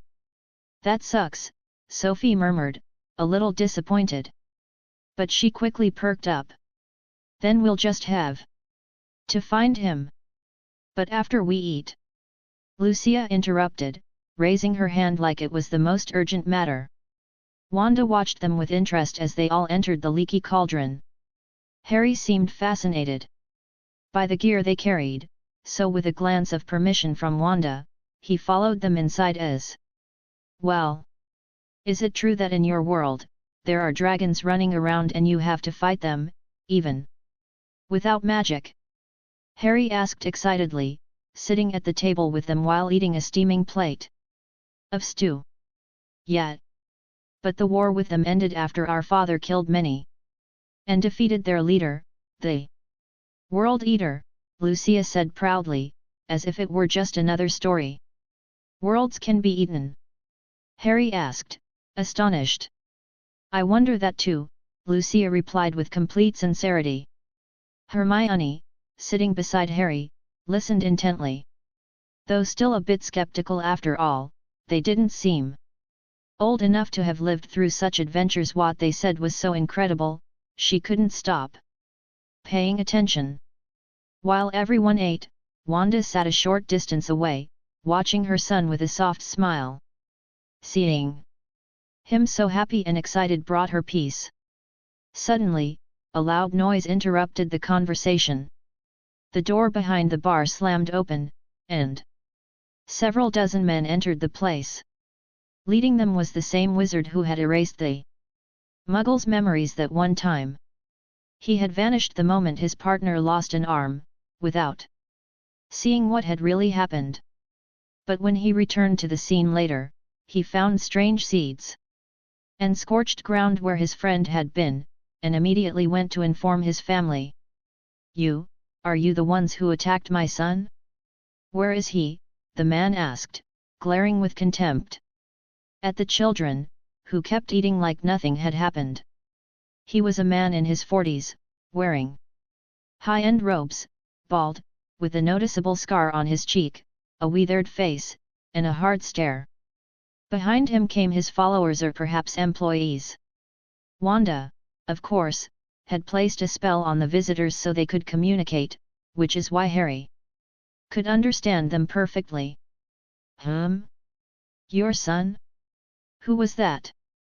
Blaise asked with curiosity, raising an eyebrow. The one who tried to stop them in the street, said the fallen wizard's companion, clearly upset. Oh! That guy who attacked us. I killed him, Runa answered with complete calm, not stopping her meal or showing any concern. Wanda tensed slightly, her hand subtly aimed at Harry and Hermione, ready to intervene. Fine. Very well. Arrogant brats, follow us, the wizard ordered in a grave voice. We're eating, Lucia replied, annoyed. I don't care. Come now, or I'll kill you right here. If you follow me, at least you'll live a bit longer, he threatened coldly. But before he could take another step, something strange happened. He felt himself floating. No. Rather, it was his head that floated. Everyone in the leaky cauldron widened their eyes in horror as the wizard's head flew through the air, rolling across the floor like a fallen melon. His men drew their wands immediately, looking around for the culprit. And then they saw her, the oldest of the group, a blonde girl, who vanished before their eyes only to reappear right among them. She moved as if swimming through shadows, invisible at times, her arms vanishing in a blur of speed. When she returned to her seat, she was holding two black daggers, gleaming with fresh blood.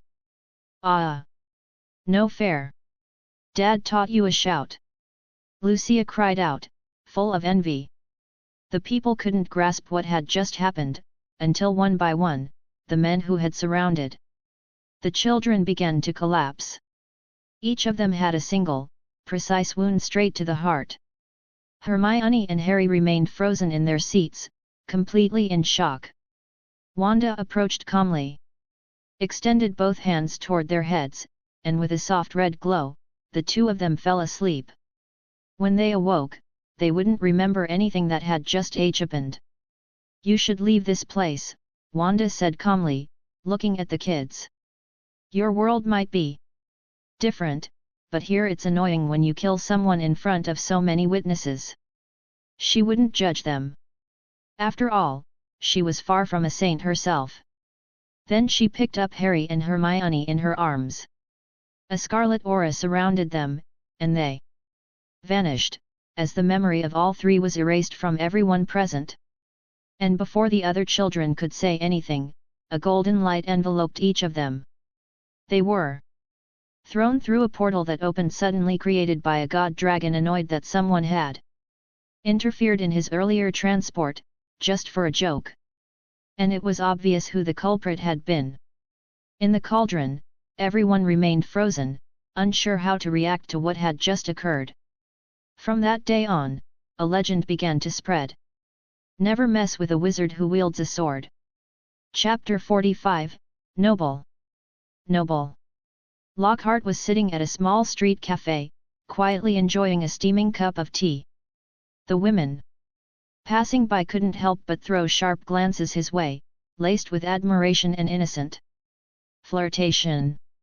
He, with his signature confidence, would lift the cup lightly, offer a subtle wink, and rest his hand on his chin in a perfect pose, fully aware that every move he made was being watched with fascination. That small gesture was enough to turn otherwise confident adult women into blushing, shy teenagers in his presence. While Lockhart continued to put on his picturesque facade, the man he was waiting for appeared at the entrance, walking with firm steps and a hard, almost irritated look. Lockhart calmly nodded, barely lifting his gaze to acknowledge him. The man reached the table and, without saying a word, dropped a thick file in front of Lockhart. Photos, documents, newspaper clippings. Idiot, the man growled. The guy you sent us to investigate is Sirius Black, fresh out of Azkaban. His gaze was fierce, filled with urgency and anger. Lockhart picked up the photos and examined them with feigned interest. The images showed Sirius. Although he looked quite different from how he remembered, well-dressed, neat, calmly walking with a small child through Diagon Alley. He wasn't surprised, but he didn't recognize the man immediately either. Sirius Black, he murmured with mock surprise as he looked over the pictures more carefully. We're lucky he hasn't regained the power and influence of his family yet, the man said.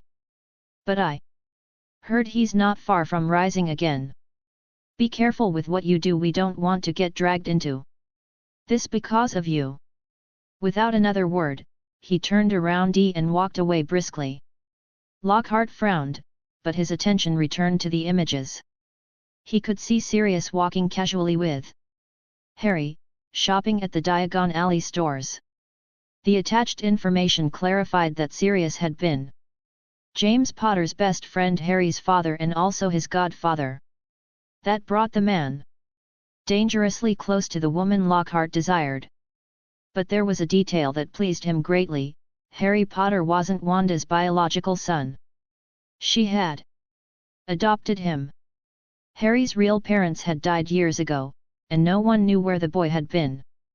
Until he reappeared, accompanied by Wanda, a powerful witch.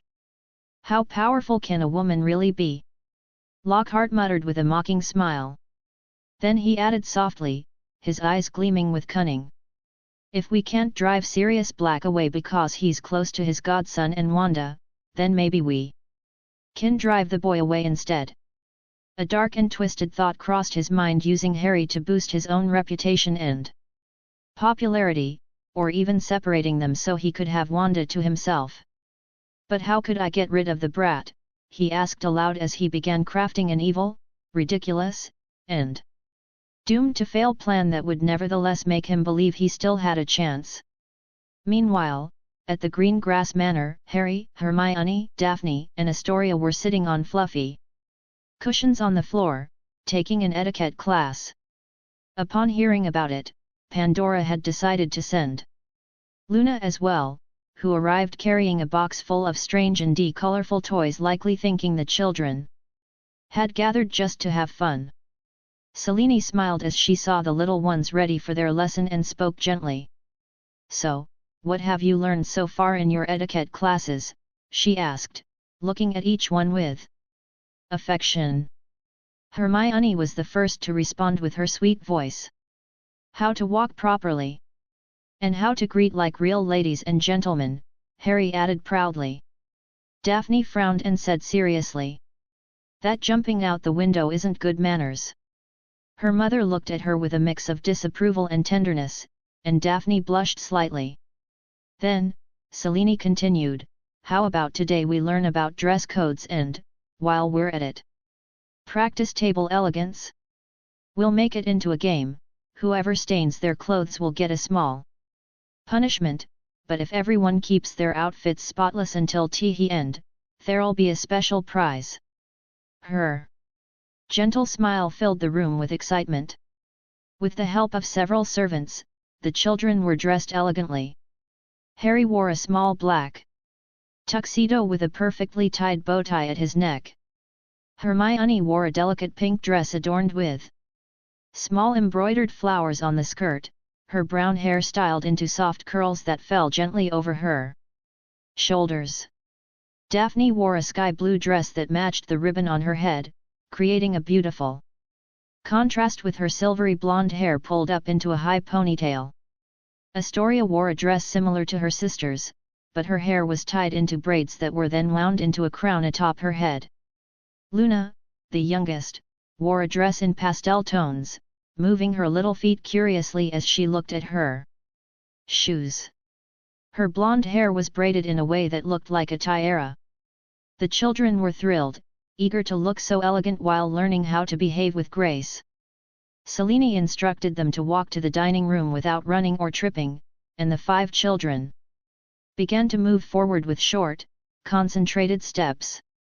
Each one tried to keep their back straight, arms relaxed, and eyes forward just as they had been taught.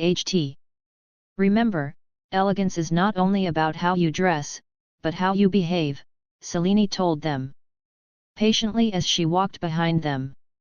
Hermione led the group, her nose slightly raised and her expression serious. Harry, walking beside her, tried to mimic her, though with every step he seemed to struggle against the urge to look around.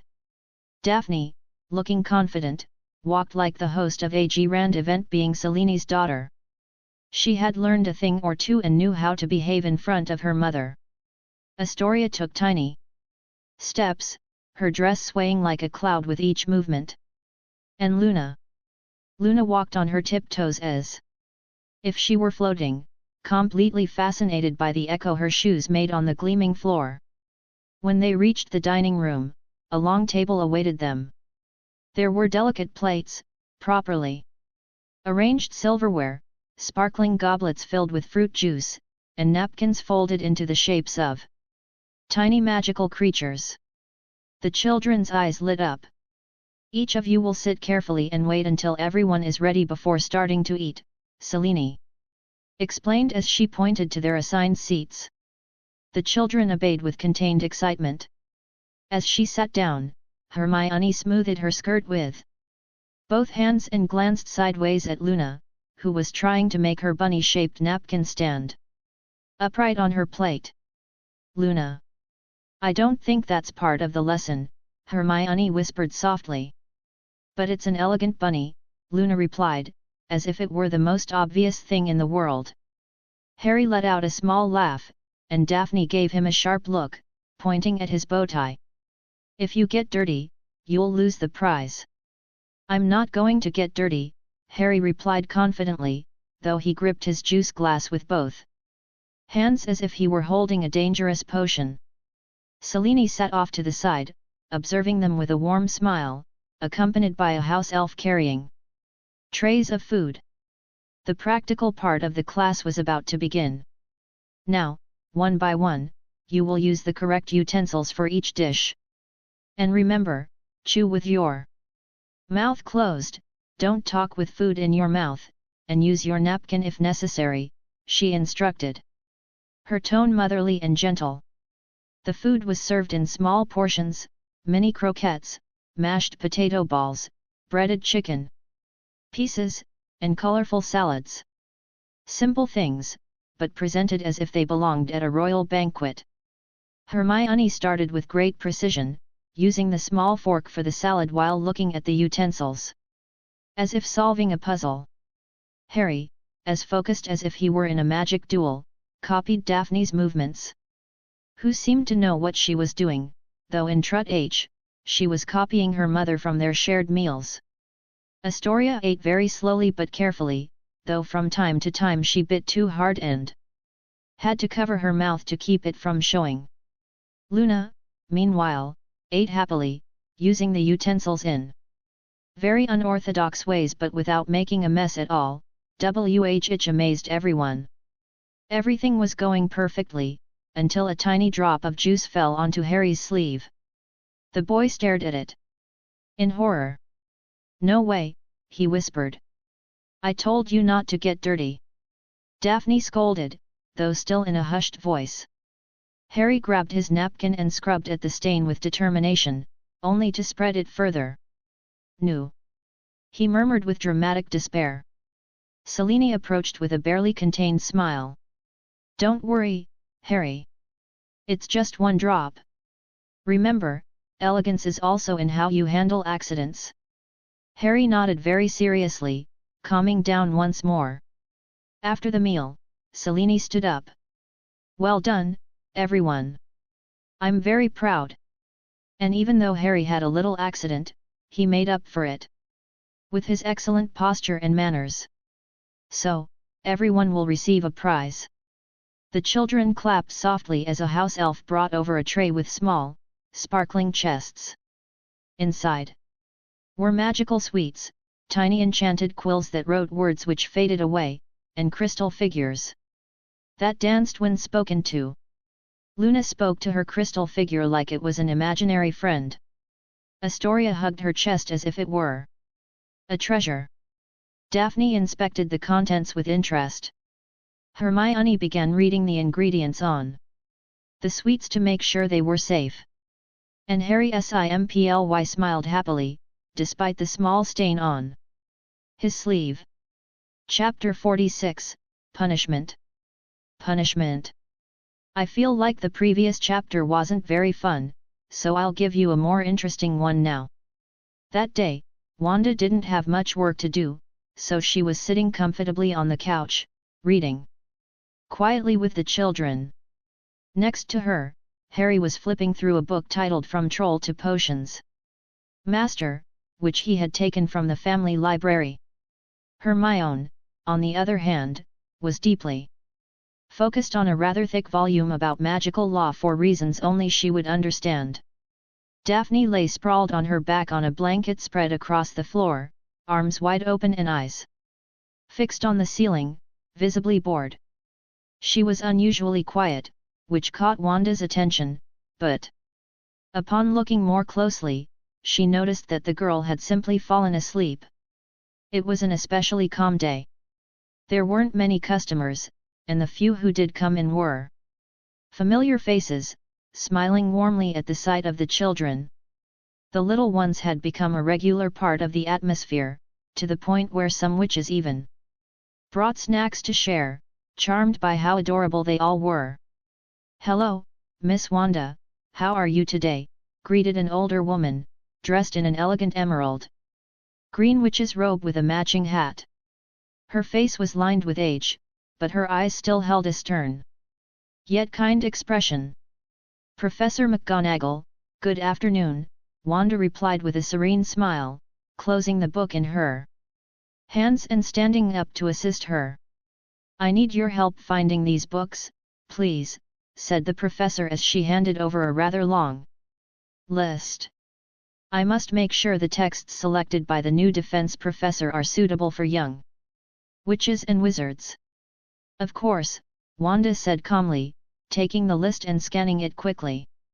Meanwhile, McGonagall turned toward Harry, who was still reading intently. Noticing her gaze, the boy looked up and greeted her with a small nod. "Hello," he said politely. "Hello, Harry. It seems you're studying again today," McGonagall noted with a faint smile. "Yes. Mom says that if I study a lot, I'll become really smart, and smart people are the strongest," Harry replied with a proud smile. "And she's absolutely right," the professor nodded with genuine approval. "Professor McGonagall, were you my parents' teacher?" Harry asked curiously, remembering something he'd wanted to know ever since he learned who she was. "Indeed. James and Lily were my students. Your mother was one of my best, brilliant, diligent, always focused. And your father, well, he was very cheerful," McGonagall said, smiling at the memory. As they spoke, Wanda walked through the shop, gathering the books from the list. She could have summoned them all with magic in a second, but she preferred to do it by hand to give Harry and McGonagall a little more time to talk. The peace was suddenly shattered by Sirius's entrance. The moment he stepped inside, he froze with a look of panic, then turned on his heel as if by pure instinct to leave. "Hello, Mr. Black. It's been quite a while. Seems you've forgotten your manners," McGonagall called out sternly. "Professor McGonagall. You have no idea how happy I am to see you again after all this time," Sirius said as he slowly turned back around, forcing a radiant smile. Yes, I'm sure," she replied, still stern. "It's good to know you're no longer in that place," she added, with a faint hint of guilt in her voice. "What can I say, Professor? Not even Azkaban could break me," Sirius responded quickly, trying to lighten the mood with a relaxed grin. "I see Miss Wanda has my books ready, so I'll be taking my leave," said McGonagall, approaching the counter to pay. Once done, she picked up the books and headed toward the exit. But just before crossing the threshold, she stopped and looked back at Sirius seriously. "I truly am glad you're free, Sirius. But please try not to be a bad influence on Lily's son." "Do you really think I could be, with his mother nearby?" he answered with an unconcerned smile. McGonagall gave one last glance at Harry and Hermione, then walked out with firm steps. "Hello, Godfather. What brings you here today?" asked Harry calmly, his tone and manners clearly shaped by his upbringing with Selene. "Ugh, you sound so proper, Harry," Sirius muttered with a teasing grimace only to receive a sharp look from Wanda in response. "But hey, good manners are important. You don't have to be like me," he added quickly. "That's exactly the idea, Godfather," Harry replied in a calm, serious tone, leaving Sirius momentarily speechless. "Hello to you too, Hermione," Sirius said to the girl, who barely glanced up from her book. "Hello," she replied briefly before returning to her reading. As Sirius began to lose hope in these adorable kids, Daphne started to stir from her nap. She sat up like a sloppily placed doll, rubbing her eyes as her wild hair stuck out in every direction. With a sleepy expression, she looked around until she spotted Sirius nearby, and grinned. "Hey, Black! I was waiting for you," she announced, getting to her feet and crossing her arms with determination. Everyone in the shop turned to look. It was quite a sight, considering she still had a drool mark on her cheek and her hair looked like a bird's nest. "Celine's daughter, right?" Sirius asked, eyeing her with interest. "What's up?" "I want you to teach me how to prank people," Daphne declared proudly, as if making an official request. "What?" blurted Sirius, utterly confused, while Harry and Hermione stared at her like she'd lost her mind. "Mom told me about the pranks you all did at Hogwarts. She said she doesn't want me learning those things, so I need to know exactly what they were, so I don't imitate them," Daphne explained. As if it were the most logical conclusion in the world. "Daphne, I don't think that's how it works," Hermione said with a critical look. Harry just shook his head and sighed. "Then how are we supposed to avoid them if we don't know what they were?"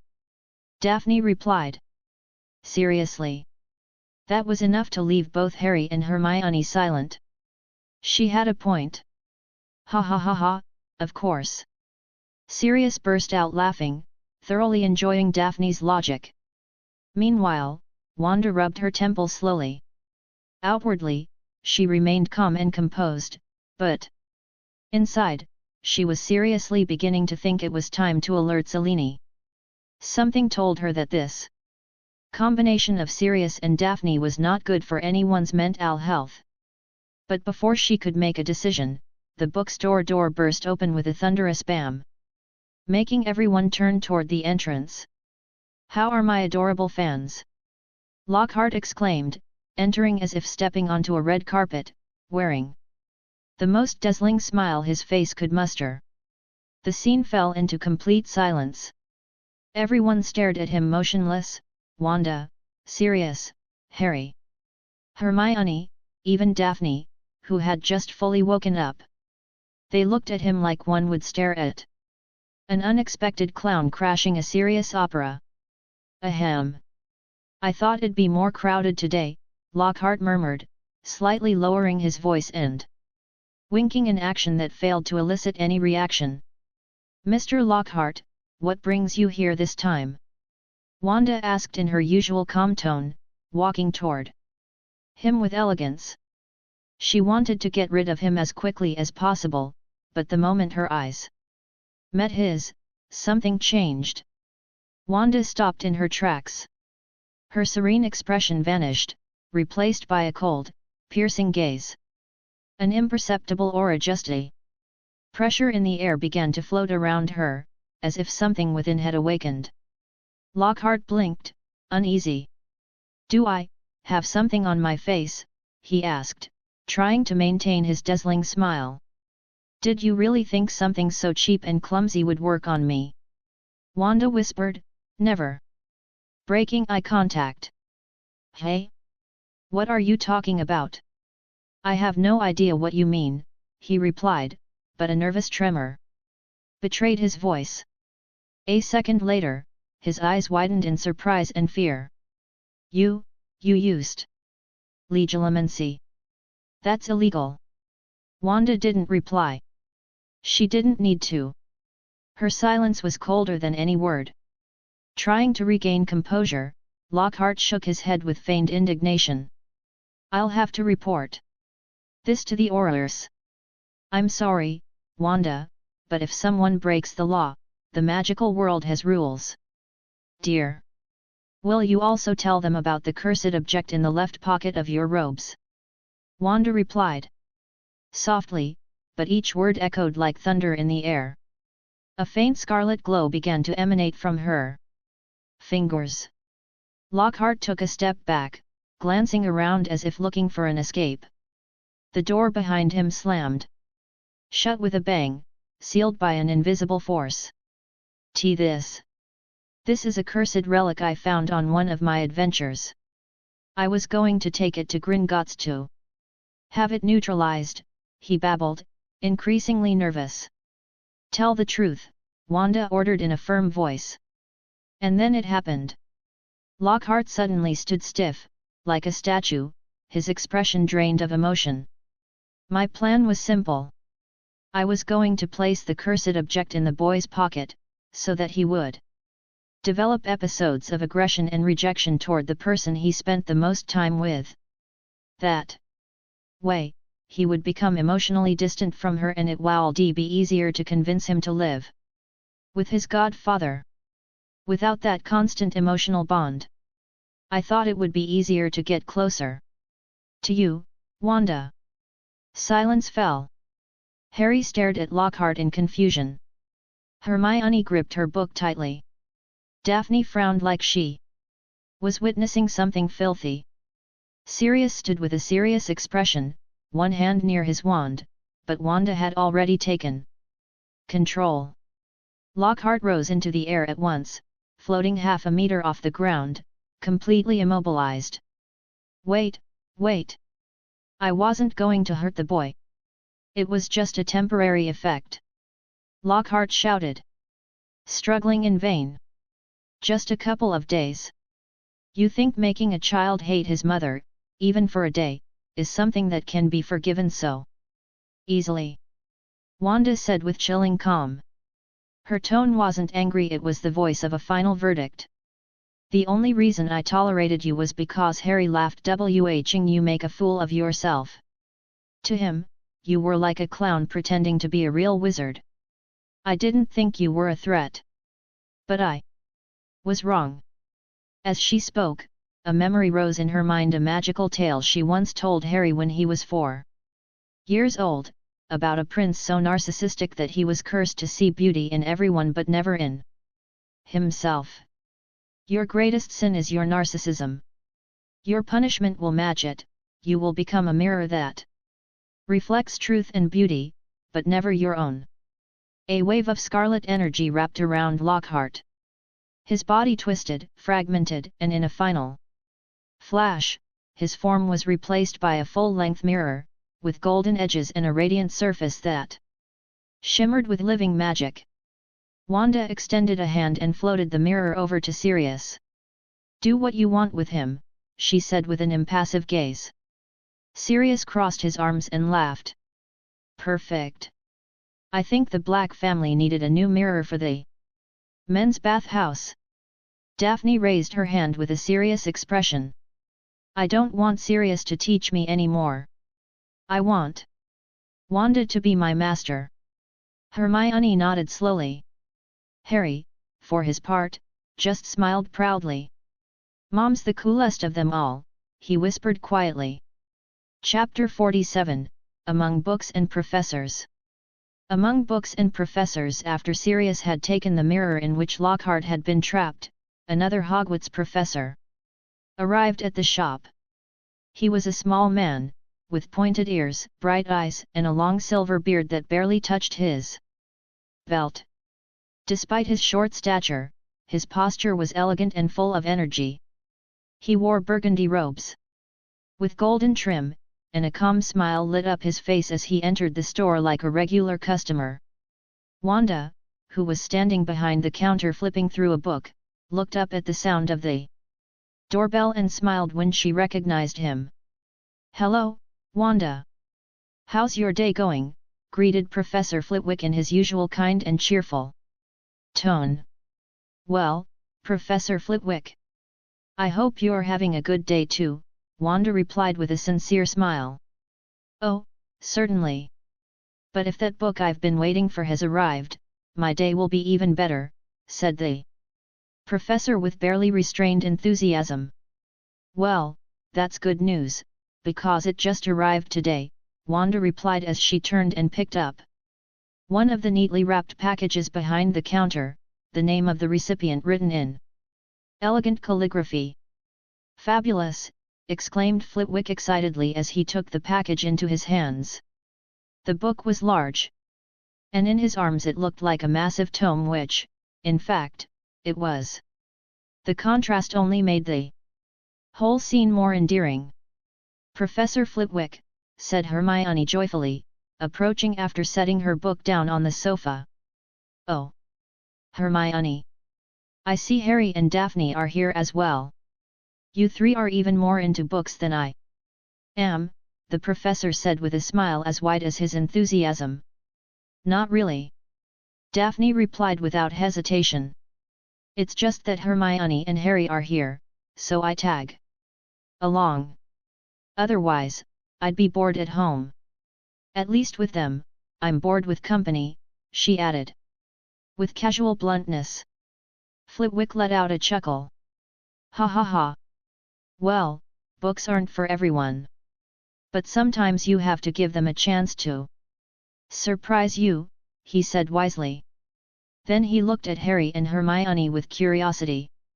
So, did you two read the books I recommended? Yes, Harry replied calmly. Though I liked the ones about dueling better. Hermione preferred the ones on the history of spell creation. That's right, the girl said with a proud smile. I'm glad to hear that, the professor nodded with satisfaction. You still have a few years to go before Hogwarts, but I'm already looking forward to seeing which houses you'll be sorted into, he added with a mischievous and playful grin. The three children simply laughed, as none of them had a particular house in mind yet. After paying for his order, Flitwick offered a tiny bow and left the shop almost skipping, probably too excited to wait another moment to dive into the book he had long awaited. It seemed like the Hogwarts staff had made plans to visit the bookshop today, because right after Flitwick left, another professor walked in, Professor Pomona Sprout.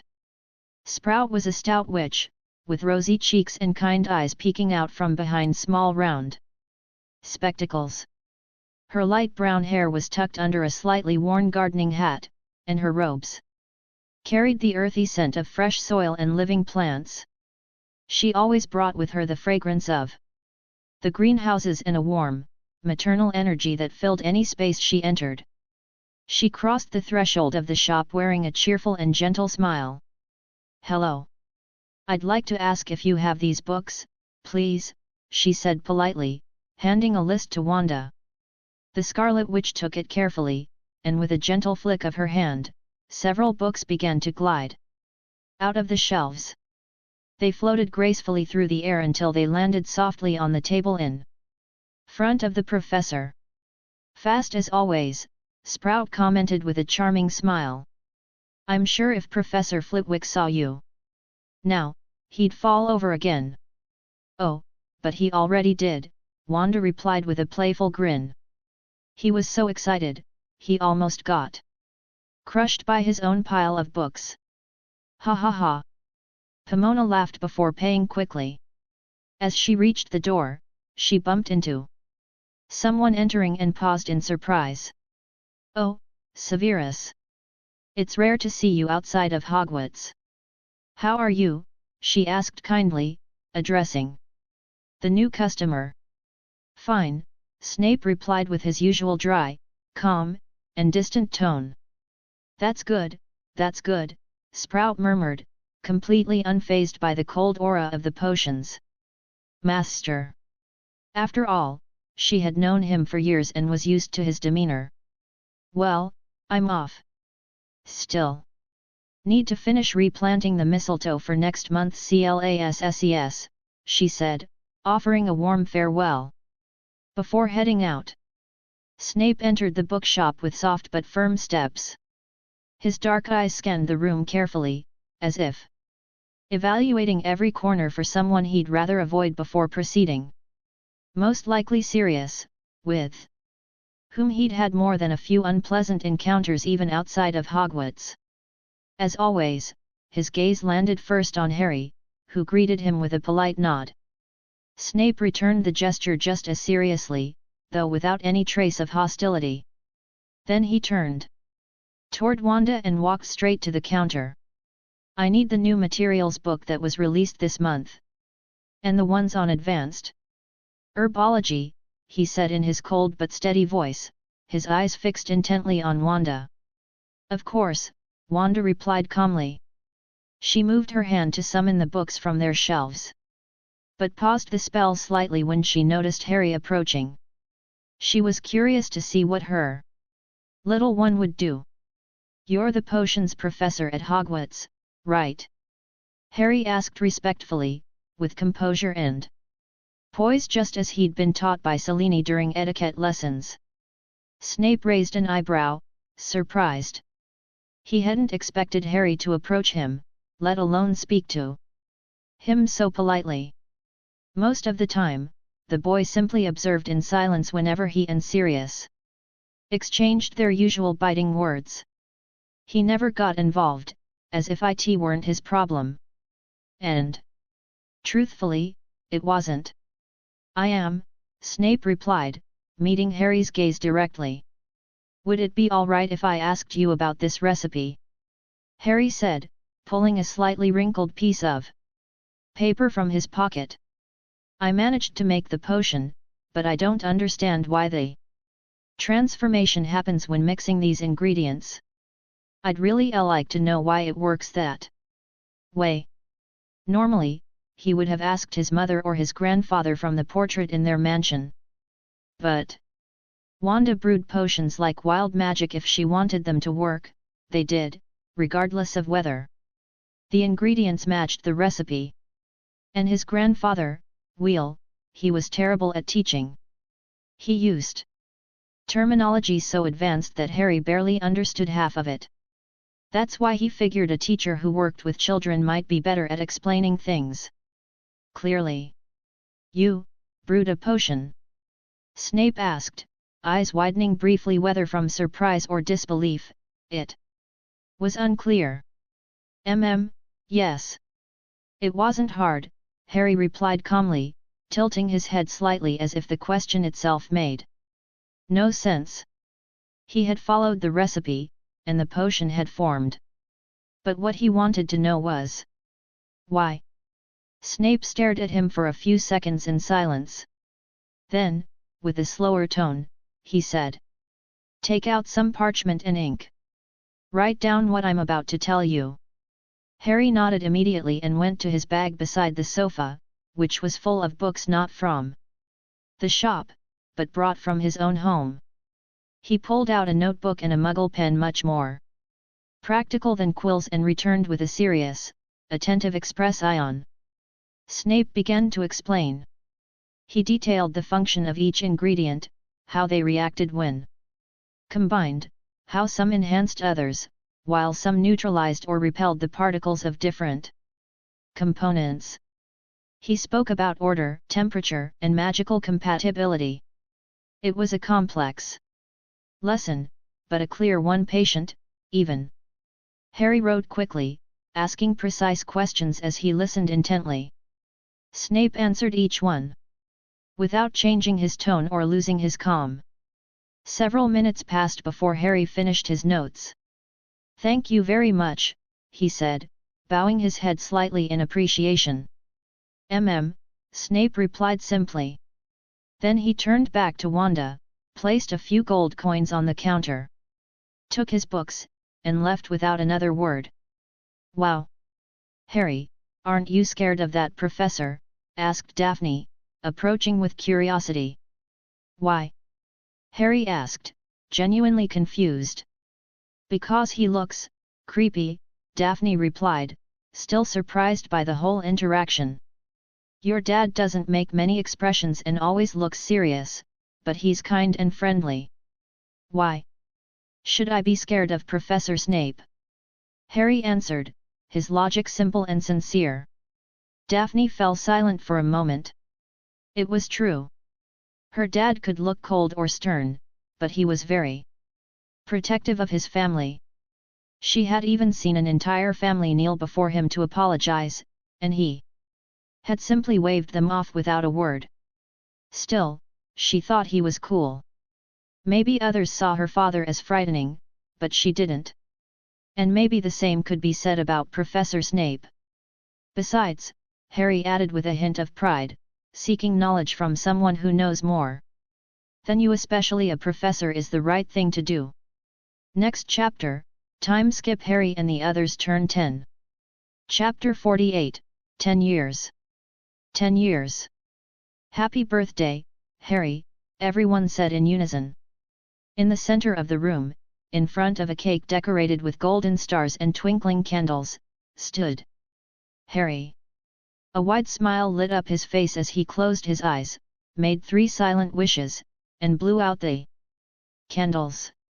All around him, his friends and loved ones shared in his joy: Hermione, Daphne, Astoria, Luna, Sirius, Edward, Selene, Susan, Wendell, Pandora, Xenophilius, Red, Liz, Gris, and, of course, his mother. Wanda, his beloved mum, could never miss his birthday. From a corner of the room, she watched him with tenderness, her heart full as she saw how much the little boy who once opened the door to her house with curious green eyes had grown. Now he was a little man. His height had increased thanks to good nutrition, his face remained adorable, and his green eyes still sparkled with contagious sweetness. His messy hair was still his trademark, and his smile, that smile lit up everyone's day. "Open the presents, Harry," exclaimed Daphne, excited for the gifts and the cake. "Sure," Harry said with a calm smile. At that moment, Liz rushed over, carrying several presents and wobbling slightly as she tried to keep her balance. Harry had already given up trying to stop them from handling everything on their own. They were incredibly stubborn. So he simply let them be, treating them with kindness as part of his family. "Thanks, Liz," he said sincerely. "It's my duty, young master," she replied with a wide smile. Harry picked up the first present and began to unwrap it slowly, while his friends watched with anticipation. "You have to guess who gave you what," said Daphne with a mischievous grin. Harry pulled out the first gift, a book on advanced alchemy. He smiled instantly, but didn't speak right away. "It would be too easy to assume it was Hermione," he said thoughtfully. "But if Daphne's asking me to guess, then they probably switched their gifts on purpose to make it harder. So the obvious choice isn't." He glanced at Hermione, then at Astoria and Luna, who were covering their mouths to keep from giggling. Finally, his eyes settled on Daphne, who was trying hard to keep a neutral expression. "Daphne," he said, pointing at her. "Tisk. I thought I'd trick you," she admitted with mock annoyance. "But you're not going to guess them all." "Challenge accepted," Harry said proudly. The second gift was a finely tailored suit made of magical fabric. Elegant, modest fitting for a young wizard. "Aunt Selene and Uncle Edward," he said without hesitation. "You're very good," Selene admitted, smiling. In truth, the adults had no idea about the kids' game. The children had removed all the tags from the gifts to make it more interesting. The next gift was a sword. Harry froze for a moment, processing the fact that someone had actually gifted him a sword. Who gives a child a sword, he thought. Then he looked up, not even needing to look directly at Sirius. "Ha!" he sighed, resigned. "Godfather, last time you gave me a flying motorbike that Mum destroyed immediately. And you still haven't learned." He handed the sword to Wanda, who approached with a smile that didn't quite reach her eyes. "Well, Boys need to learn how to defend themselves, Sirius tried to justify, shrinking a bit under Wanda's icy stare. Harry already knows how to defend himself, she said firmly. And if he can't, I'm here. Sirius could only raise his hands in surrender, though he was promptly kicked out of the house for a few minutes as punishment. The children laughed heartily at his little misfortune. The next gift was a bit peculiar, several toothbrush kits, stored inside a magical molar, accompanied by some sweets and a note that read, "After candy, always brush." "Thanks, Uncle Wendell, Aunt Susan," said Harry with a calm smile. Then came a bubble blower. One that looked very familiar.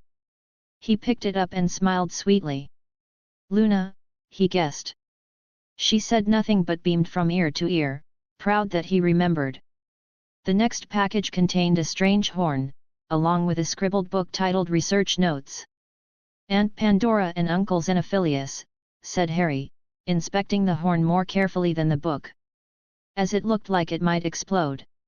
"It's an irrumpent horn," explained Xenophilius cheerfully.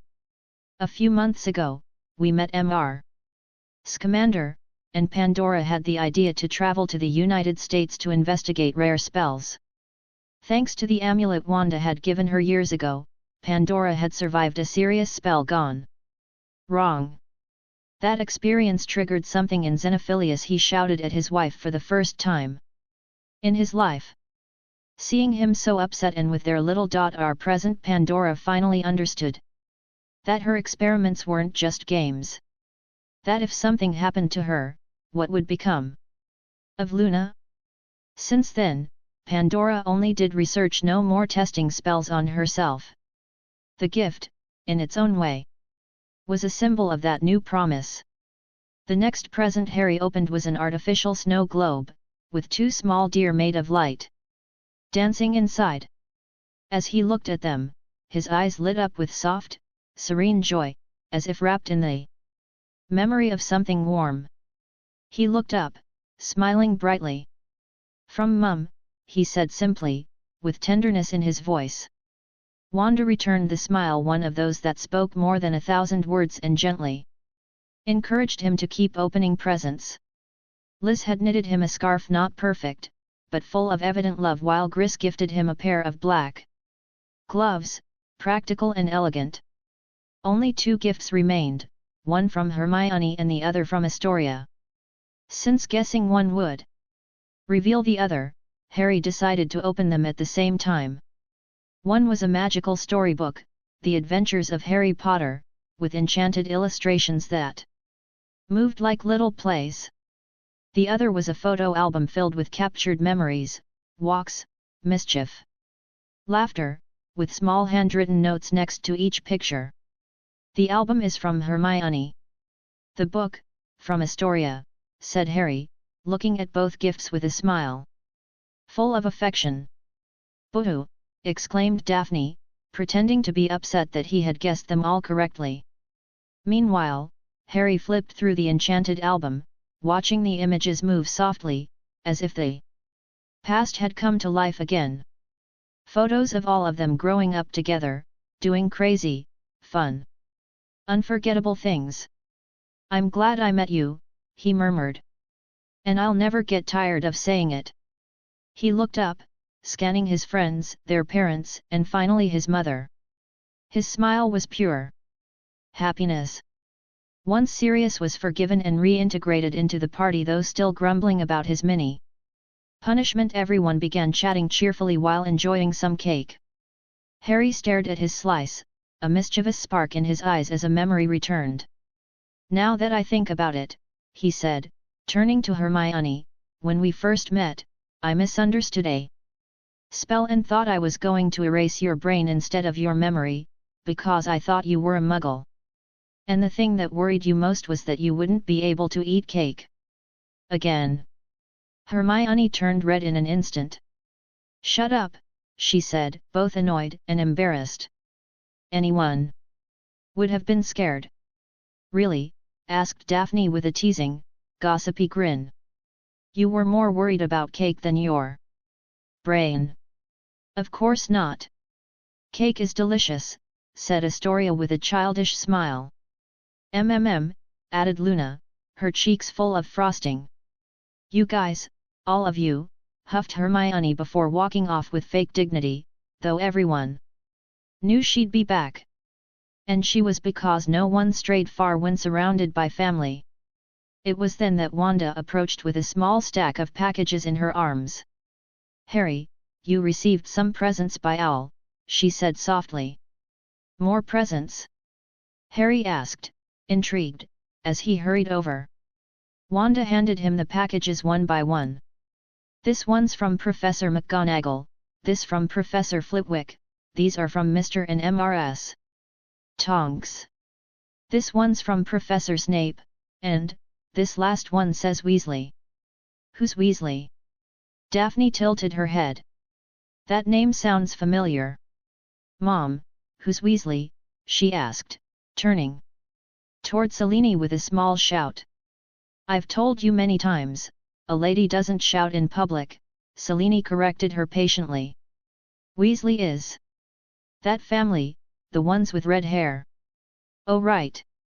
The one with a lot of kids, Daphne remembered immediately. Now that you mention it. I met the mother at Lockhart's book signing a few years ago, Susan added thoughtfully. She seemed like a nice woman. Harry listened attentively, though without much expression. He shrugged and decided to open the gift. Inside was an old magical chess set and a carefully written note. Hello, Harry Potter. You probably don't know me, but I'm Arthur Weasley and I live in Ottery St. Catchpole. I heard that you're the owner of our lands, which was quite a surprise. I hope you like this gift. It's a chess set that has been in my family for generations. My son loves to play, and if you ever want, you're welcome to come play with him. My best wishes, Arthur Weasley. Harry read the letter silently, frowning slightly. Why would someone he didn't even know send him such a valuable gift just because of some land? That's strange, murmured Selene, drawing everyone's attention. What? Asked Daphne, intrigued. Before Selene could answer, Sirius jumped in. They're poor, he said bluntly. Barely enough money to send all their kids to Hogwarts, and he gives you a magical chess set I wouldn't even buy. It's suspicious. Harry nodded calmly. Then let's just say thank you and be done with it. Mom, can you check if there's anything odd? Of course, sweetheart, Wanda replied.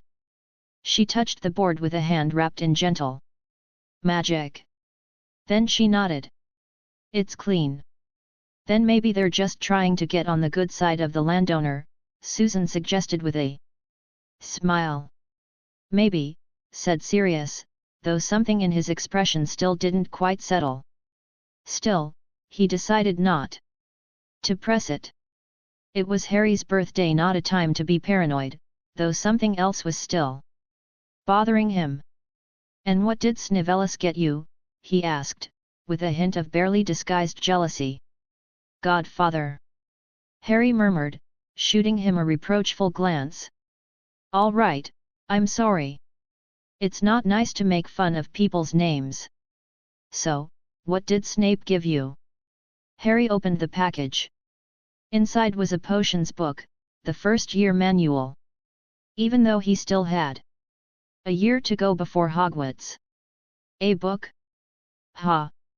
Seems like he has no taste in clothes or gifts, Sirius said, crossing his arms. Hey, said Daphne, slightly annoyed. After all, she had also given him a book, though she'd tried to copy Hermione. Harry didn't respond. He put the book away carefully. He knew he would need it next year.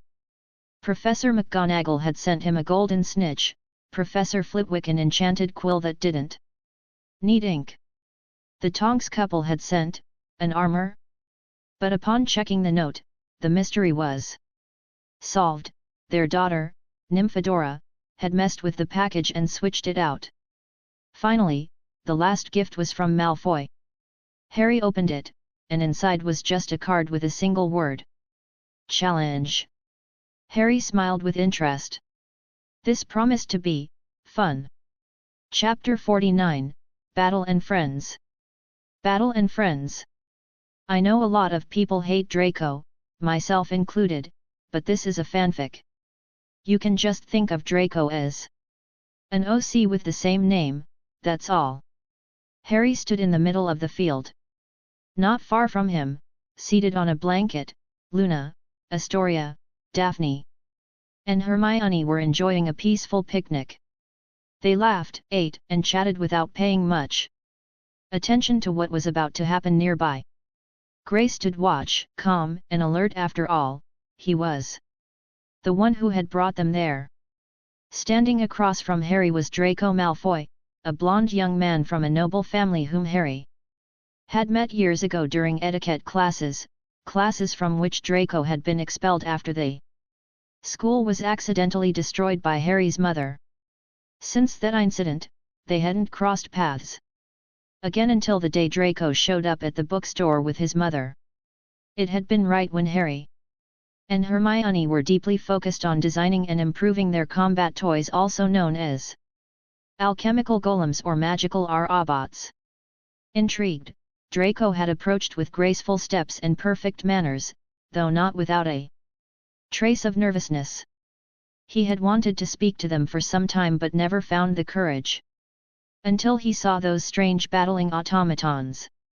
His curiosity finally overpowered his shyness.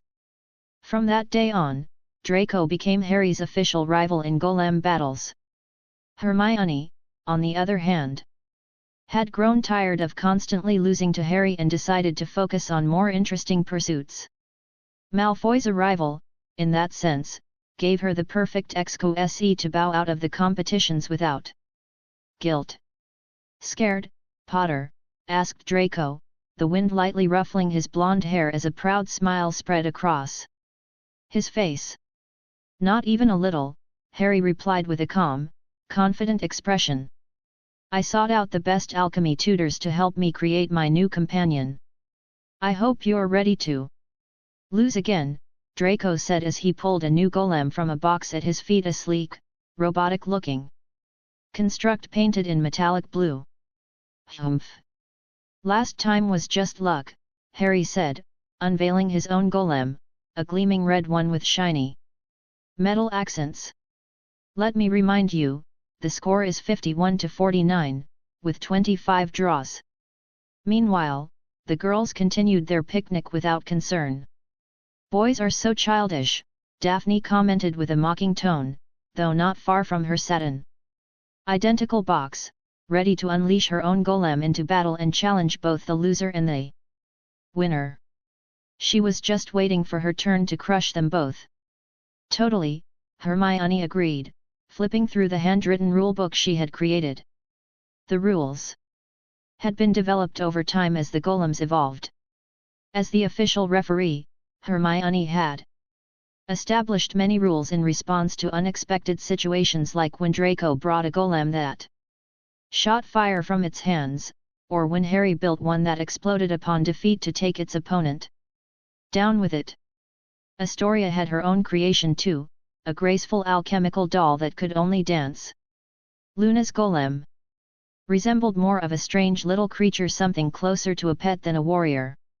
Each of them interpreted alchemical creation in their own unique way. Ever since Harry and Hermione had discovered how to create golems, they had improved their designs rapidly, thanks to the books from the Potter Library.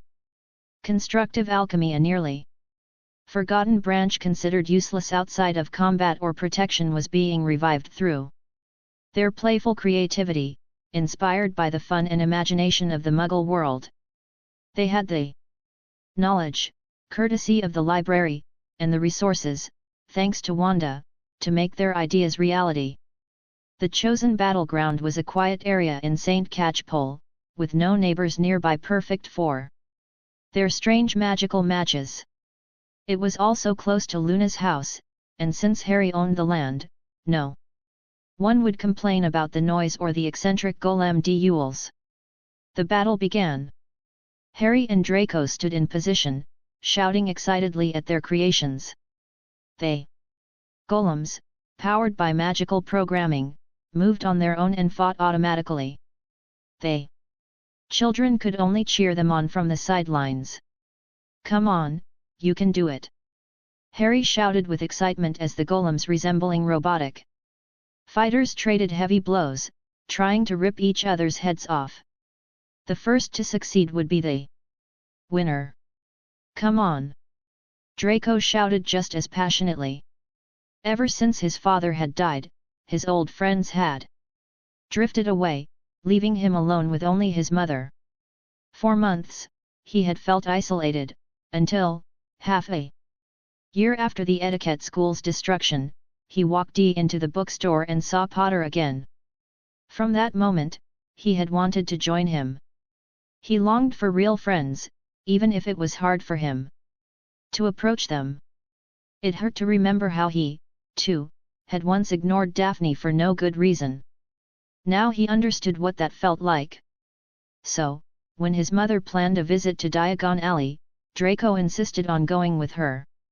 He knew Potter and the girls often gathered at the bookstore. His godfather had once mentioned the boy while teaching him potions, and Draco couldn't let the opportunity slip by. When he saw them with those fascinating golems, he couldn't resist getting closer. He still felt a little guilty about Daphne, which was why he never asked to formally join the group or spend too much time with them. But taking part in the golem battles was enough. It made him happy. And for now, that was all he needed. Suddenly, in the middle of the fight, Harry's red golem lost its hand. It wasn't due to an attack, it simply fell off. But underneath, a hidden surprise, a sharp, metallic spike. In one swift move, the golem lunged forward and stabbed Draco's blue golem through the chest, destroying its magical circuits and knocking it out of the fight. Hey! That's cheating! Draco shouted indignantly. Of course not. There's no rule that forbids it, Harry replied with a mischievous grin. Referee! Draco called out, turning toward the girls. Hermione stood up immediately, walking over with purpose while holding her handwritten rulebook. That's obviously cheating! Draco protested as soon as she approached. There aren't supposed to be any hidden modifications outside the legal physical frame of a fighter. That clearly breaks the rules. Hermione looked at him seriously, then began inspecting Harry's golem while Draco stood with his arms crossed, holding his breath. It's not an extra enhancement. It just lost a hand, and now it has a bit of a blade. I didn't break any rule, Harry said quickly, delivering the excuse he had prepared in advance. But there's no real-world body with a hand shaped like a spear. Draco argued, frowning deeply. What if the fighter lost a hand in war? They could use a prosthetic, like a hook or a lance, Harry countered, his argument clearly rehearsed. Then that person would be using an illegal enhancement, Draco insisted, unwilling to back down. Technically, Harry's right, Hermione said in a serious tone. There's no clearly written rule that prohibits it. It's a legal gray area. I think we need to fix that right now. Wait, Harry cut in, suddenly more serious. What if instead of limiting the physical structure, we allowed external weapons? Swords, spears, stuff like that. Draco blinked, caught off guard by the idea. What are you talking about? Picture it. Instead of being restricted by the golem's frame, we could design them to wield swords, bows, spears, real warriors. Later, we could even control them ourselves with our wands, once we learn how. No more relying only on programmed commands, Harry said, excitement building in his voice. We could create real combat golems, just like the ancient ones. Draco stayed silent for a moment, processing the concept, and then he smiled. You're right, so many possible combinations, different weapon types, it sounds amazing. I'm in. Then, since that rule still doesn't exist, I win. Harry declared with a smug grin. Draco realized too late he had been tricked. Hey! But Harry raised a hand before he could continue. Let's eat. I'm starving. Mum made something delicious for everyone. Want to join us? Draco froze. Normally, after a match, he'd exchange ideas for improvements and hurry home to work on his golem, eager for the next rematch. But this time, they were at St. Catchpole, and they'd prepared a picnic. Can I join you? He asked, his voice unsure. Of course. Come on before Daphne decides to challenge me. She's a sore loser, and an even worse winner. Harry laughed as he packed his illegal golem into its box and walked toward the others, Draco and Hermione beside him. Draco walked with them, a faint smile on his lips. It felt like, finally, he had won something more important than a golem match, the right to sit with them as part of the group. After lunch with the others, Draco returned home. Dobby was waiting for him and brought him back. With a polite bow. He arrived at Malfoy Manor still smiling, carrying the box with his damaged golem and a few materials he planned to use for upgrades. Hello, Draco. How was your day? Asked Narcissa from the entryway, her voice calm. Her eyes softened the moment she saw her son so cheerful. Mother, it was great. Harry cheated and destroyed my golem, so I have to reinforce its defense. But I already have an idea. I'll give it a shield, maybe even a sword. We're taking this to the next level. And we all had lunch together. His mum made sandwiches for everyone. Astoria fell asleep afterward, and Daphne tried to draw on her face, but she woke up and caught her red-handed. Draco spoke with excitement, his hands moving animatedly as he recounted every detail. Narcissa, who usually wore a composed, dignified expression, allowed herself a small, genuine smile at the sight of her happy son. Lucius Malfoy hadn't been a terrible father, nor a horrible husband. He had been present, instructive, and involved. But his problem had always been his beliefs. For him, nobility and blood purity were paramount. He had never truly had friends, only calculated allies. Aside from Severus Snape, who became his friend during their school days, most of his circle would have betrayed him without hesitation if it suited their goals. Lucius was a man shaped by war, extremist ideals, and a fanatical obsession with status. He had been a Death Eater, had committed atrocities, and continued serving Voldemort even after his supposed fall. And while that didn't stop him from being a functioning parent, it did make him a bad person. Narcissa knew this. That's why, when everything ended, she made a clear decision to leave that world behind. She joined the neutral side, severing ties with her old allies without hesitation. They weren't fighting for the light or the dark, but sometimes, the middle path is the wisest. And with the power the neutral faction held, neither side dared to threaten Draco or his family. Especially not with Sirius Black having also joined the neutral camp after parting ways with Dumbledore, whom he no longer trusted. And now that Andromeda had returned to the Black family as well, Draco had a strong, safe network of support, one free from toxic ideologies. I'm glad you're enjoying yourself, Draco. But don't let it distract you from your lessons with your godfather, Narcissa reminded him gently, her smile both warm and firm. I won't. Harry even shared some potion notes with me. I'm sure I'll surprise my godfather next time. Draco beamed as he set his mind to preparing his next great creation. Next chapter, the Weasleys arrive and Harry's new wand. Chapter 50, Wand of Chaos. Wand of Chaos, "Harry, come here for a moment," said Wanda, her voice soft but filled with seriousness. The boy looked up from his workbench, where the small golem he had been carefully polishing lay motionless. All around him, in what had once been his playroom, stood shelves crammed with alchemy books, tools brought from the old Potter Manor, and dozens of golem prototypes, some incomplete, others destroyed, each with tiny notes at their base where Harry had written down his mistakes and what he had learned. He wore special goggles he had modified himself to better see the inner runes of his creations. Carefully, he set them down next to his tools and walked curiously to the door. "What is it?" he asked, a faint ink smudge on his cheek. Wanda watched him in silence for a moment. Her gaze was filled with pride, love, and a touch of nostalgia. Then, from behind her back, she brought out a long, dark red box like blood under moonlight, adorned with delicate golden filigree that seemed to shimmer and shift under the light. "There's still a year before you go to Hogwarts, I know.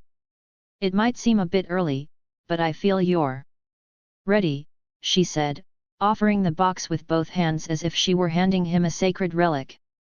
"And more than that, I trust that you'll know how to use it wisely." Harry accepted the box with care. The material felt warm to the touch, almost as if it were breathing. He opened it slowly, and there it was. A wand of deep red, the same shade as his mother's magic when she was angry. Its surface was smooth, but certain areas bore barely visible engravings, living runes that pulsed with energy. Harry recognized it instantly. Not because he had ever seen it in Ussie, but because he had felt it. It was the wand Wanda had crafted years ago, and used only once, before locking it away and forgetting it. "This was your wand?" Harry murmured, raising his eyes in confusion. "It was," Wanda replied with a calm smile, though something deeper shimmered behind her eyes. "Now it's yours." "But, what about you?" Harry asked, genuinely puzzled. Wanda leaned down slightly, placing a hand on his shoulder. "I don't need it, and you know that. I only made it to understand the differences between my magic and the magic of this world. But I never relied on it. We're not ordinary wizards, Harry. We're chaos witches," she said seriously, as her red aura shimmered softly around the room. "A wand can help channel your power, shape it without needing so much focus. But it will never control your magic. It's just a tool, not the source." Harry nodded slowly, understanding the weight of the gift he'd just received. "I'll use it carefully," he said with a sincere smile and bright, excited eyes. "I know," Wanda whispered, ruffling his hair with affection. "And she knows too." For a moment, Harry could have sworn the wand pulsed gently in his hand, as if greeting him. The wand accepted him instantly. After all, his magic and his mother's weren't just compatible, they were the same. Chaotic, red-like liquid fire, alive like an untamed emotion. It wasn't about control, it was about connection. About resonance. "What are we doing, Harry?" asked Hermione as she followed him down the hill, her eyes sharp and her braids bouncing with each step. Daphne walked just behind, frowning with a mix of suspicion and barely contained excitement. Draco trailed a little farther back, hands in his pockets, wearing the expression of someone pretending not to care, while actually very interested. Gris, the old house elf of the Potter estate, had brought them. Now, he walked several steps behind, his burgundy cloak fluttering in the wind.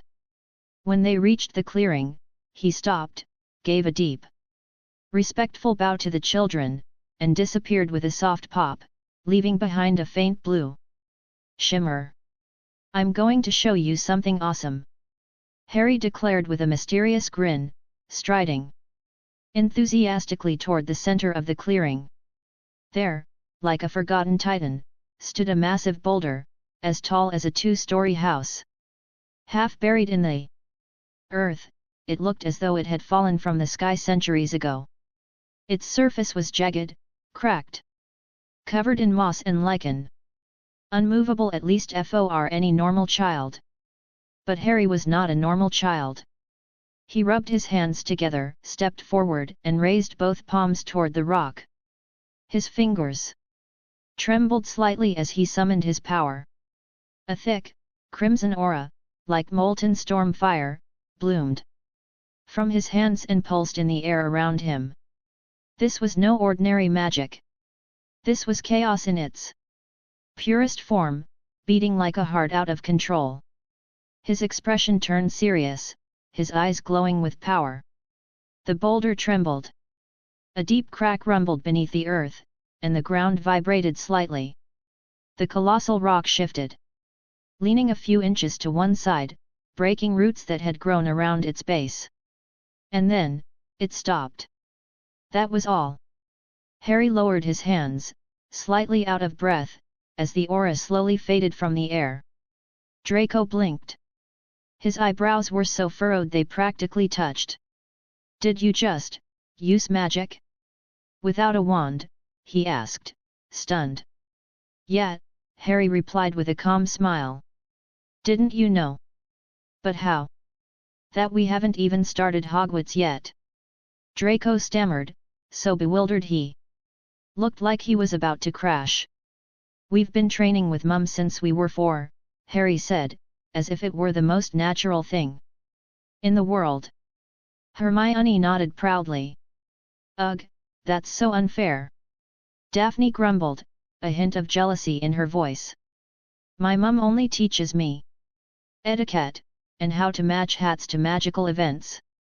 "And it seems you still haven't learned," Harry teased, crossing his arms. "You little rat!" Daphne huffed, while Draco chuckled under his breath. "Can you move huge rocks too?" Draco asked Hermione, now clearly wondering if anyone here was normal. "No. Harry's magic is special. Mine's more stable," Hermione replied evenly, though a small, proud smile tugged at her lips. "But I can lift several bowling balls at once." And though she said it modestly, she was absolutely proud of it. "Cool," Draco muttered, clearly impressed. "Now watch this!" Harry exclaimed triumphantly. With a dramatic flair, he rolled up his sleeve, and from it emerged his wand, slender, deep red with dark veins and a faint scarlet glow that seemed to breathe. The moment he held it, the chaos magic flared back to life, bursting from his fingers like the wand itself was recognizing and enhancing his power. "A wand? That's cheating," exclaimed Daphne, rushing closer. "We're not supposed to have one until we get our Hogwarts letters." "She's right, Harry," said Hermione seriously. "If someone sees you with that, they'll take it away and report it to your mother." "Relax," Harry said with a half-smile. "Mum gave it to me. She said I'm ready." The three of them looked at the wand, then at Harry, then at each other. "So, why did we come here, then?" asked Daphne, her curiosity growing by the second. "To witness the awakening of my ultimate power," Harry declared, placing his hands on his hips. Like a cartoon villain. He even spun on his heels and let out a deep, dramatic laugh, as if he were acting in a magical play. Hermione sighed. "Be careful, Harry," she warned with a hint of concern. "I'm fine," he said confidently. "I've been practicing since I was 4. He turned toward the massive rock and raised his wand. This time, he didn't speak a single word. Just channeled the energy. A red spark crackled down the wand. The air trembled. And then, boom! The boulder exploded in a colossal burst of stone and magical fire. The ground shook. A rain of rocky fragments shot into the sky like upside-down fireworks. Dust and crimson energy filled the air. The 4 kids froze in place, eyes wide as saucers, as little pebbles rained down around them. Harry still had his wand pointed forward. Rigid. The great wizard in control pose was intact, but his face told another story entirely. He blinked twice.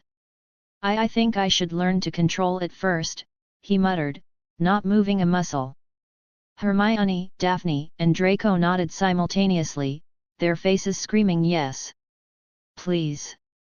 What was that? Shouted a voice not far away. The group of kids turned almost in unison, their ears still ringing from the blast. They saw a red-haired man approaching quickly, his expression hovering between worry and confusion, his eyes fixed on the still smoking crater in front of them. He was thin, with a kind face and messy hair that looked like it had been in a fight with the wind. His worn robes were patched in several places, and a satchel hung over one shoulder. What happened? Are you all right? Did you kids do this? He asked, stopping just short of the crater, clearly unsure whether to be amazed or horrified. What happened here? He repeated, eyes locked on the children. Harry, seeing the man approaching, quickly slipped the wand back up his sleeve in a swift, discreet motion. Thankfully, Daphne reacted instantly. Her diplomacy-trained mind found the perfect excuse on the spot. We're so sorry, she said with a worried look and a sweet voice. We were testing some alchemy tools we bought, but I think they were defective. Pretty sure we were scammed. The others nodded quickly, like they had rehearsed the lie all week. An alchemy tool did this? The man asked, pointing at the giant crater, with smoke still curling from broken stones. His eyes lingered on Harry a moment longer. He frowned slightly, as if trying to match a face to a memory. Wait, you're Harry Potter, he muttered, remembering something important. Yes. I am, Harry replied calmly, though inside he tensed. His face wasn't famous yet, he didn't have the telltale scar to make him instantly recognizable. The fact that this man identified him so quickly was, at the very least, suspicious. I'm Arthur Weasley, the red-haired man said with a broad smile. I sent you a birthday letter a few days ago. I'm glad we finally get to meet. Before anyone could reply, more voices came from the trees. Several people began emerging from the nearby forest, all red-haired and full of cheerful chatter. Apparently, Arthur had brought the entire family, and that meant a lot of people. Molly, it's Harry Potter, Arthur called out to a short, round woman who was scolding a pair of identical twins for throwing grass at the youngest of the group. The moment she heard the name, she stopped mid-scold, her face lit up, and she hurried over with a glowing smile. Harry Potter! Hello, dear, exclaimed Molly Weasley as she threw her arms around him in a crushing hug, leaving Harry stiffer than a soaked broomstick. Behind her, Draco, Hermione, and Daphne were quietly laughing with teasing grins and looks that said, "Why, oh, you don't see this every day. We were out for a walk and brought a picnic. Why don't you join us?" Molly offered enthusiastically, releasing Harry at last and looking at the rest of the children. Her gaze passed quickly over Hermione, but when it landed on Draco and Daphne, her brow furrowed ever so slightly just for a heartbeat. Only trained eyes would have noticed. Fortunately, or not, Draco and Daphne were trained, taught. Since they were toddlers to read even the smallest expressions. Hermione caught it too. She was far too observant to miss that. And Harry, ever wary, had his ears wide open, taking in every detail of these people. "Thank you for the invitation, but we can't stay," Harry answered politely. "We just came to try something. Mum's waiting for us, she was cooking for us." He spoke kindly, but he could feel a gaze fixed on him. Everyone was looking, sure, but one pair of eyes felt different, intense, focused. He searched for it, and finally locked eyes with a small red-haired boy, the one who had been getting teased by the twins. The boy looked away quickly, glancing at Draco and Daphne with a strange expression. Beside him stood a smaller girl with long, flowing hair and big, curious eyes. She watched Harry nervously, smiling faintly when their gazes met before looking down. Farther back, two older teens stood quietly. One had wild, untamable hair like he had just leapt off a broomstick at full speed, the other smiled gently. The twins looked mischievous, clearly brimming with ideas, but were being held back by the collar by a tall, serious young man who seemed to have inherited all the family's common sense. "What a shame," said Molly kindly, though there was a hint of disappointment in her voice. "Then, maybe, another day? We don't live far from here." Harry didn't answer directly. He simply smiled calmly and nodded. Then, in a soft, clear voice, he said, "Gris, take us." In an instant, the four kids touched each other's shoulders, and with a quiet pop, the Potter family's house elf appeared, grabbed Harry's arm, and without a word, vanished with them from the clearing. For a moment, silence hung in the air. Arthur broke it with a serious tone, eyes lifting toward the sky. "Dumbledore was right. If Harry keeps this up, he'll end up in Slytherin," he said grimly. "They didn't seem like bad kids, but their parents," Molly murmured carefully. "He must have had a hard childhood. No parents. We can't let his path go astray, he needs to be happy," she added with genuine sadness. As if, in her mind, Harry was still a broken child in need of saving. Was the story true? Or had someone told it wrong? That, we'll find out later. Next chapter, A Day in the Shoes of Red, the Dragon of Chaos. Chapter 51, Special POV Red, the Dragon of Chaos. Special POV Red, the Dragon of Chaos. Run. Yes, that's exactly what I'm doing. Running with honor while a Scarlet Witch chases me with a gaze that could boil oceans. I flee for my life, and a 5-year-old human child young Master Harry is clinging to her leg to stop her from coming after me. Confused? Then let us go back to my glorious birth. Too far back? I don't care. I'm the narrator. A couple of months ago, I was born. Yes, just a couple of months. So what? I'm still stronger than all of you, simple mortals. I was born from pure chaos magic, shaped by the Scarlet Witch herself. The first thing I saw when I opened my eyes was my mistress, Wanda, and little Harry. An adorably human pup. Naturally, I assumed my destiny was to conquer the world in my mistress's name. As expected of a chaos dragon. Though I suspect she believes I'm some kind of spell turned into a pet. Grave mistake. I'm no mere summoning. I am the beginning of the end. But no. My task wasn't to rule, but to protect young Harry. Not a bad mission. After all, he's the heir of my creator, which makes it a high-ranking responsibility. And maybe, one day, they'll let me conquer a kingdom or two. Nothing too ambitious. As his official protector, my mission is simple: annihilate anything that dares disrespect him. Turn his enemies into ash. Purify fools with fire. Like this cursed cylindrical object right in front of me. Clearly an ancient structure. A magical bomb? A planetary core? A doomsday weapon? It has the round shape of a planet. Clearly dangerous. Come on, Red. You have to pick it up and bring it here, said young Master Harry. I lifted my gaze. Then I looked at the artifact. Of course, it's Wanda's. She plays with end-of-the-world weapons like they're toys. What a brilliant mind. Could they be planning to destroy another continent?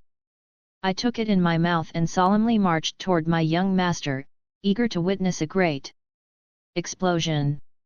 But then, he threw it to the ground. What? Did he reject it? Was it not worthy of his chaos? Humph! Perhaps its power was too weak for his dark plans. Even so, one should not leave planetary weapons lying around. If this planet gets destroyed by accident, Wanda and Harry will have to relocate. And that would be a logistical nightmare. So I rushed to retrieve the artifact and gave it back to him. And he threw it again. It seems young master has a strange obsession with endangering his own world. What a fearless creature. I shall follow his will. If he wishes to play with the apocalypse, I will support him. One day, the loud lion-headed girl appeared. Noisy. Annoying. But young master likes her. So I will grant her temporary tolerance. They were practicing with the ancient artifact when it got stuck in a tree.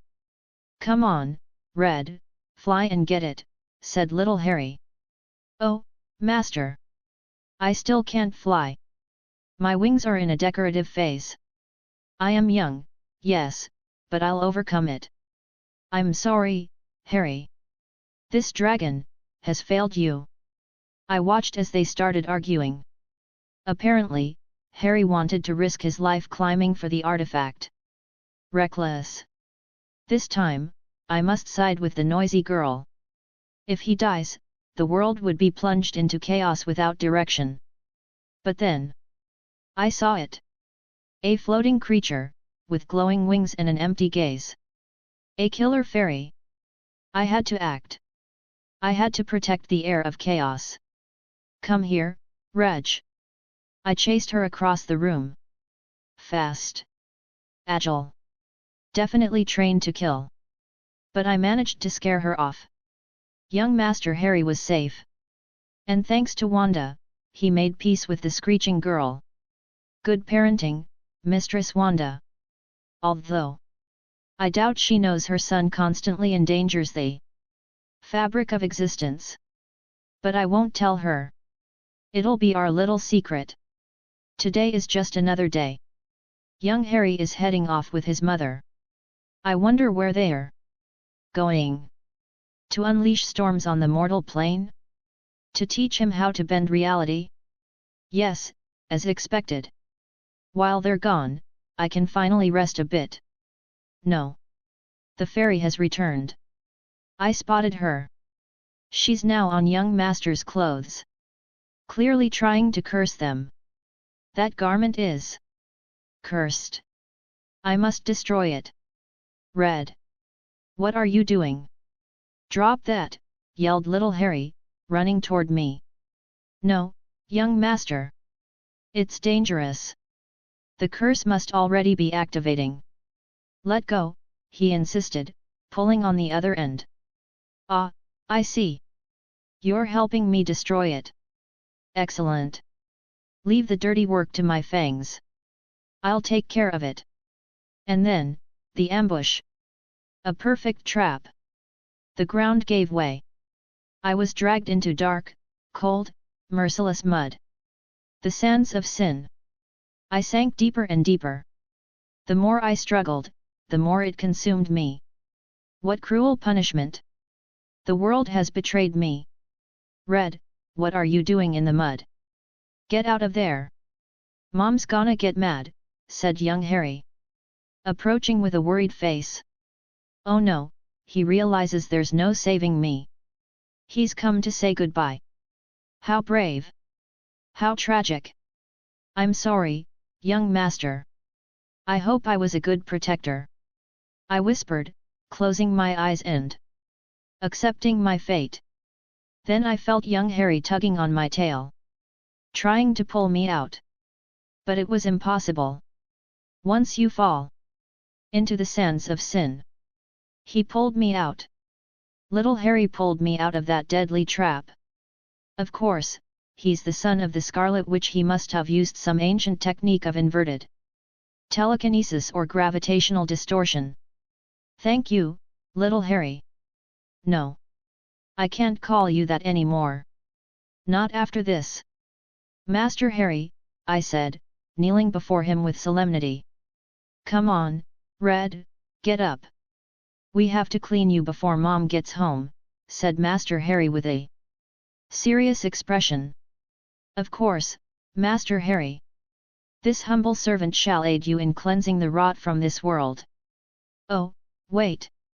It seems Master Harry was referring to cleaning me, from the trap.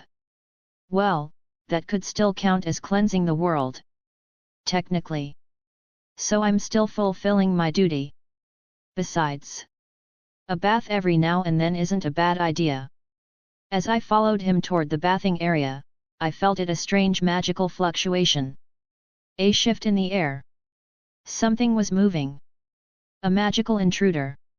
I must protect Master Harry. I rushed through the house at full speed. Searched the living room. Even the top of the couch. Nothing.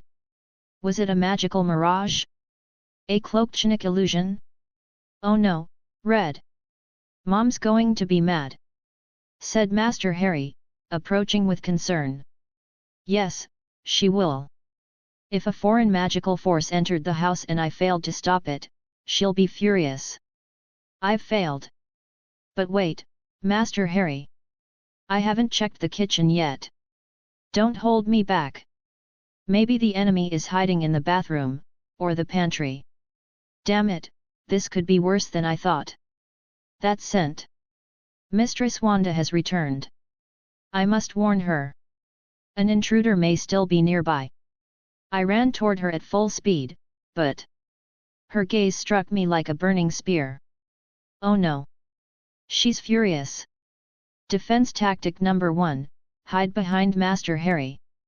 Yes, I know it's shameful for the mighty dragon of chaos, guardian of annihilation and destruction. But it's Wanda. And while she'd never harm Harry, I'm pretty sure she'd harm me. With flair. Maybe she found the intruder. Or maybe, she found out that I didn't find the intruder. How embarrassing. What a terrible dragon I am. Oh no. Master Harry has acquired new subordinates. They're all girls? How strange. Well, maybe they're young witches from another dimension. Their powers haven't awakened yet. They look soft and fragile. Clearly inexperienced. But Master Harry is thinking long-term. Of course.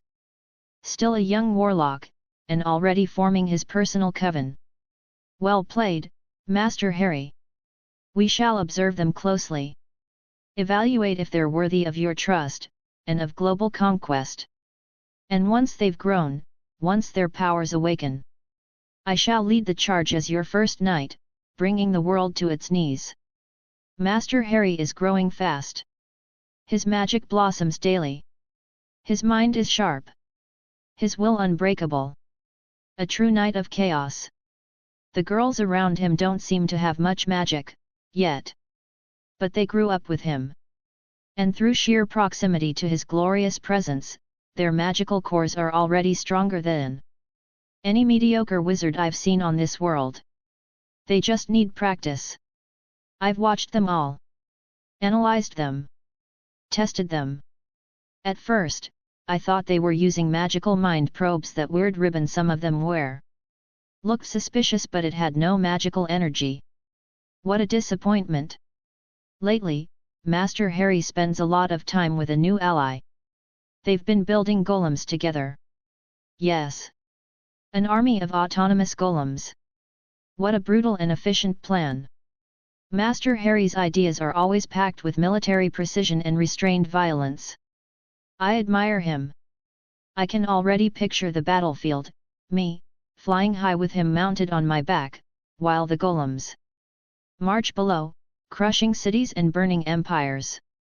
Wait. Now that I can fly, I could recruit dragons for his cause. Red, I'll be back. Watch the house. And don't destroy anything or Mom will get mad, said Master Harry before crossing a portal of green flames. Yes, yes, whatever you say. This is the perfect opportunity.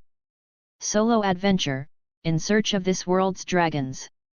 I flew high, so high, following the draconic energy in the air. After many hours, I found a mountain, crawling with enormous creatures. But as I got closer, they weren't dragons. They were wyverns. Horrible. Ugly. Their front legs fused into their wings. What sort of genetic abomination is this? Still, some draconic blood must run through their veins. Because the moment I approached, they all lowered their heads. They recognize me as their superior. That's good. That's very good. I will conquer the dragons or whatever these are of this world. And when Master Harry gives the order, we will unleash a single, devastating strike that brings the world to its knees. Because I am Red, the Dragon of Chaos. A being superior to all other dragons. And the third most powerful entity in this world. N/A, I love writing this nonsense. Can you imagine Red meeting Sir Cadogan? Ha ha ha ha. Chapter 52, The Safest Place in England, Unless Red is Awake. The safest place in England, unless Red is awake. That was weird, Harry muttered the moment they appeared back in his house, thanks to Gris' help. Around him, the others looked just as confused, though a bit less impressed. A little, Hermione admitted, adjusting her robe with one hand as she tried to process what had just happened. Daphne, for her part, merely shrugged like it wasn't a big deal. Arthur Weasley. I know him, Draco said thoughtfully, breaking the brief silence. My father used to argue with him the moment they crossed paths. Intense arguments though always started by my father, of course. I think I once overheard him saying they were part of Dumbledore's group. Dumbledore? The headmaster of Hogwarts? Hermione asked, eyes lighting up with interest. They say he's the most powerful wizard of this century. Some even call him the second coming of Merlin. She sounded excited, almost like she was talking about a celebrity from her favorite books. In fact, Harry thought that enthusiasm reminded him a lot of how people talked about him in those books. Like a legendary hero, even though all he had done was survive. Yes, Daphne replied in a neutral tone. But remember, we're part of the neutral faction. We're not enemies of Dumbledore, but we're not his allies either. You're our friend, and a student of Wanda. So by transition law, you're under our faction's protection. She cut off Hermione before she could reply, and those words were enough to make her close her mouth and process the new information. I saw him once, Harry said with a touch of satisfaction. It was the first day Mum took me out of that awful place. He looked scared of her. He said it with barely concealed pride. If the most powerful wizard alive feared his mother, then maybe she was actually the most powerful. Draco and Daphne exchanged a quick glance. Not long, but enough for Harry and Hermione to notice. What? Asked Harry, raising an eyebrow. Well, I hope you don't get offended, Draco began slowly, but pretty much all of magical Britain is afraid of your mum. He paused, then quickly added, I mean, almost every pure-blood family saw her split a mansion in two during etiquette class. And T.H. Parkinson estate? Same thing. Instead of being upset, Harry smiled even wider. His pride was practically glowing. And that's not all, Daphne added more seriously, crossing her arms. You may not know this, but heirs like us are always at risk. Greedy wizards see us as walking lottery tickets. Dark wizards see us as test subjects. And rival factions? They'd rather we never grow strong enough to inherit anything. That's why we usually walk around with hidden bodyguards, she explained naturally. Well, Least in my family and Draco's. You and Hermione? You're actually safer than you think. Hermione and me? Harry asked, surprised. Yes. At first, my father thought you two might become targets after joining the neutral faction, so he sent Uncle Sil to watch over you for a while. But, any wizards who had bad intentions toward either of you just vanished. And after Aunt Wanda showed her power that day, everyone got the message. Daphne smiled with amusement. Now, whenever we're with you, our bodyguards don't even bother showing up. We're literally in the safest place in all of England. Hermione's eyes widened in astonishment. Still, Harry, just in case, you should learn more about what it means to be the heir of an ancient house, Draco suggested with a softer tone. We're taught from a young age to observe people see when someone's hiding something in their gaze. I only started recently, by my mother's order. Before that, my father thought I wasn't ready. For a moment, his voice dimmed, weighed down by the memory of his father. But he quickly shook it off. Isn't etiquette class enough? Hermione asked, genuinely curious. Etiquette is for manners, sure, Draco replied calmly.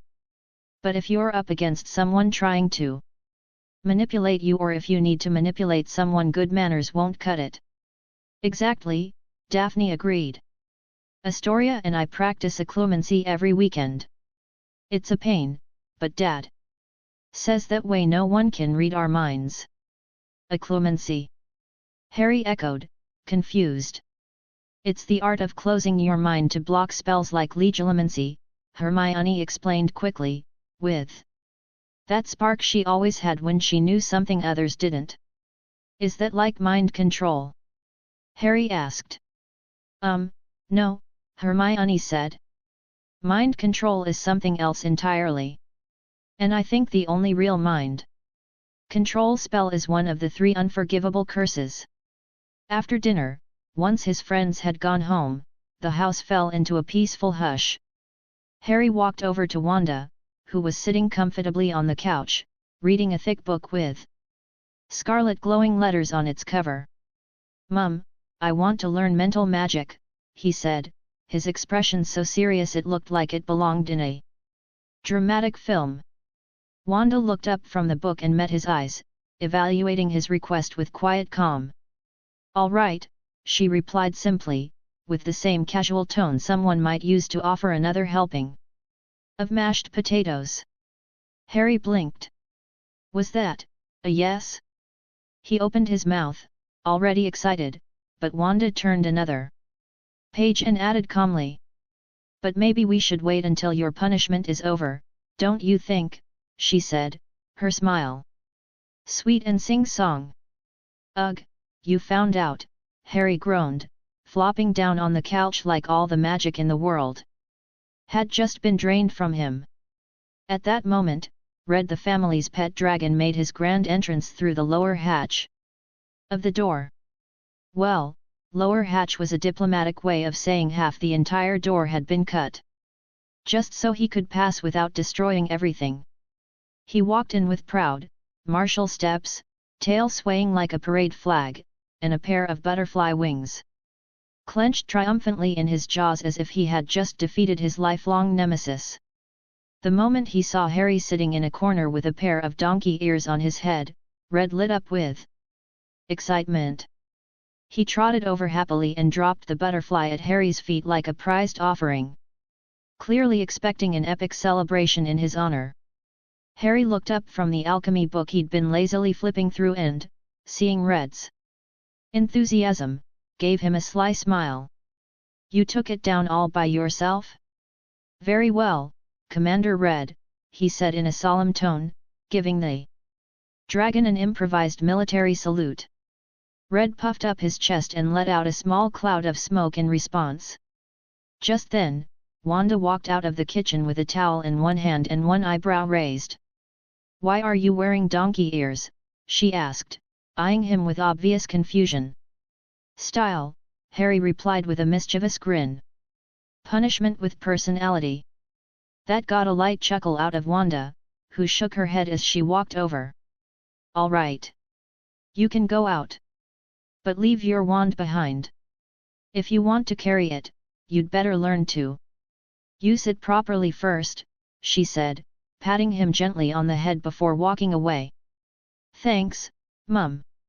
Harry said, springing to his feet and grabbing both his book and Red, who was clearly ready to follow him anywhere. Just as they were heading out, Red spat out the butterfly onto the floor with pride, as if to say, "A gift, for you, great sorceress." Wanda narrowed her eyes at him, her expression a mix of tired patience and quiet judgment. Red froze under her gaze for half a second, then bolted after Harry like his life depended on it. "Hi, grandparents!" Harry called cheerfully as he stepped out of the fireplace, magical dust still floating in the air around him. Red followed behind with as much elegance as he could manage. Which wasn't much. He got stuck in the frame for a second, growled in indignation, then popped through with a loud thwump, shaking himself off like nothing had happened. "Hello, my beautiful grandson," said Euphemia warmly, giving him a soft smile, while Fleamont raised a hand in a more reserved greeting, though the pride in his eyes was unmistakable. "Here for more golem research?" Euphemia asked, sounding delighted, like Harry was a young scholar on the rise. "Yep," Harry replied, clearly excited. "We're thinking of arming them this time. And instead of using simple commands, we want to try controlling them directly. We might even set up a tournament. Hermione's handling the rules, I'm upgrading the structures with Draco, and Daphne, well, she's going to stress test them the punchy way." "And the other girls?" Euphemia asked, amused. "Luna and Astoria, they're finding ways to make them prettier. They say aesthetics is also power." Harry rolled his eyes, then paused. "Although, if we made a battle ballerina that could kick your face while spinning gracefully, actually, that'd be pretty awesome." Fleamont let out a short, proud laugh. "I love how into alchemy you are. Maybe you should try contacting Nicholas Flamel." Harry looked up, intrigued. "Flamel? The legendary alchemist who created the Philosopher's Stone? I thought he died after Grindelwald's fall. That was the last time anyone saw him." "Do you really think someone who created the Philosopher's Stone would die that easily?" Fleamont said conspiratorially. "The man went into hiding. He holds something every wizard in the international magical world would kill to have. He's no fool." "Interesting," Harry murmured. "I saw the recipe in one of our ancestors' books." "Yeah, but having the recipe isn't the same as baking the cake," Fleamont replied, folding his arms. "Flamel is the real deal. Maybe you should write to him. If he's as wise as they say, he'll recognize a true prodigy when he sees one." "Prodigy is a bit much," Harry said, scratching his cheek modestly. "Maybe. But write the letter anyway. Worst thing you'll lose is a bit of time," Euphemia added with a gentle, motherly smile. Harry nodded. "I'll do it. And if I can make really cool golems, I could make one of you too. Ha ha ha. Now that, we want to see." Fleamont laughed heartily. "Make me strong, but make sure I still have hair. And give me long eyelashes and a lovely gown," said Euphemia, giggling alongside him.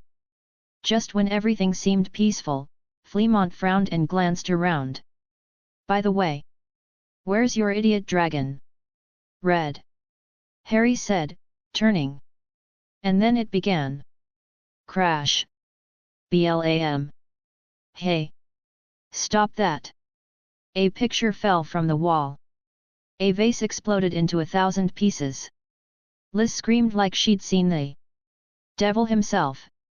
"Red!" Harry shouted, bolting down the hallway. Meanwhile, Red was sprinting at full speed with a rug tangled around his tail, paws sliding across the marble, and a chandelier stuck to one of his horns.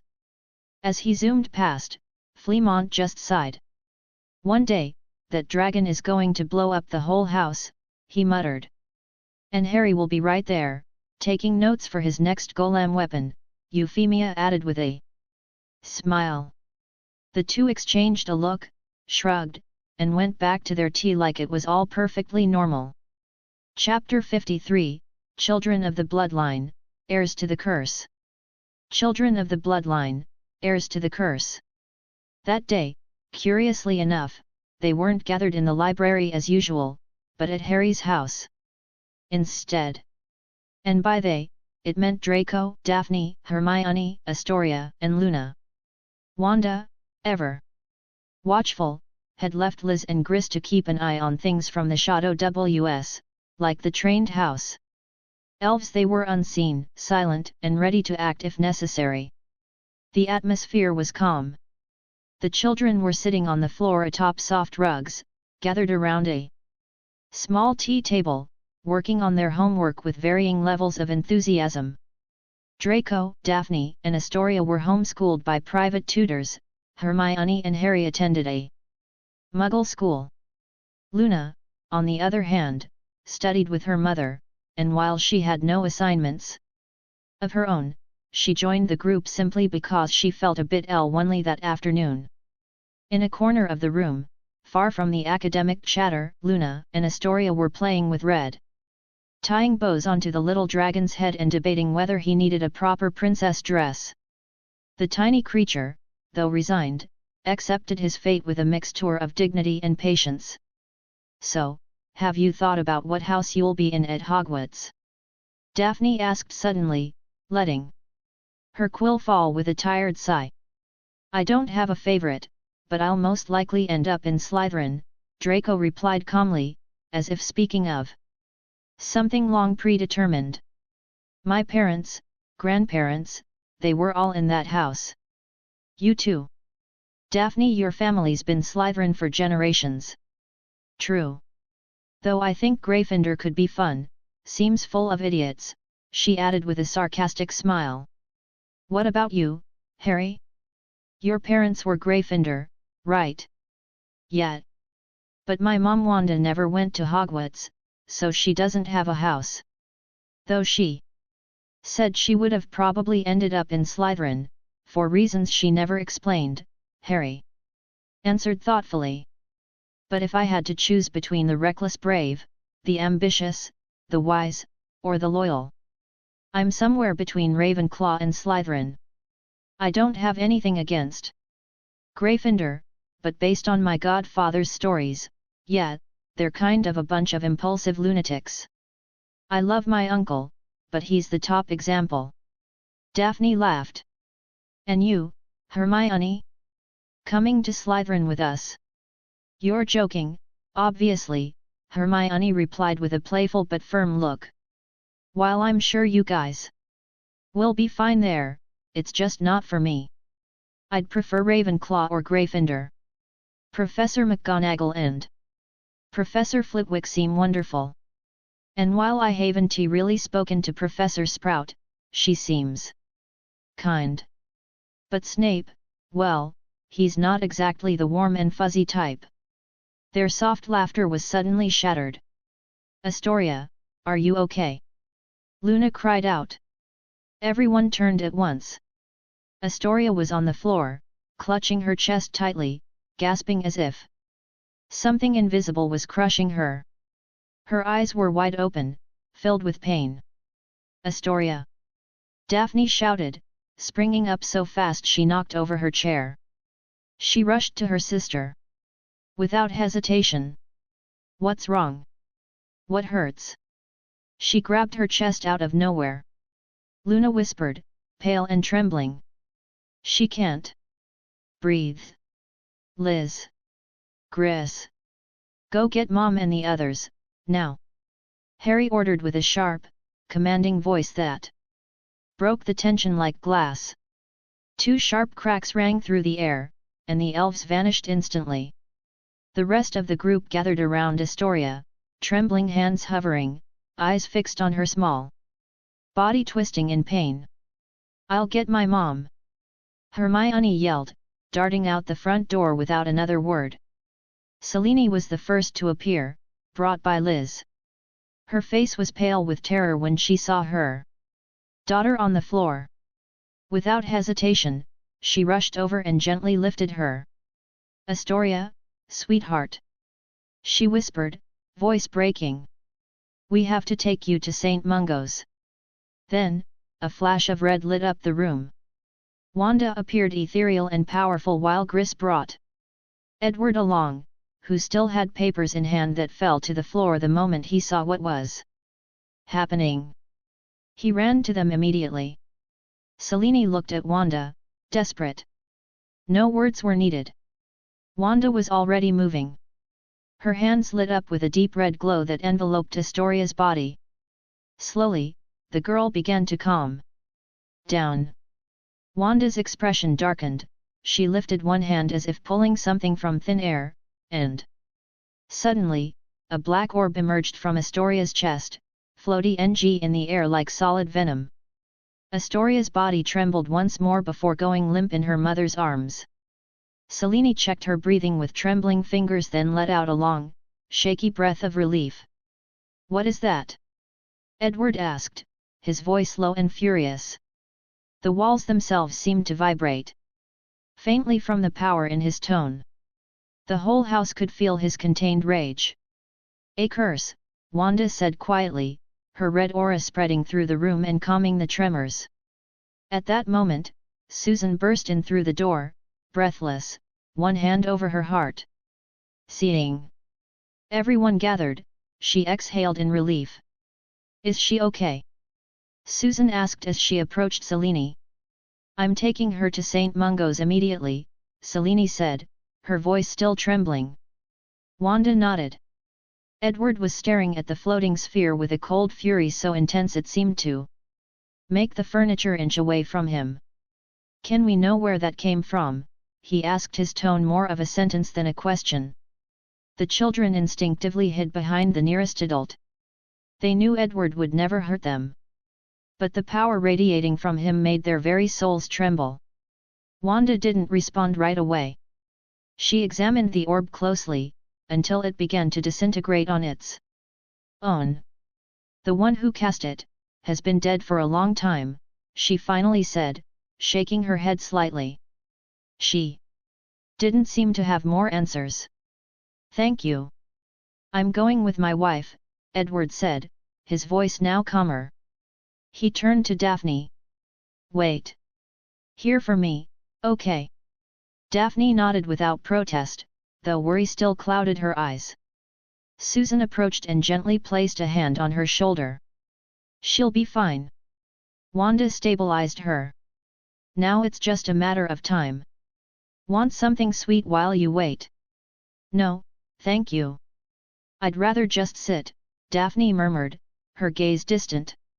Harry sat in silence, thinking back to the conversation from earlier about powerful houses, marked bloodlines, and how they were always targets.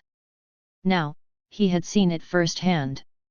Sensing his worry, Red nudged Harry's side with his head. Harry smiled softly and patted him. "Thanks, Red. She'll be okay. But if someone really sent that curse, I hope they're found." The little dragon nodded. For just a moment, his eyes dimmed with a dangerous glow. A few hours passed in silence, heavy with tension. During that time, a house elf sent by Selene appeared briefly to bring news. Astoria was out of danger, though still undergoing thorough examinations at St. Mungo's. Finally, the fireplace flared with green flames, and Selene stepped out of the flow network. Her clothes were wrinkled, her face exhausted, but her eyes showed relief. Wanda was the first to approach. "How is she?" she asked gently. "She's okay, no visible damage. There's no trace of the curse in her body anymore," Selene replied, exhaling shakily. "But, it seems the curse was tied to the green grass family for generations. Wanda, could you check Daphne too? Please. The pleading tone in her voice broke through her otherwise composed facade. Wanda nodded. Silently, and a soft red glow began to envelop Daphne, who stood perfectly still, not blinking. After a few tense seconds, the glow faded. She's clean, Wanda said calmly. There's no curse on her. Thank you. Selene whispered, nearly collapsing onto the couch as the weight of the day finally pressed down on her. Upon hearing that her sister was safe, Daphne quietly stood and hurried off to the kitchen to inform the others. Her steps were light and fast, as if she needed to put as much distance as possible between herself and the fear she'd just lived. Wanda watched her go, then turned back to Selene. It's not that simple, is it? Selene let out a bitter, dry laugh. When is anything in this world ever simple? She muttered. Then her sarcasm faded, replaced by a mixture of sorrow and tightly held anger. The green grass family is old. Like many others, it's made enemies over the centuries.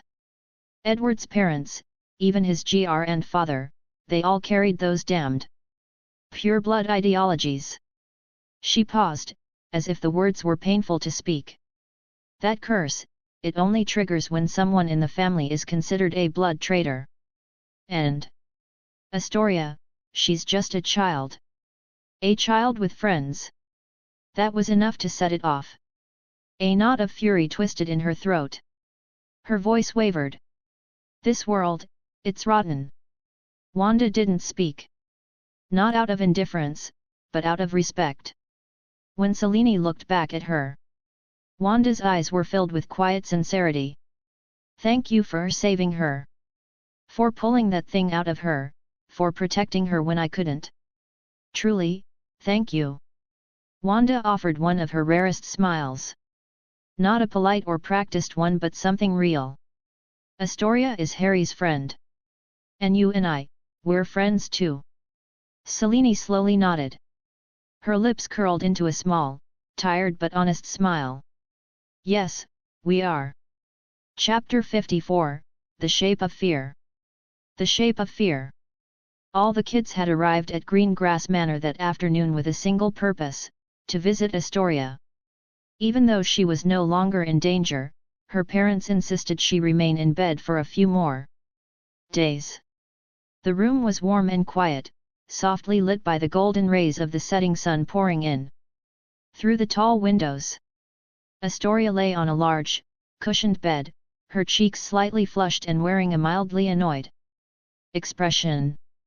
Next to her, lying as if it were the most natural thing in the world, was Luna, calmly sharing a bowl of ice cream that the Green Grass family's house elf had brought them just a few minutes earlier. Feeling better already?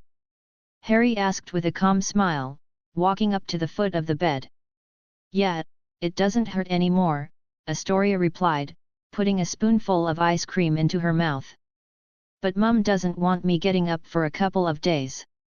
She says I need to rest. It's boring. Though her tone was whiny, her eyes sparkled at the sight of everyone around her, and that softened any trace of annoyance.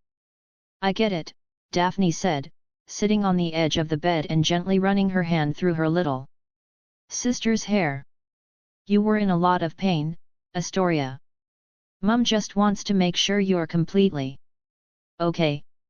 Daphne still remembered the scare from that day. Seeing her sister like that had been one of the most terrifying moments of her life. Luckily, they knew Wanda. Thanks to the Scarlet Witch's powerful magic, Astoria had recovered in just a few minutes, without a trace of the pain left behind. Even so, Daphne had made a quiet decision, to become strong enough to protect the people she loved without relying on anyone else. That's good, Hermione said softly, looking at the girl with visible relief. Want some ice cream? Astoria offered, stretching her spoon toward them as if offering a treasure. No, thanks. You enjoy it, they all replied almost in unison, smiling kindly. Hermione took a step back and said in a playful tone, "Come on, let her eat in peace with Luna. It's awkward when everyone's watching you while you eat." They all chuckled softly, and as they waved goodbye to the girls, Daphne stood up with a mysterious smile. "Come on, I want to show you something interesting that Lockie found in one of the basement closets." The others followed right away, intrigued by her enthusiasm. They walked through long hallways, lined with old tapestries and portraits that seemed to watch them as they passed, until they reached a door at the end of a dusty corridor. Daphne stopped in front of it, her expression a mixture of mischief and contained excitement. "Ready?" she asked, not waiting for an answer, and opened the door. The room was small but well lit. In the center stood an old trunk, protected by a dome of magical crystal that shimmered gently in the light. The trunk jumped the moment they stepped inside, shaking violently. Draco, Hermione, and Harry took a step back in surprise, while Daphne let out a quiet giggle. "What do you have in there?" Hermione asked, frowning. "A boggart," Daphne replied casually. "Oh, just that," Draco said, relaxing his shoulders with a slightly arrogant smile.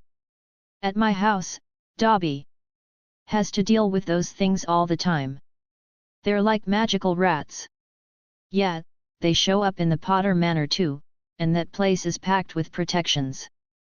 Gris says he doesn't know how they get in," Harry added.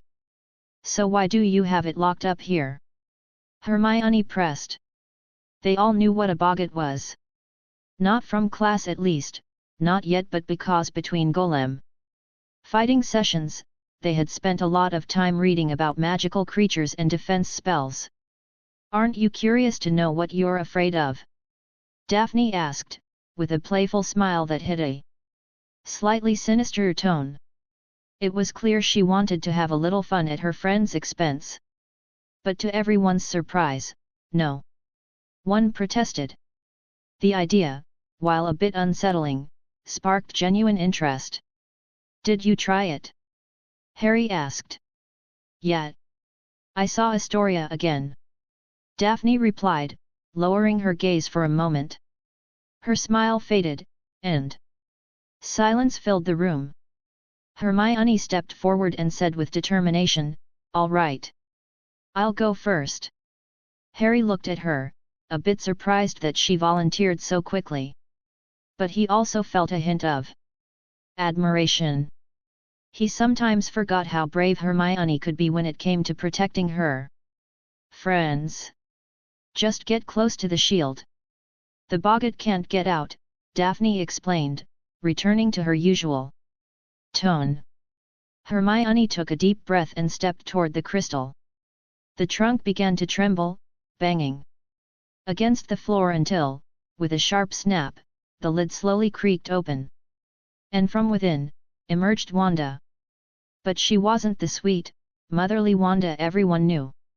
This one had a hard, cold expression, as if carved from ice. Her crimson eyes pierced Hermione like a spear. "You're the worst student I've ever had," she said in a deep, distant voice. "And I haven't had many. What a disappointment. I won't teach you magic anymore." Hermione froze. Her face, usually full of logic and control, now showed an unexpected vulnerability. Her lips trembled, and she lowered her gaze, a knot tightening in her chest. "So that's your fear?" Daphne called from the back, with a mix of surprise and understanding. Harry, though forcing a smile, felt a similar knot as he watched his friend face such a personal fear. Draco stepped forward next, without a word, full of determination. As he approached, Wanda's image dissolved into a swirl, and in her place appeared Lucius Malfoy. Draco's face turned pale instantly. His father, tall and elegant, stared at him with a mix of contempt and judgment. "You're a disgrace to pure bloods, Draco. You always have been. Nothing you do will, it doesn't matter, Draco interrupted, his voice soft but firm. I know. I'll always be a disappointment to you, father, but mother says she's proud of me. And that's enough. With that, he turned around and calmly walked back. He had faced that fear more times than he could count. This time, he had nothing to prove to a reflection. Well, I guess it's my turn, said Harry as he stepped toward the false Lucius, who was still glaring at Draco with an angry expression. Then, his gaze locked onto Harry, and began to shift. The others watched him closely. After all, Harry might be the strongest among them, and definitely the calmest. Though sometimes, especially when he was with Daphne, they ended up doing all sorts of silly things. The boggart spun for a few moments, as if struggling to settle on the shape it wanted, until it finally completed its transformation. It was Wanda. But not the same Wanda who had appeared in front of Hermione. This one had deeper, darker hair, with a crimson tiara resting on her head. Her outfit was a deep blood red, and a cloak drifted lightly behind her. Her gaze was even colder and more emotionless than before. Harry stared directly at his mother. Then, she began to speak. You'll never be them. Even if you spend your whole life trying, you are not my. She never finished. Before the words meant to hurt him could come out, a red energy flared from the boggart's chest. A surge of chaotic magic wrapped around it, as if the very fear had triggered something deeper and uncontrollable. Hi, the creature shrieked, twisting and collapsing in on itself, before exploding into hundreds of glowing red fragments. The crystal shield shattered completely, as if it had never existed. The shards floated in the air like dust suspended in zero gravity. Harry stood at the center. His eyes, once green, had turned a brilliant red strikingly similar to his mother's. His gaze remained fixed, serious, and unreadable, as he watched the fragments of the boggart slowly drift through the air. Daphne and Hermione instinctively hugged each other in surprise, while Draco remained frozen in place. And then, they felt it. The air shifted, like the heavy silence before a storm. They heard the sound of glass shattering. They followed the direction it came from, and there stood Wanda, the magical barriers of the green grass manor breaking apart in her wake. Wanda surveyed the room. The floating fragments. The silence. Then her eyes settled on Harry, who was still staring ahead with a calm, serious expression. As if everything that had happened was perfectly clear to her. Harry, Wanda said softly, her voice warm and steady. Harry turned to face her. His pupils still glowed with a bright red, but his irises remained green, his inherited color. As if he carried the eyes of both his mothers. That made Wanda smile gently. It's time to go home, son, she said tenderly, stepping forward and wrapping him in a loving hug. Harry's eyes slowly returned to normal, and he gave a small nod. The two of them disappeared, wrapped in Wanda's red magic. The others stood there in silence. Several seconds passed before Daphne let out a quiet laugh. Okay, we have to admit it. Harry and his mom are seriously awesome, she said. Draco and Hermione slowly nodded in agreement. Next chapter, The Search for Red and the Horcrux. Chapter 55, Red's Quest and the Horcrux. Red's Quest and the Horcrux. Special POV Red, the Dragon of Chaos. The young master has entrusted me with a mission. My first official mission. To track down the wretched creature who dared to attack one of his followers. As his supreme vassal, the most powerful among them all, it is my duty to locate and obliterate this foolish mortal.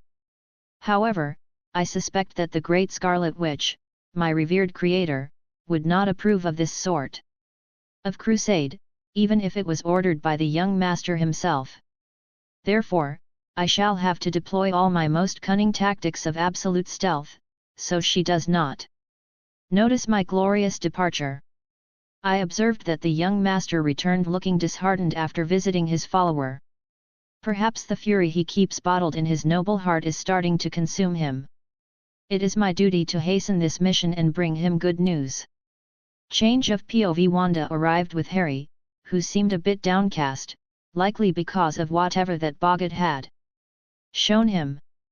To cheer him up, she decided to spend the entire afternoon with him, simply watching television together on the sofa. For some reason, Red wouldn't stop making a terrible racket as he crawled around the house with his tail raised, knocking over everything in his path, pushing along with his hind legs like he was preparing for takeoff. Red, go play outside, Wanda sighed, sounding exasperated. The little dragon, who had his snout pressed to the floor and his rear end in the air, opened his eyes wide as though he had just been caught in the middle of an interdimensional conspiracy. When he realized he'd been given permission to leave, he froze for a moment, and then lit up with exaggerated joy before dashing out the special door at full speed. Wanda just shook her head and sat down next to Harry, who was already beginning to calm down. As the movie played, she gently stroked his hair and thought that maybe, just maybe, a bit of normality was exactly what he needed to heal. Perfect. The Scarlet Witch, no doubt awed by my tactical brilliance, has granted me her blessing to begin my crusade. She surely remembered my glorious feat of driving out the murderous fairy that tried to harm the young master. Of course, she detected me instantly. As expected of the most powerful being in this universe. Very well. It is time to begin the hunt. I must track down the traces of curses that will lead me to the idiot who brought this filth into the world. I spread my wings and soared skyward, rising with speed as I reminded myself to conceal my presence from the simple-minded mortals. After all, the young master said that my mere existence could drive an ordinary person insane. A fair warning. First, I should search in places where magic is thickest, though, regrettably, this wretched world has very little of it. I flew over that decaying center humans call Diagon Alley, a nest of mediocre wizards. There, I sensed multiple traces of curses. Some so weak they nearly made me yawn. Others barely worthy of a passing glance. Swiftly, I singled out one building in particular, a pitiful warehouse packed with cursed trinkets laid out like cheap souvenirs. A center for the trade of arcane corruption? How pathetic! I didn't bother reflecting on it. I simply reduced it to ashes. After my glorious destruction, a small army of wizards began gathering around the place, babbling threats that did not interest me in the slightest. I ignored them. They would be secondary entertainment for the young master, should he wish to practice his apocalyptic fire later. There was still much to investigate. That was when I saw him.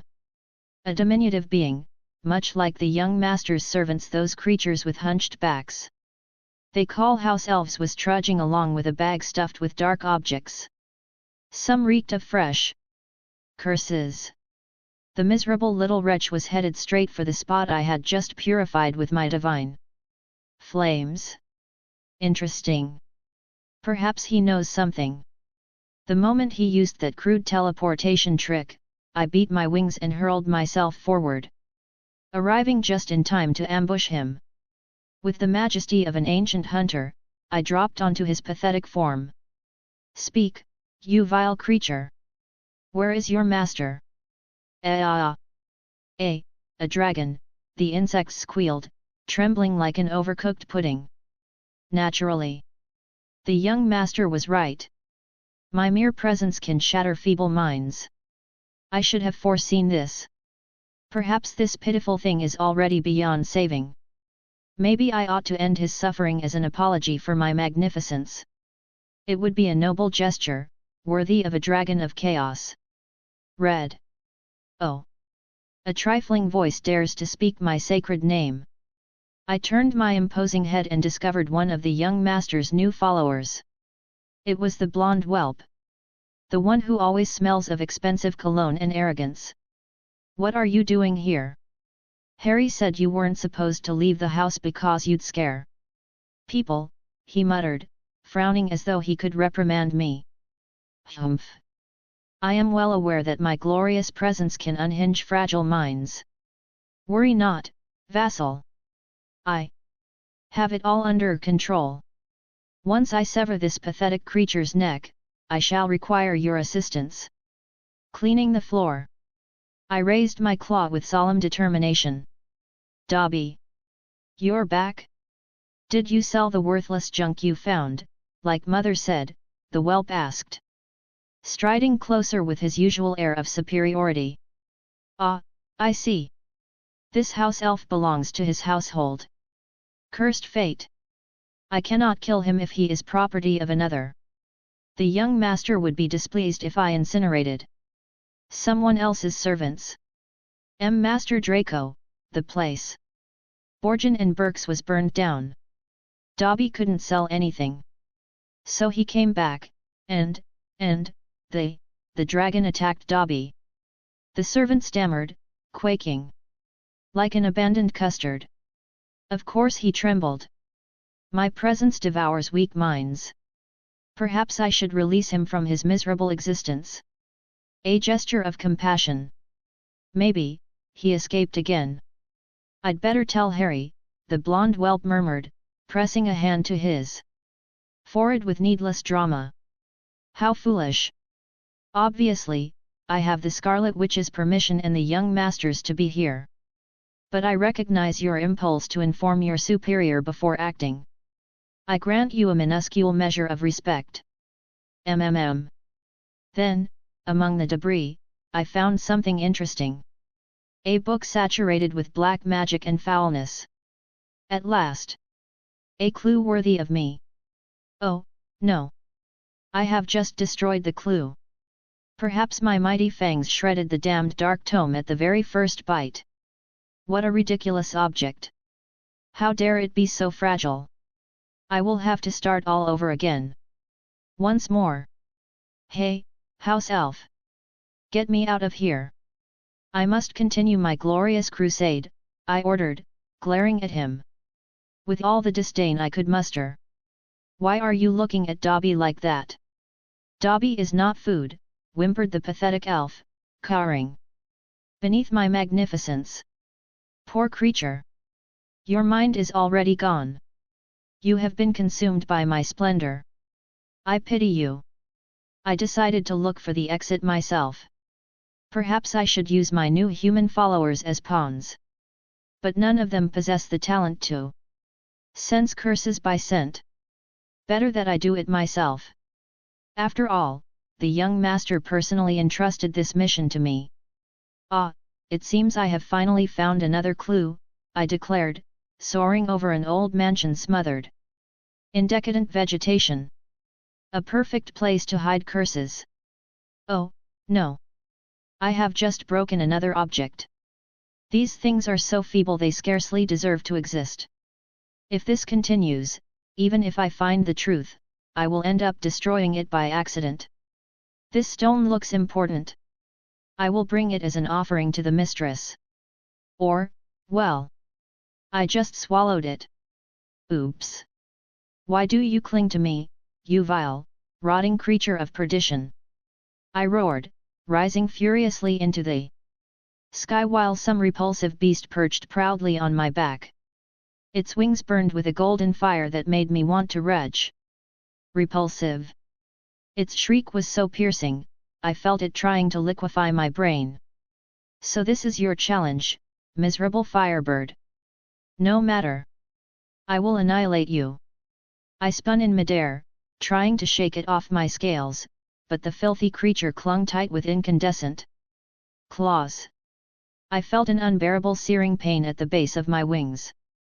"Let go of me, you foul vermin!" I unleashed a jet of pure chaos flame upward, but the bird dodged it with an elegant flap. I had to admit, its agility was annoyingly respectable. "But I am red. The Dragon of Chaos. No one subdues me. I used a diving spin and slammed it into the treetop, snapping ancient branches beneath the impact. The beast shrieked in fury and lunged at my face, jabbing with a searing beak. Enough!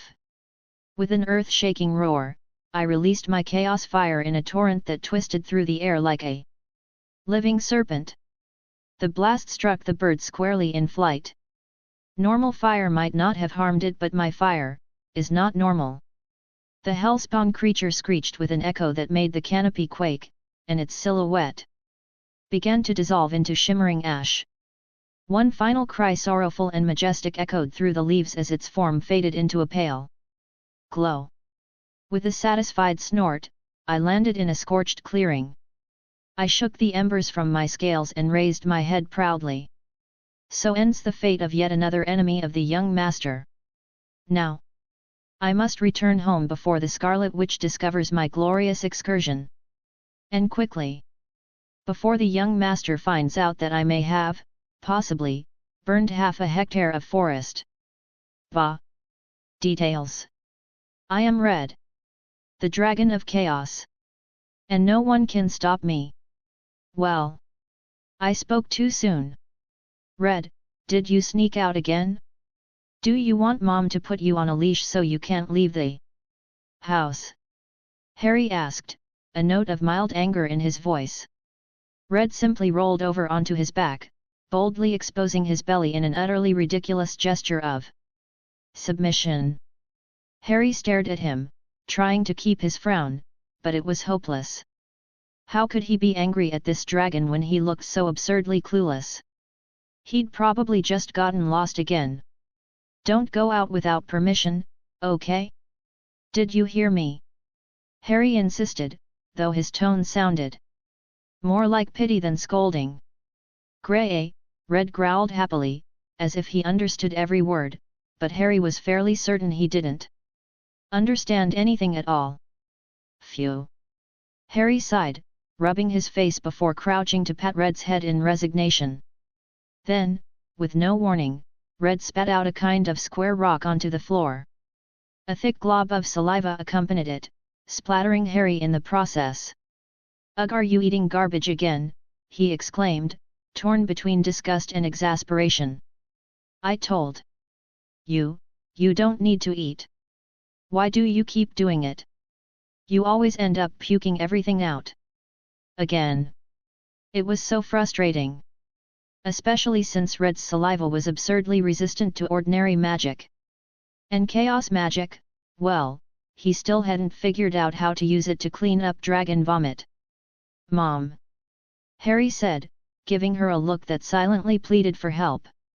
Wanda shook her head quietly before stepping closer, raising her hand to cast a spell.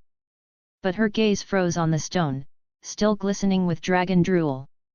Her expression shifted suddenly, focused and serious. Chapter 56, Echoes of Love.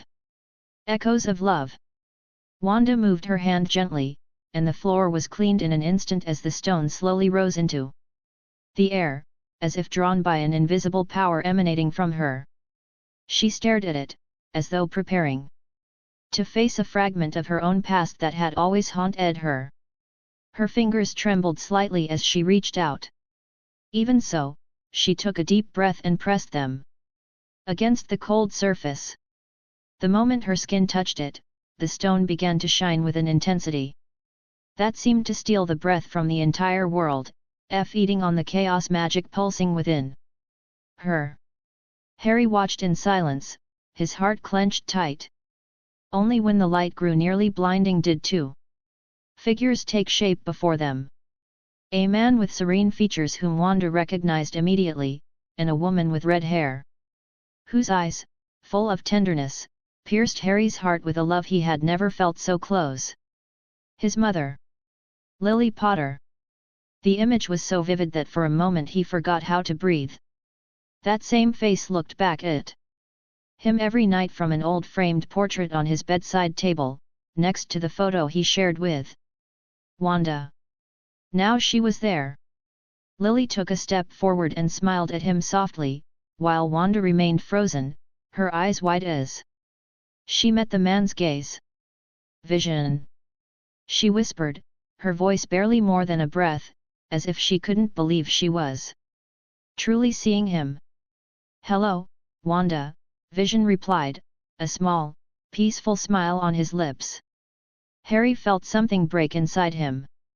A knot that had been tied for years. His lips parted, but no words came out at first. He could only look at her, and commit every detail of her face to memory. Lily lifted her eyes to Wanda and gave her a warm look. Are you all right? Have you spoken with Harry? Wanda nodded slowly, swallowing hard as tears began to blur her vision. Again and again, her gaze returned to Vision. You're still as beautiful as the last time I saw you, Vision said with a calmness that tore at her heart. And you are too, Wanda replied, her lips trembling as a few tears finally slid down her cheek. Though she knew it wasn't real, that it was only an echo of her broken heart, she couldn't help but feel that, just for a moment, everything was back in its place. For a second, she allowed herself to close her eyes and remember that once, she had been happy. That not everything she had loved was lost. Hello, Harry, Lily said then, her voice so sweet it made his chest ache even more. I hope you've had a very good life with Wanda. Yes. Harry answered in a thin voice. He nodded as a silent sob shook his shoulders. He didn't take his eyes off his mother. He wanted to memorize every line of her face, every nuance of her smile. Even though part of him knew the truth. Wanda's magic allowed him to feel it with clarity. This was no spirit. It was the resurrection stone, a reflection of his deepest desire. But that didn't make it any less real in his heart. I always wanted to meet you in person, he finally said, letting the tears flow freely. Vision turned his gaze to him, then back to Wanda, with an expression full of affection. It seems you're doing a wonderful job. You're an incredible mother. No. No, I'm not. Wanda's voice broke as a tremor ran through her arms. Her pupils filled with an ancient sorrow. I almost destroyed a family, my stubbornness, my mistakes. Harry looked at her immediately and took a step closer, as if he needed to remind her she wasn't alone. Vision shook his head, his calm smile illuminating the space between them. Don't cling to the past, Wanda. Sometimes, staying trapped in what was keeps you from seeing everything that could still be. You were always the strongest, and now you have to be the strongest for someone else. As he spoke, he reached out to touch her cheek, but his fingers faded like a mirage before they could reach her. Even so, Wanda lifted her hand and pretended she could feel him. And in her heart, for a moment, she could. Lily turned to Harry with unmistakable pride. It's curious. You're so much like your father. The light of the stone began to fade. Lily's silhouette started to vanish like a dream at dawn. I love you, Harry. You're growing into an incredible young man, she whispered, her voice dissolving. It's thanks to Wanda. The mother you brought to me, Harry replied, breaking into silent sobs as he stepped closer, even though he knew he would never be able to touch her again. Vision was beginning to fade as well. Wanda, you're doing well. Much better than you believe, he said calmly as his figure turned to light. Lily turned her head one last time. Thank you. You kept your promise, she whispered before disappearing completely, leaving behind only a warm glow. The stone fell to the floor with a dull sound. Its glow went out entirely. Wanda stood in silence, tears streaming down her face. She took a deep breath as Harry stepped closer and hugged her, reminding her that he was there for her.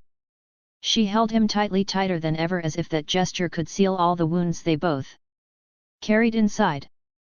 She stroked his hair tenderly. Perhaps this was the final push she needed to fully accept that, despite everything she had lost, she had also gained something impossible to measure. A second chance. Well done, Red. Now go find the Elder Wand, Harry ordered with a solemnity so intense that anyone watching might have thought he was about to change the fate of the world.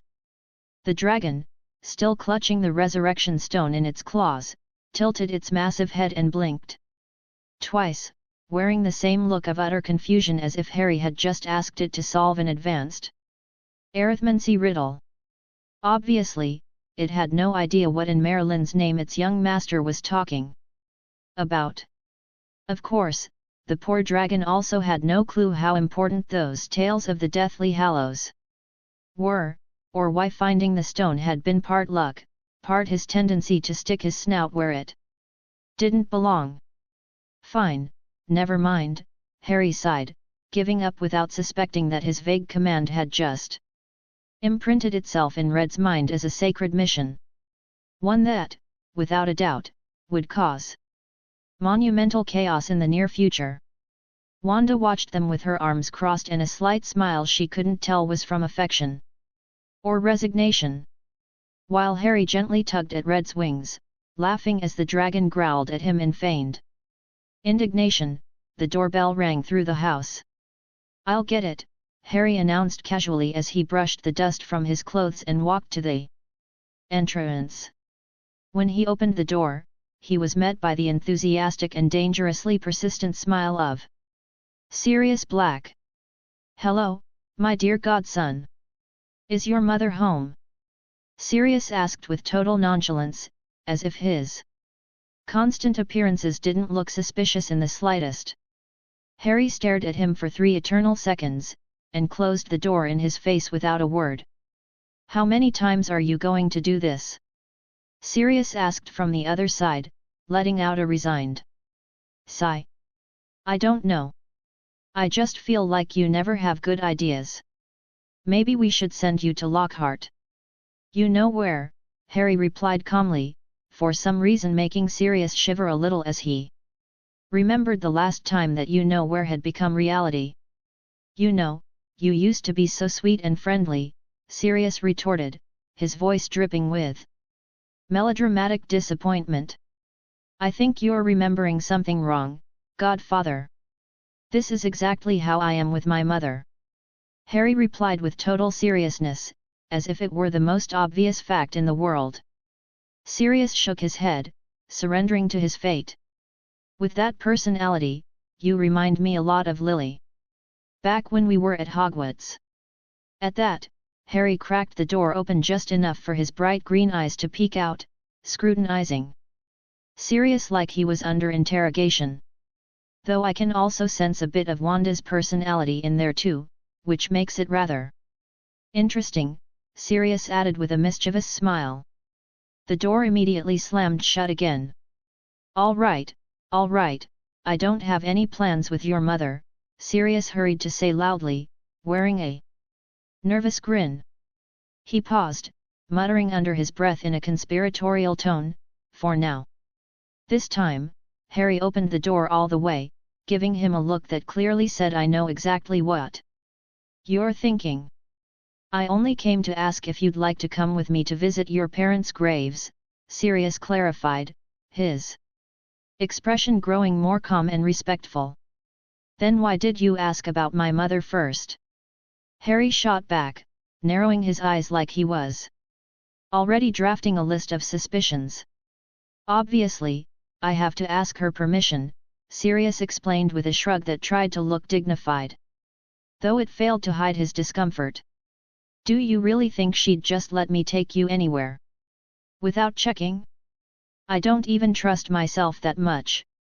"You're right," Harry conceded with a sigh, though he didn't stop squinting at him. The frequency of Sirius's visits lately was more than enough to make him wary. "I heard what happened at the green grass house. Are you all right?" Sirius asked as he stepped inside with all the confidence of someone who believed he was welcome, even though all evidence suggested otherwise. "I'm fine," Harry replied, his voice tinged with slight irritation at the memory. "That's good. But I also heard you destroyed that boggart. Ha! You're definitely better than your father or me when we were your age, Sirius exclaimed proudly, puffing out his chest. I'm sure I am, Harry replied in his usual unshakable calm. The offended grimace that formed on Sirius's face deserved to be framed. Hey, why are you like this with me? I'm your adorable godfather. Couldn't you be a little nicer? He finally complained, lifting his hands dramatically.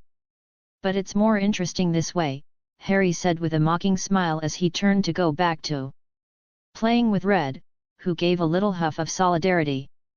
You really aren't the least bit sweet anymore, Sirius muttered, shaking his head and letting out a laugh.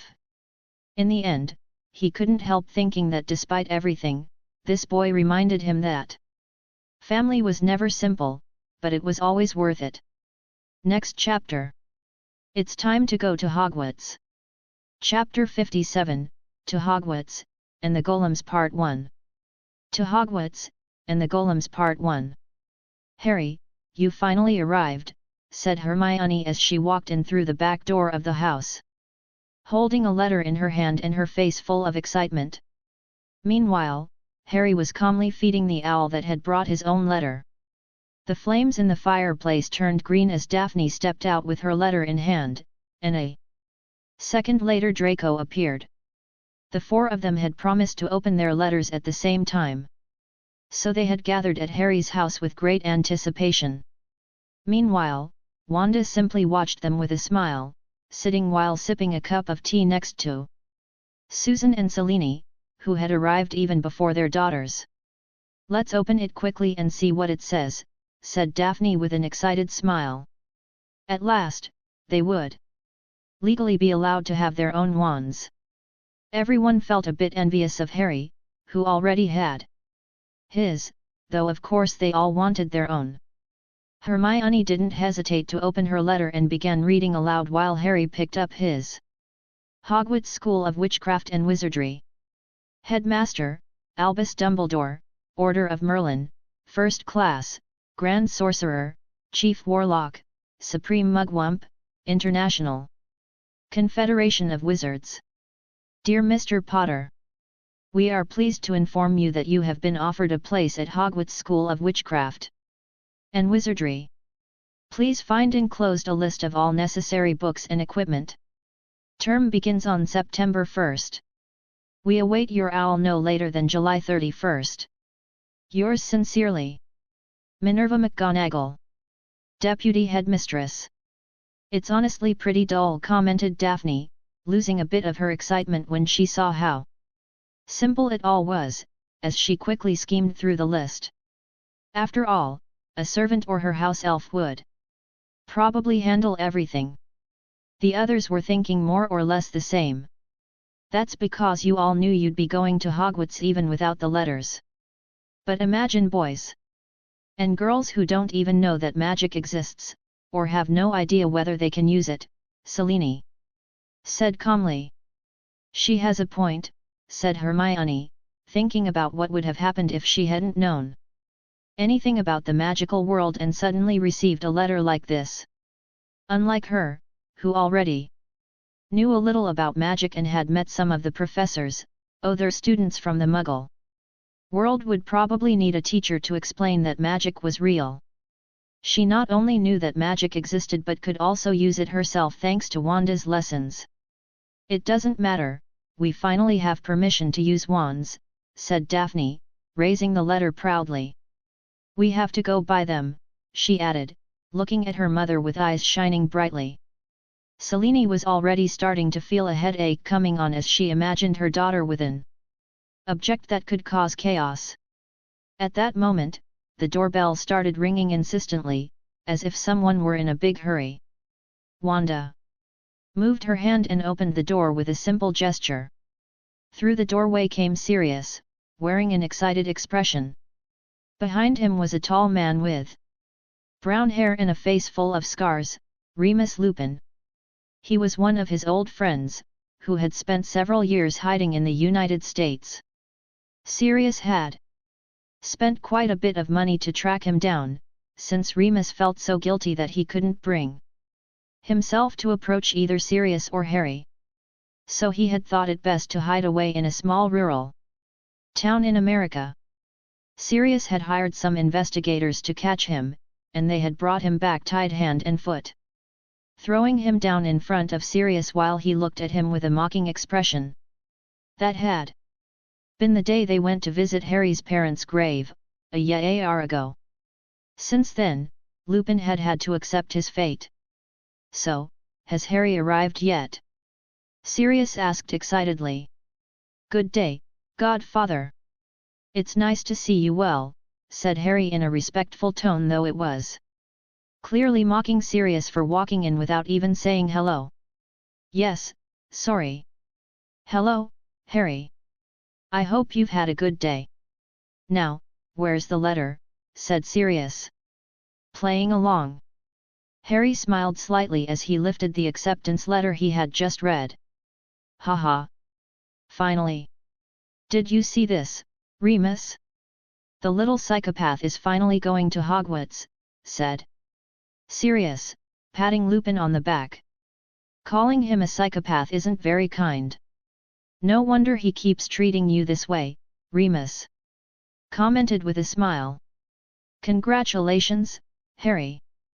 Thank you, Uncle Remus, Harry replied with a friendly smile.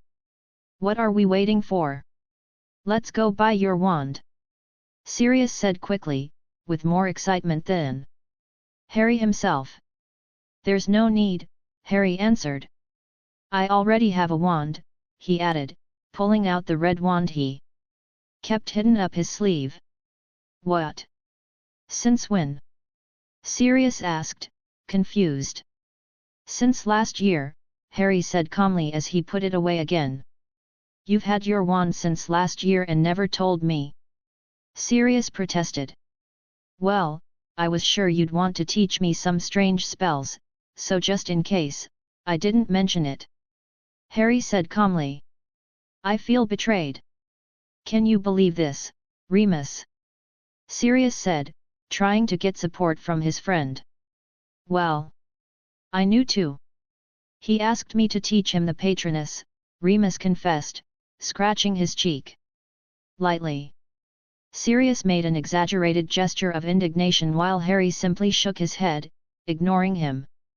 So, my strange nephew, do you have your wand too?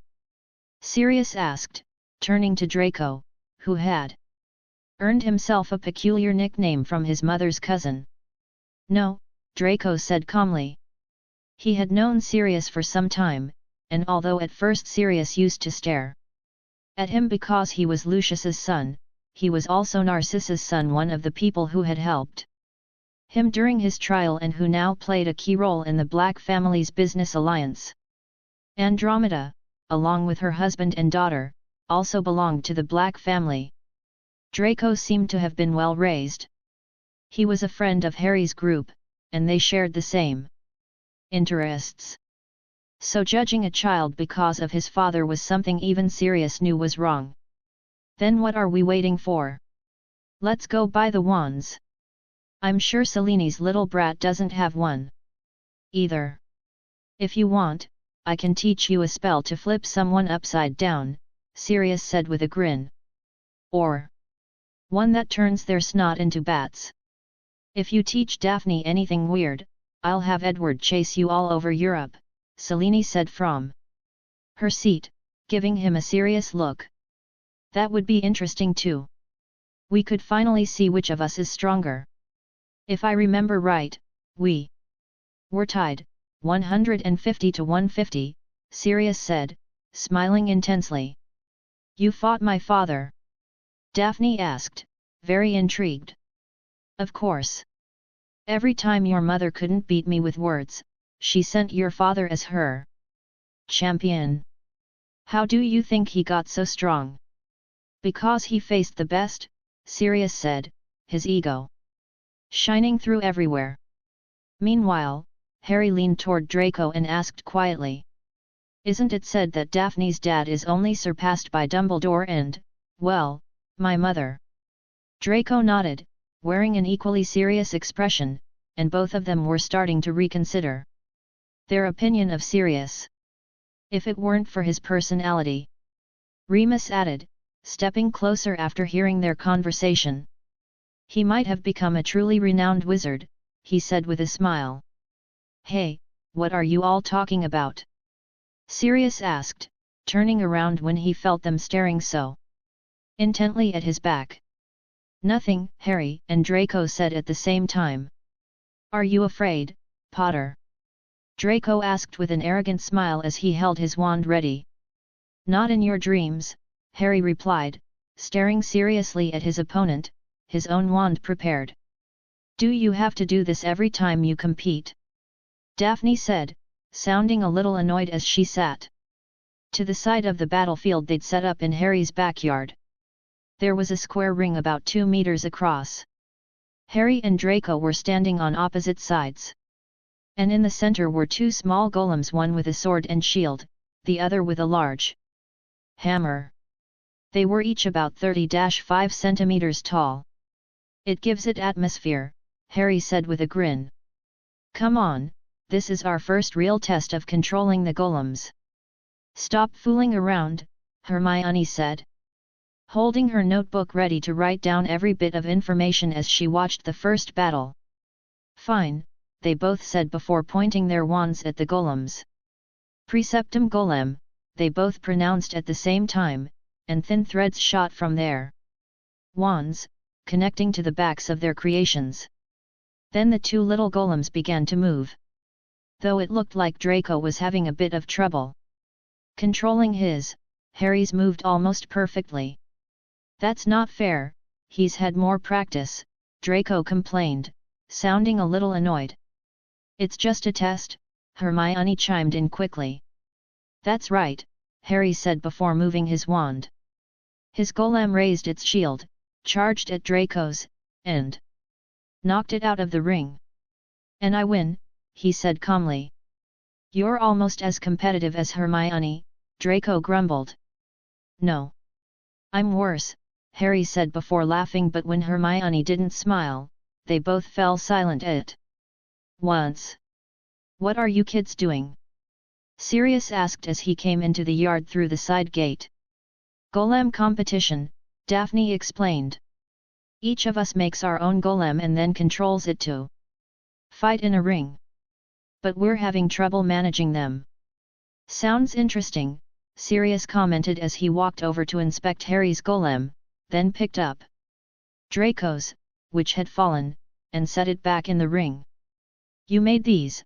He asked, surprised at the detail and the runes covering each one. Even though they were made of simple materials that could break easily, they looked pretty professional. These are our years of research, Hermione said proudly. If a bunch of kids told that to professional researchers who I'm sure never reached this level and you just did it for fun, I bet they'd cry, Sirius said with a smile. The problem is that the spell is a bit complicated. It takes a lot of practice, Draco explained. Show me, Sirius said with interest. Draco started explaining how it worked. Chapter 58, To Hogwarts, and the Golems Part 2. To Hogwarts, and the Golems Part 2. After understanding how it worked, Draco lent him his golem so he could give it a try. Preceptum golem, Sirius pronounced, connecting the golem to his wand. The little figure began to walk, then hopped a few steps, and finally started swinging the large hammer with ease. It even performed a couple of strikes in the air. I see the problem. It's the magical control. If you pour in too much energy, it gets overloaded. You should also improve the internal circuits, they seem to lag a bit when transmitting commands. And there's no need for them to have all their fingers, that just makes it harder to control, since you have to think about moving each one individually. If you just give them something to hold their weapons and simplify the hands, it'll be much easier to manage. About the runes, some of them consume too much magic, which will wear you out in a few minutes. The materials are good but too heavy and cause a lot of friction, so they move slowly. Maybe adding something to help the joints slide more smoothly would fix it, Sirius explained in detail. The children around him froze, staring wide-eyed, astonished at Sirius's professional level. Knowledge. What are you doing? Take notes. Sirius exclaimed, a little annoyed by all the staring. Hermione quickly nodded and started scribbling everything down diligently. How do you know so much? Daphne asked, curious. Well, when we were at Hogwarts, our group liked to build interesting things for pranks. We even made a special map that showed every secret room in Hogwarts and marked the location of every student in real time, Sirius said with a nostalgic smile. Of course, we used all of it for questionable purposes, he added with a shrug. Then his gaze shifted to the golems and the improvised ring. So, you want to turn this into a competition? He asked suddenly, immediately capturing everyone's attention. Do you realize this could cause a huge stir in the market? After all, there aren't many exciting games where young people don't end up hurt. You could manufacture golems in all kinds of designs, organize tournaments, sell them all over the country. He went on, his mind already racing with possibilities. We also wrote a set of rules, Hermione jumped in enthusiastically, pulling out the thick notebook she always carried where she jotted down every guideline and detail. We just do it for fun, Harry said calmly, though his eyes stayed fixed on the ring. Sure, but right now you have no competition, right? Only you. If this goes public, you'd find rivals everywhere. Every match would be different, Sirius continued, looking at them seriously. But what if someone uses our research for something dangerous? Hermione asked, sounding a little worried. It's hard to imagine something I could squash with my shoe becoming a real threat, Sirius replied, with a dismissive wave. But I understand your concern. We could create magical protections and security systems so no one knows exactly how to build them. If anyone wanted to copy you, they'd have to start from scratch. You're thinking about the harm they could cause, but what if they were also used for teaching or to help people? They could be a valuable tool. Hearing that, the others exchanged thoughtful looks. Who knows, maybe one day you'll receive a Merlin's medal for your research, Sirius said with a light smile and, for the first time, a genuine glint of pride in his eyes. Everyone fell silent, processing the idea. It's best if you talk to your parents. After all, they'd kill me if I robbed them of the pleasure of helping you with this project, Sirius added with an amused grin. Everyone nodded quietly, admitting he was right. In a meeting room at the Green Grass home, several people were seated around a large table, accompanied by their children. Wanda was there with Harry, Wendell and Susan sat with Hermione, Narcissa with Draco, and Edward and Selene with Daphne. For some reason, Sirius was also there, along with Nymphadora Tonks. Well, to be precise, she had overheard Sirius telling her mother about the golems and insisted on coming along. He hadn't had much choice but to agree, especially after his beloved niece kidnapped his house elf as leverage. Although, truth be told, Sirius wouldn't have minded much if she kept the elf forever. It was rather troublesome, particularly after it came back home wearing a ridiculous clown wig and face paint. As a reward for such creativity, Sirius decided to bring Tonks with him. I don't see why you're here. In the end, this was our children's idea. Between the Malfoy, Green Grass, and Potter families, we could handle everything perfectly well without you, Selene remarked with a mocking look in Sirius's direction. Hey! I was the one who noticed the potential and the brilliant idea of turning it into an international competition, Sirius protested quickly, raising his hands. We all know how talented our children are, Edward said seriously. But none of you thought about putting it to use, Sirius insisted. No one plans to exploit their child, Wanda interjected calmly. Are you an idiot? Narcissus snapped without the slightest hesitation. You know that's not what I meant, Sirius defended himself with a sigh, while the children laughed at him openly. All right. Let's make this quick, Wanda said, taking the lead. Harry, do you want to do this? Yes. It sounds interesting, Harry replied without hesitation. The others nodded, equally determined. Perfect. A completely new company will be created for this. Ownership will be divided equally among the children. Specialized employees will be hired until they're old enough to decide what to do with it. In the future, if tournaments are organized, the Black family will have permission to plan them, but always under the supervision of the other families. You won't get any shares, Sirius, but that should be enough. The initial investment will be equal for everyone. Anyone disagree? Edward asked, looking around the table. It's not that I disagree, but even though we have some money in the Muggle world, converting it into galleons might be complicated. It's possible we won't have the same financial capacity as the rest of you, Wendell commented seriously, raising his hand slightly.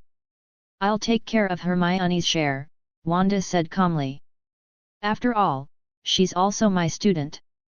And before anyone could object, she gave them all a firm look and added, this is something Hermione worked very hard to create alongside the others.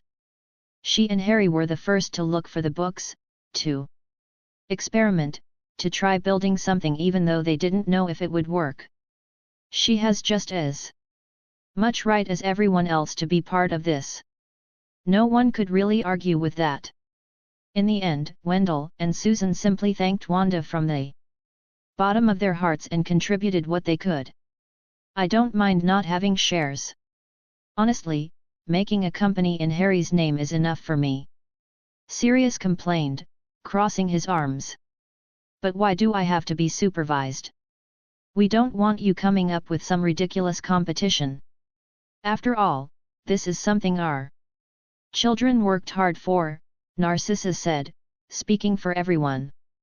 Well, looks like your idea of organizing a tournament with 100 golems fighting Dumbledore isn't going to happen, Tonks commented with a grin as she sat beside him, not helping at all. Then it's settled, Edward said, bringing the meeting to a close. The children were a little nervous, but also excited. They had gathered to start writing down all their research and compile the diagrams, spells, and notes they would send to the experts from each family. Those experts would be in charge of recreating everything precisely and continuing the deeper investigations. Of course, none of them planned to sit back and do nothing. Even though classes at Hogwarts were about to start, they were all determined to keep improving their project. It was the first time they had created something of their own, something that might actually change the wizarding world. According to the adults, if everything went smoothly, the product wouldn't be ready to launch for at least a year. But just a week later, unexpected news hit them like a bucket of cold water. The International Confederation of Wizards had rejected the creation, distribution, and commercialization of the project, claiming it was a potential danger to wizarding society and that its uses could be highly destructive. The four of them gathered again in the meeting room, this time with long faces and their spirits sunk. Why did they reject it? Draco asked, clearly angry, his arms crossed tight over his chest. They say it could be used for war, for theft, or to hurt people, Hermione explained, reading aloud from the letter that had arrived a few days earlier. There are things much more dangerous, Daphne protested, slamming her hand on the table. For example, all the spells people invent every day. Anyone can learn them and do harm. Why do they Only ban our golems. A spell needs a wizard to cast it, Harry said, frowning. But if you can manufacture golems like ours, you could build an army. And besides, we made too many improvements, they can move faster now, and even function without the control spell. They were designed for combat. That's what scared them. But we added magical restrictions. If anyone tries to open them, they self-destruct, Hermione insisted, half sprawled across the table with the look of someone watching their dream die. After all, she had spent weeks writing regulations that were now completely useless. Well, at least they could still use them themselves. Who's the bastard who rejected us? Harry muttered, his voice tense. Hermione lifted the letter and read slowly. Albus Dumbledore. For a moment, no one spoke. Then each of them began to imagine not-so-friendly ideas about the headmaster of their soon-to-be school. Just then, Wanda walked into the house, carrying a pile of folders and a couple of dusty books from the Potter family library. Don't worry, she said with a calm smile when she saw their faces. I found something that might help. Your grandfather sent it, she added, looking at Harry as she set the books down on the table. Hermione was the first to open one of the volumes. Her eyes widened as she read the first few pages. These aren't manuals for alchemical tools. They're weapons created with alchemy, she murmured, flipping through the pages with growing amazement. I know. Daphne exclaimed, standing up with a gleam in her eyes. Wanda wants us to bomb the International Confederation. No, Wanda replied calmly, but her gaze was so serious that Daphne immediately sat back down. These are items that were approved long ago. During the Goblin Wars, many of these artifacts received special licenses, and several of them are still valid, Wanda explained with a faint smile. I see, Harry said, letting out a short laugh. So we'll bomb the headmaster's office instead. His mother shot him a reproachful look so eloquent that Harry raised both hands in surrender. Sorry, it was a joke. I just mean that if we find components that are still authorized, we won't need the Confederation's approval, he added quickly, recovering his composure. Do you want to do it yourselves, or should we have the employees handle it? Wanda asked in a tone so mild it was almost amused. We'll do it, Harry answered immediately, a determined spark in his eyes. Chapter 59, To Hogwarts, and the Golems Part 3. To Hogwarts, and the Golems Part 3. In just 1 month, the young ones managed to gather everything they needed. Astoria and Luna joined the group to help out, or at least to lift everyone's spirits while they worked tirelessly. During those weeks, the children spent nearly every day together, going through page after page of notes, checking runes, experimenting with new materials, and testing spells until nightfall. Between laughter and heated debates, they found several legal loopholes they could use to their advantage. The result of their effort was so polished that anyone would have thought it had been created by professionals. That dedication and the intelligence they showed in redesigning the golems made their parents tremendously proud. Above all, Harry had an ace up his sleeve he'd been keeping secret. It was a letter of recommendation from none other than Nicholas Flamel. Years earlier, his grandfather had suggested he contact Flamel to learn about alchemy. From France, the old man had immediately taken an interest in Harry's research and sent him a wealth of information about alchemical techniques. That was one of the reasons the Golem project had advanced so quickly. From time to time, the two of them exchanged notes on alchemical creations and theories. And this time, Flamel had asked for a complete copy of their research on the golems. Harry hadn't hesitated. For a second he considered Flamel something like a half-mentor. Nicholas returned the favor by providing exclusive data on alchemical tools registered under his own name, as well as official authorizations to use them in their creations. That assistance required a complete redesign, but it also turned their project into something fully legal and ready for the market. After Edward did one final detailed review, everything was in perfect order. Even the International Confederation of Wizards had nothing to object to unless they felt like drafting a brand new law just to ban their work. "We did it," they all shouted at the same time, hugging each other and jumping up and down with pure excitement. Astoria and Luna joined in too, smiling proudly at their friend's success. "You really put your hearts into this," Sirius remarked, watching them with a broad grin. "All of this in just 1 month. You're incredible," added Tonks, who had somehow ended up as Sirius's unofficial assistant. Her mother had sent her to learn the value of hard work, though in reality, she had ended up as Sirius's partner in mischief, giving Remus even more headaches. "All right, now tell me the truth," Sirius said, folding his arms and eyeing them with a mischievous look. "You worked this hard right before going to Hogwarts for a special reason, didn't you?" The four exchanged glances for a second and then, as if by silent agreement, smiled with wicked delight. "Obviously, we did it to annoy Dumbledore," Daphne confessed first, and the others burst into laughter. "I knew it," Sirius declared, raising a fist in triumph.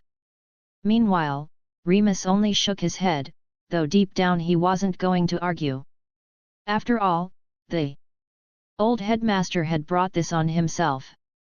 "I hope you make that old man's life impossible from now on," Sirius said with a grin that looked far too satisfied. "Tisk. And to think I already graduated Hogwarts and won't get to see it firsthand," Tonks lamented, crossing her arms with mock indignation. "At last, I can get some rest," Harry murmured as he let himself fall onto his bed with a long sigh. He knew that the next day would be the big one. He'd board the Hogwarts Express and finally see the school his parents had loved so much. Even though he was excited, he also felt a tight knot in his chest at the thought of being away from his mother for so long. "It's going to be a great year," he told himself, glancing at his feet and then turning to look at a small rune-covered sphere resting on his nightstand. He studied it for a moment before closing his eyes and drifting off to sleep. After saying goodbye to their parents, Daphne, Hermione, and Harry climbed onto the train, looking for Draco, who had arrived early to save them a compartment. "This year is going to be amazing. I hope we finally get to learn attack spells," Daphne said, pulling out her wand with obvious excitement and waving it a bit too close to everyone's faces. Harry and Hermione both stepped back at the same time, just in case. "You're going to hurt someone with that," Hermione complained, shielding her face behind a book. "Like an improvised shield." Daphne shrugged and tucked her wand away again, smiling mischievously. "Too bad my father found our bombs," she sighed, a little disappointed. "Don't worry," Harry said calmly, smiling. He slipped a hand into his robe and pulled out a small red sphere. "An apple?" Hermione asked, raising an eyebrow. Harry looked down at it, frowned, and started checking all his pockets nervously. "Aunt Wanda caught you, didn't she?" Hermione said, her tone resigned and her stare sharp as a blade. "Yeah," Harry admitted with a defeated smile. "Ha ha ha," Daphne laughed mercilessly while Hermione just shook her head. When they finally reached the compartment, Draco was sitting there calmly, but he wasn't alone. 3 boys stood in front of him, speaking in that mocking tone you could recognize from miles away. "The Malfoy heir." "How sad, alone again," sneered a boy with black hair, freckles, and expensive looking clothes, his voice dripping with contempt. "Looks like not even the neutral faction wants anything to do with your disgusting family. Leave me alone, Luis." "I'm waiting for my friends," Draco said evenly, though his eyes betrayed his irritation. "And who would want to be friends with a traitor like you?" Louis taunted, tilting his head with a vicious little smile. "Excuse me, but you're blocking the doorway," Harry said calmly and firmly, appearing behind him as if from nowhere. "And who are you? Can't you see I'm talking?" Louis retorted, while his two companions, big boys, with the vacant look of typical thugs, stepped forward, trying to intimidate Harry with their bulk. "You're bothering my friend," Harry replied, without moving an inch. Louis looked him up and down with a sneer, then turned his gaze to Daphne and Hermione. "The green grass heiress," he muttered, frowning. Then he looked back at Harry and Draco. "So you must be Harry Potter, the famous boy who lived. Hey, it seems that supposed Scar doesn't even exist. Maybe it's all just one big lie." He shifted his eyes to Hermione, wearing a cruel smile. "Ah, and you must be the mudblood of the group." But he didn't have time to say another word. His body suddenly lifted off the floor as Harry raised one finger, his stare ice cold. Then Harry pointed toward the door. Louis shot through the air and landed outside the compartment. With a dull thud, Harry slowly turned his head to the other two boys, who no longer looked nearly as brave. "Get out, or I'll make you fly too," he said calmly, without changing his tone. They nodded at once and hurried to grab Louis, who was groaning in pain as all three of them ran off down the corridor. "You'll see, Potter. This isn't over," Louis yelled as they disappeared. Harry stepped into the compartment with the others following him. "Louis Carrow," Draco explained with a sigh. "Son of the current patriarch of the Carrow family. Now that his father's the head of the Pure Blood faction, they brought him back from a boarding school in America. And those were Crabbe and Goyle. They used to be my friends when we were little." He didn't add anything else. "Don't pay any attention to them," Daphne said gently, sitting down across from him. Harry settled beside her, and Hermione sat next to Daphne. "I know," Draco murmured. "He just wants me to snap so his family has an excuse to go after mine. That makes me think. If it weren't for your mother, maybe you'd be that boy," Daphne teased, crossing her legs. "Shut up," Draco muttered, though after a moment he added quietly, "but maybe you're right." The others burst out laughing while Draco looked away, annoyed. At that moment, a woman pushing a trolley full of sweets appeared in the doorway. "Hello, dears. Would you like anything?" she asked with a warm smile. "All of it!" Daphne exclaimed, her eyes shining as she leaned over to look at everything on the cart. Before she could pick something, Harry tapped her on the head with 2 fingers. "Ouch! Why'd you hit me?" Daphne protested, rubbing the spot. "He's getting into the habit," Hermione commented, giving Harry an accusing look.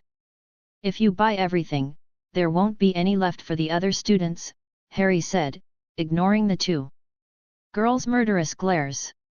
"Oh, don't worry," the woman said in the tone of a seasoned vendor. "I have plenty more. After all, there are hundreds of students on board, and quite a few with deep pockets who buy everything in sight." "Then all of it, please," Daphne repeated, smirking at Harry as if daring him to object. In the end, the 4 of them wound up surrounded by piles of sweets. "Astoria is going to be so jealous," Daphne said with a satisfied grin as she bit into a licorice wand. "My parents are going to be so mad," Hermione sighed, though she didn't stop eating a handful of biscuits. "You can just use a tooth repairing potion," Draco commented calmly as he opened a chocolate frog. When he looked at the card inside, he groaned. "Ugh, Dumbledore again," he muttered before tossing the picture out the window. Harry watched it for a moment, feeling an odd sensation that the portrait was looking back at him. But a soft knock at the door pulled him from his thoughts. "Hi, "Sorry to bother you, but I'm looking for my toad, Trevor." "Have you seen him?" asked a short, chubby boy with a friendly face and eyes brimming with tears. He was neatly dressed, though his clothes looked a bit disheveled, probably because of him. "He always runs away," he explained in a trembling voice, wiping his cheeks with his sleeve.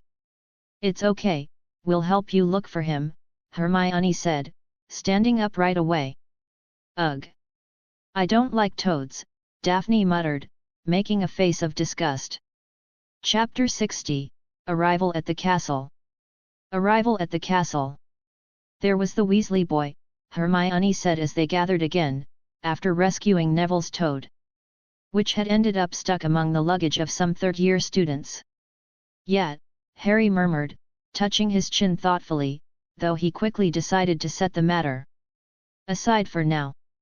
Instead, he kept watching Daphne, who was walking ahead, making some truly bizarre faces. "What is she doing?" he asked with an amused smile. "She said she's practicing her character," Hermione explained, smiling as she looked at her friend with a hint of resignation. "Character?" Draco echoed, just as confused. "We're going to Hogwarts, where all the young witches and wizards from across the country gather. That includes..." Daphne began, pointing at Draco with solemn importance. "The pure-bloods and heirs of noble houses." Draco guessed, raising an eyebrow. "Exactly. We're bound to end up in Slytherin, the snake pit, where everything is a constant struggle for influence and prestige. And obviously, as the daughter of the head of House Greengrass and the future leader of the neutral faction, I need to be cold and unshakable. That way, no one will dare to use me," Daphne explained with all the seriousness she could muster, as if she'd just had some brilliant revelation. "I'm trying to imitate Father's stoic face," she added, her smile completely ruining the attempt. "Yeah, that's not going to happen," Harry replied with a mocking tone as he stepped ahead lightly. "Not at all," Draco agreed, following him without bothering to hide his amusement. Hermione simply looked at Daphne, shrugged in a sympathetic way, and hurried after them. "Hey, I can do it!" Daphne protested with a touch of annoyance. She stopped in front of one of the glass panels along the corridor and tried on an expression completely devoid of emotion. "Yeah, I look like an idiot," she finally admitted, sighing before arguing after her friends. Although claiming she was imitating her father only to immediately declare she looked like an idiot wasn't exactly a compliment for the poor man. "What the hell, did we really spend hours trapped on this bloody train?" Daphne complained, pressing her forehead to the window, staring out at the night sky with a defeated look. "Yes, you've mentioned it about 20 times. Get changed, the boys are waiting," Hermione said, pointing toward the door where Draco and Harry were standing guard to keep anyone from coming in while the girls changed into their school uniforms. Before long, the train shuddered to a stop, and everyone began pushing to get out, swept up in a mix of excitement and nerves. Harry's group climbed down onto the platform and immediately felt the cold night air seeping right through their clothes. Then, a lantern started moving above their heads. "First years! First years over here," boomed a deep voice. A giant man, whose beard looked like a bramble bush, was holding a large lantern aloft, casting a wide circle of light. "Any more first years?" "Wow, that is literally a huge man," Draco muttered, eyes wide as he stared at the gamekeeper. Harry, for his part, watched him with curiosity. For a moment, Hagrid's gaze locked onto Harry, as if he recognized him at once, but then he frowned slightly, puzzled at not seeing any visible scar on his forehead. Without another word, he resumed gathering the children and motioned for them to follow along a dark, slippery path. "Ugh," Daphne groaned, making a face as she tried to scrape the mud from her boots. Harry calmly lifted his hand. From his palm, a reddish orb emerged and floated upward, casting a crimson light that illuminated a good stretch of the trail. Though, given the hue, the whole scene instantly looked rather creepy. "I think I'd rather walk in the dark," Draco commented, eyeing how the branches looked like twisted hands in the bloody glow. "Sorry I can't change the color," Harry apologized with a grimace. "But it's better than nothing." Despite the eerie atmosphere, the group managed to keep moving without tripping. Around them, other students were huddled close together, faces tense, glancing nervously at the shadows that shifted at the edge of the red light. Almost no one seemed to notice Harry had just used wandless magic. Daphne clapped a hand over her mouth to keep from laughing. Neville, the boy they'd helped earlier, was trailing behind them, eyes watery and brow furrowed, as if he was about to lose his toad again or just collapse from sheer fright. "Don't worry. In a moment, you'll have your first glimpse of Hogwarts," Hagrid announced, casting a curious look up at the floating orb above their heads. "Just around this bend." As they turned, a collective gasp of wonder spread through the group. The path opened out onto the edge of a lake so black it looked like liquid glass. On the opposite shore, silhouetted against the starry sky, rose an immense castle, its high towers and countless lit windows gleaming like lanterns in the night. Even Harry and the others couldn't help but stare, mouths slightly open. "No more than 4 to a boat," Hagrid called, pointing to a line of small boats waiting by the shore. Harry, Draco, Daphne, and Hermione climbed into one without trouble. At the call of "forward," the whole flotilla set off at the same time, gliding over the smooth surface.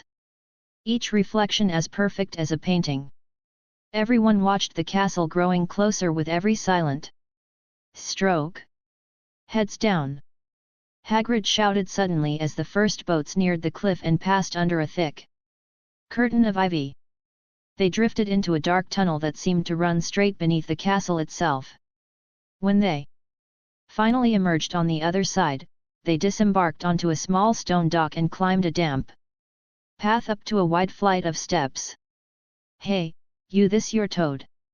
Hagrid asked, holding up a green toad he'd just picked off the ground. "Trevor!" Neville cried, hurrying over to reclaim his pet with such obvious relief that his shoulders sagged.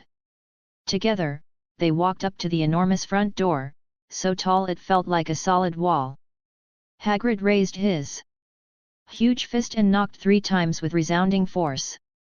Almost at once, the door swung open to reveal a tall witch with sleek black hair pulled into an immaculate bun, and emerald green robes that flowed all the way to the floor. She wore the severe expression of someone who tolerated no nonsense and no excuses. Harry and the others recognized her at once, Professor McGonagall, the same witch who often stopped by the bookstore where Wanda used to work. "First years, Professor McGonagall," Hagrid announced in his deep voice. "Thank you, Hagrid. I'll take them from here," Professor McGonagall replied, giving him a slight nod of courtesy. They all followed her with uncertain steps as they crossed the threshold into an entrance hall so large it could have held several houses. The ceiling arched high overhead, supported by stone columns, and gleaming marble staircases rose to different levels. As they walked along a stone corridor, they could hear the hum of hundreds of voices coming from the great hall, where all the other students already seemed to be gathered. They stopped in a space beside the wall, standing closer together than usual and casting nervous glances around. "Welcome to Hogwarts," Professor McGonagall said clearly, her tone solemn. "The start of term banquet will begin in a few minutes, but before you can take your seats in the Great Hall, you must be sorted into your houses. The sorting is an important ceremony, York, because while you are here, your house will be like your family. You will attend classes with your housemates, sleep in your house dormitories, and spend your free time in your house common room. Each house has a noble history, and has produced many great witches and wizards. While you are at Hogwarts, your achievements will earn points for your house. Any rule breaking, however, will cause you to lose them. At the end of the year, the house with the most points is awarded the House Cup. A great honor, which I hope you will all strive to attain with pride. As she spoke, her gaze fell disapprovingly on Neville's cloak, which was somehow tied around his ear, and then on Ron's nose, smudged with something he quickly tried to wipe off. The sorting ceremony will begin in just a few minutes, in front of the rest of the school. I recommend that while you wait, you tidy yourselves up as best you can. Harry and his group looked at each other, checking their robes for any flaw, though the four of them were immaculate. They had all spent years taking etiquette lessons with Selene, Daphne's mother. Draco had joined a little later, but his own mother had made sure he learned proper manners as well. Their robes were well made and neatly pressed, and their hair had been carefully arranged, at least, as much as magic could do for Hermione's wild curls and Harry's perpetually messy hair. At least they would make a good first impression. Please wait here quietly, McGonagall instructed before disappearing through a side door. I wonder how they're going to sort us, Harry commented under his breath. After all, every time he asked about it, his godfather only gave him a mischievous smile, while his mother, who had never attended Hogwarts, just shrugged. Remus, for his part, insisted it would be more fun to find out on his own blood. Draco ventured aloud, remembering how goblins required blood samples to access vaults. At the bank, the word seemed to hang in the air, and several children nearby immediately turned pale, trembling, as if imagining something much worse.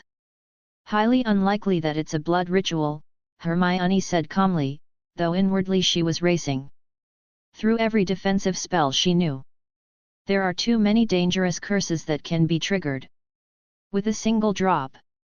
No respectable magical family would allow that. And I doubt it involves demonstrating magical ability. Plenty of students only found out they were wizards a month ago. They wouldn't risk the life of a student. What sort of ridiculous school would do that? Even so, as she spoke, her mind was seriously weighing whether she'd need to use telekinesis like Wanda had taught her to rip up part of the floor and fling it at whatever appeared. It's an old school. They probably use some sort of magical object that evaluates your qualities. Harry said, nodding as he reviewed everything he'd read. Remember, Slytherin, purity and ambition, Gryffindor, pride and bravery, Ravenclaw, a hunger for knowledge, Hufflepuff, loyalty and trust. That's probably what it measures. Just then, a chorus of shrieks erupted behind them. The whole group spun around in alarm as several students cried out in fright. A cluster of ghosts emerged through the wall, drifting in with a pearly, translucent glow. They glided across the room, speaking quietly among themselves, completely ignoring the commotion they caused. I'm telling you, Peeves will be up to his old tricks again, muttered one of the spectres seriously, passing right through a boy who froze on the spot. Move along, came McGonagall's firm voice as she reappeared, cutting through the whispers. The ceremony is about to begin. One by one, the ghosts floated through the opposite wall and disappeared. The students lined up and followed the professor with cautious steps, feeling hundreds of eyes turning toward them from the vast hall opening before them. As they entered, they were left speechless. Thousands of candles floated in the air, lighting every corner with their warm glow. 4 enormous tables stretched to the far end of the room, where the students of each house were sitting, whispering and pointing at the newcomers. And on a raised platform near the head of the hall, a long table held all the professors, who were watching them with expressions ranging from curiosity to stern assessment. It was near this platform that McGonagall led them and motioned for them to stand in a line before her. Harry looked up and, for a moment, lost himself in the starry sky reflected in the enchanted ceiling. A fleeting memory of something his mother had once told him crossed his mind, but he quickly shook his head, determined to focus on the present. I'm skipping the Sorting Hats song.